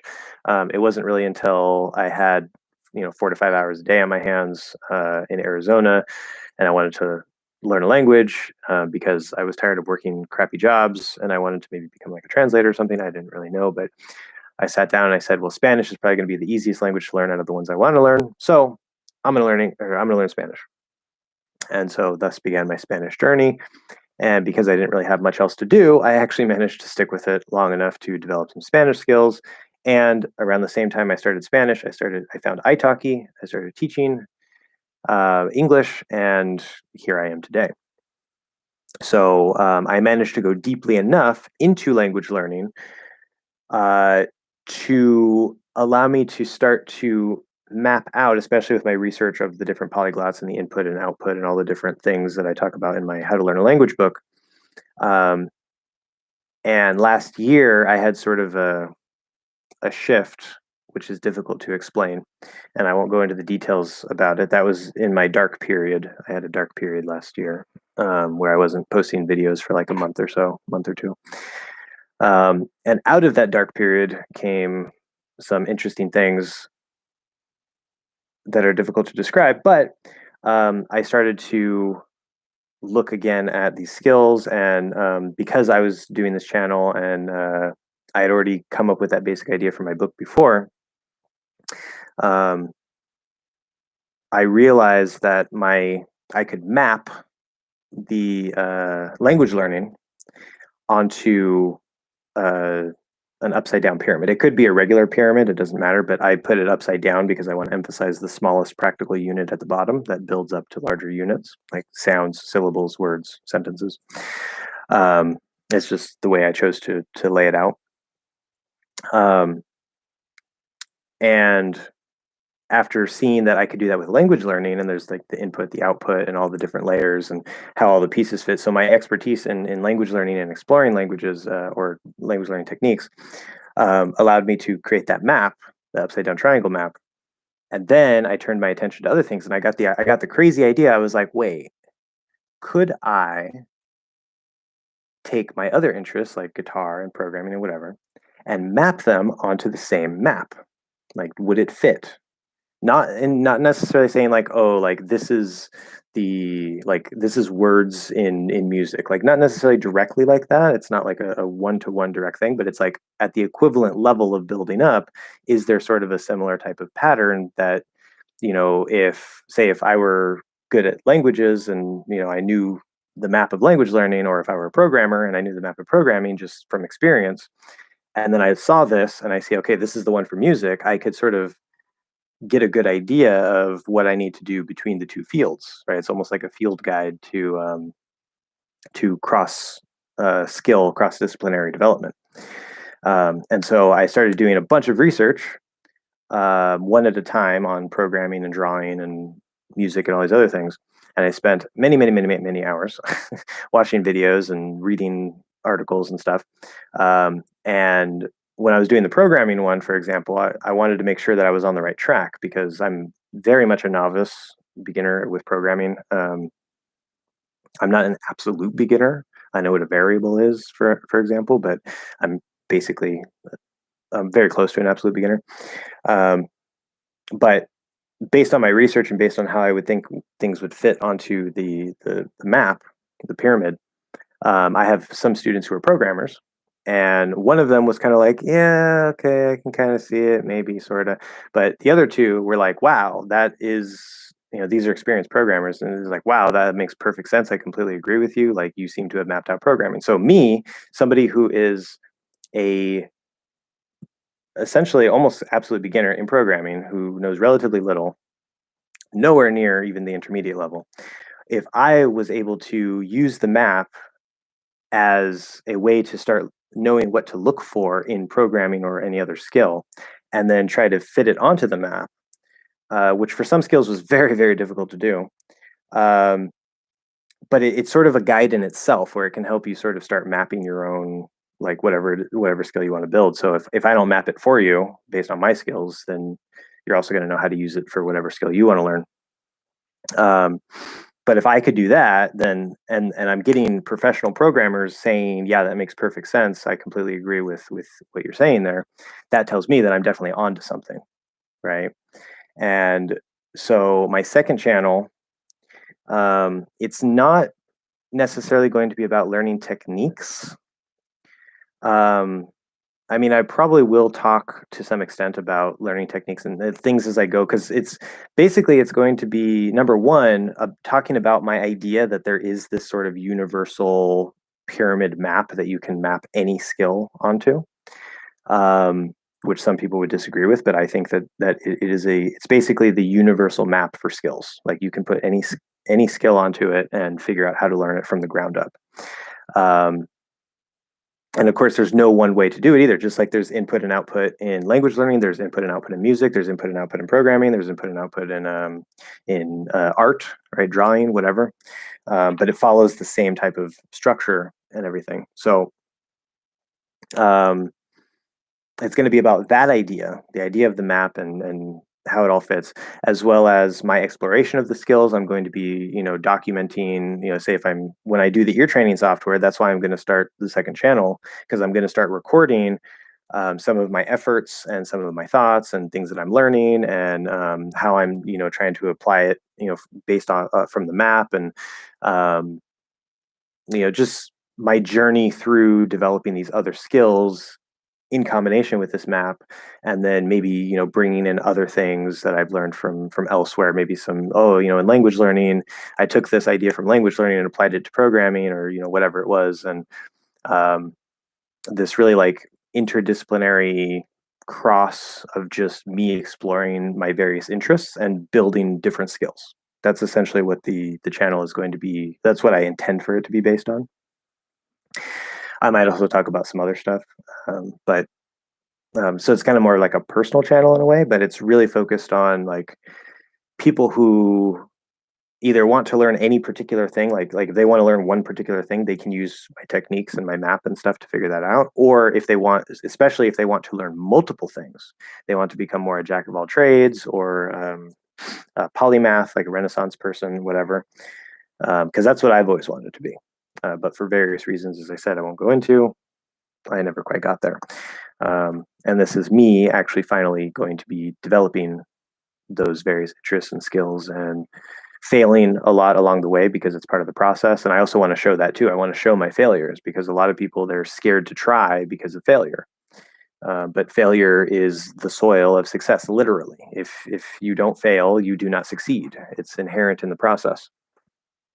So yeah, that's in a very large nutshell. That's what I'm thinking for the second channel. So yeah, hopefully it'll be interesting. But doppelganger. Sorry, it took me a second to get to you here. I like the reduction in the variations of the same sound and how you make it more easy in fast speech. It's very hard for me to fully pronounce all sounds. Fast speech is just more simple, at least for me. I notice when I talk. Well, you got to be careful there because if it seems easier for you in faster speech compared to slower speech, then you have a bit of a problem.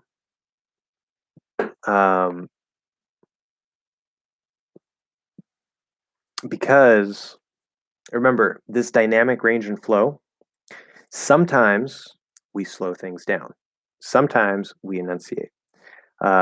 Sometimes we emphasize.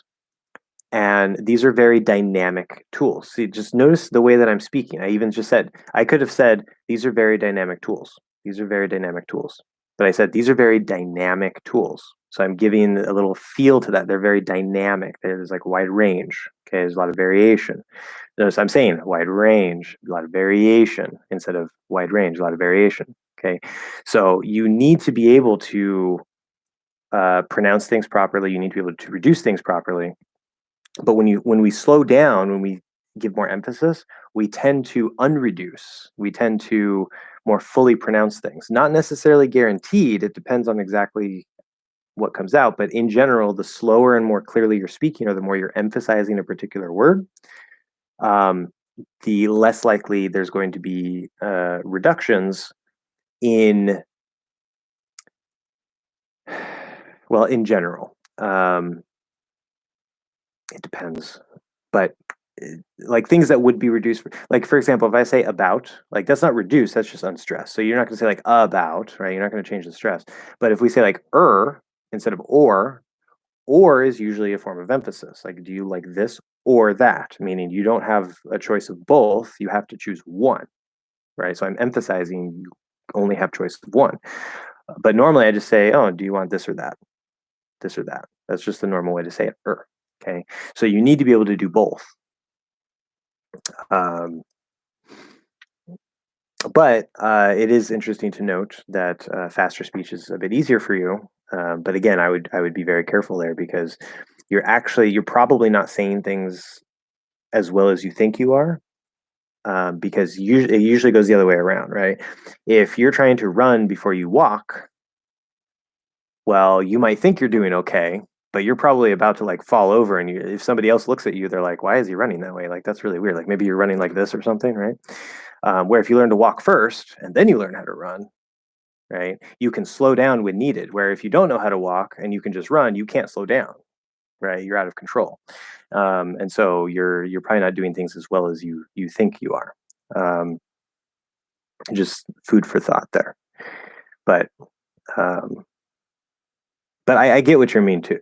I get what you mean too. That the faster speech can seem to be easier, for sure, because you're just kind of spitting things out, and yeah, you don't have to pay attention to as many of the details because sometimes we drop words. Sometimes we drop when we reduce things.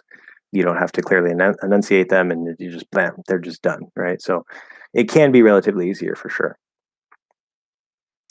Um, you that you is a weird way to start that sentence. You that we pronounce T as dental in the word other can say, wait, can you say it twice showing us how it sounds? Oh, in the word other. Oh, I see. Okay. See, again, quotation marks are really useful here. So it'd be like the word there, right? That would be very clear. Um, so, okay, so this seems to be I don't know if you have a typo because it's not a T at all. There is no T. Um, Number one, this TH in other is voiced, so it would be a dental D. Um, but we would pronounce TH as dental, not T as dental. I guess you could say pronounce D as dental because that's what we're trying to do. But yeah, so remember, this is what you don't want to do. You do not want to do the dental in the word other. It's going to sound kind of weird because we're very unlikely to do that because you have to pull back into the So instead of saying, like if I'll do a regular TH and then I'll do a dental D, right? Because it's voiced. um, other, other, other.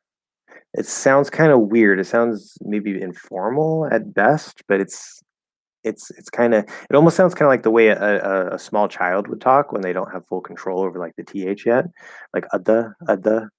Um, so remember, we do things in order to speak faster and more easily. So in this case, normally the dental allows us to speak a little faster, a little more easily. Doesn't really make too much of a difference, but we don't notice that we're doing it because we don't perceive it that way. We just think it's a th. But when the is there, it takes extra time and effort to go forward. We don't like to take extra time and effort to go forward. If we're going to do that, we might as well just say the sound clearly, which is what we're going to do here anyway. But instead of saying it clearly, we're actually probably going to go farther back. So we're actually farther from the dental. Other. It's like we don't actually. It's very, very light th. So don't even worry about the dental in that word. It doesn't exist. He made me excited and curious about the second channel. Looking forward to it. Wish the best for your two channels. Well, thank you. Yes, good. Yeah, I have some people excited, so that's good. I'm kind of like I don't know how to feel about it because I've been waiting for not waiting. I've been trying to get this channel monetized for a while, and I would have already started the other channel before, but I've learned about my brain that I can really only handle one major project at a time because otherwise things just don't go right in my brain. We'll put it simply. Um, so I will still continue to make videos here, even though I'm doing the second channel, because the second channel isn't actually going to be a main focus. My big project is going to shift to making the ear training software. So I'll be working on programming in the ear training software. But I will still be making videos. It's not going to be my big main focus. But I'm going to be posting at least one video every week, which I've been pretty consistent with for a long time now. Sometimes I post more than one, but I'm going to post at least one. And yeah, but I will also be taking time to be thinking about how to program the software and learning about, looking things up and figuring out how to do that. So it's going to be interesting to see how I can handle that, and it might be very difficult, but we'll see what happens. But I'm definitely going to make sure that I post here at least once a week, so don't worry about that. You're very welcome, Matt. Yeah, we're at over 4 hours. We're down to 6 people.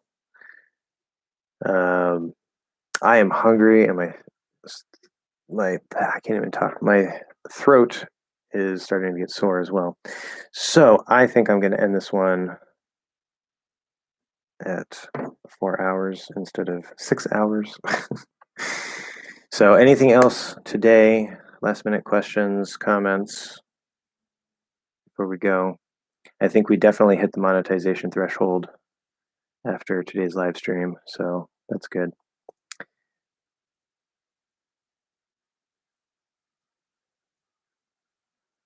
So I know sometimes it takes a second, but I'm not seeing anything. I'll take a drink of water.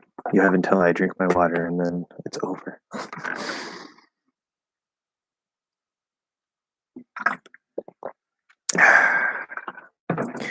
All right. Well, then, thanks a lot. That was very useful. A very useful live. Yes, not a problem. Now you said that was a very useful live because the live is still technically going. See, this is a good point. I want to address this really quick. Now, because we're at the end of the live, you can point back to it and say that was a very useful live. Perfectly fine. Or because I'm still technically in the live stream, you can say this was a very useful live because it's still happening. So in this case, this and that, although they mean something very slightly different and feel slightly different, they are completely interchangeable in this context. This is a good example. This is a very good example. So no problem, Felipe. You're very welcome as well. But anyway, yeah, bring your questions and whatnot next week. As I said, I'm going to be trying to post some good content over the next couple weeks. And as soon as my other channel launches, as soon as I put up a video for it, I'll make a little short video for this channel saying my other channel is live, and so you guys will know. But that'll be next month. So thank you guys very, very much. I will see you all hopefully next week. Have a great rest of the week and weekend, and bye-bye.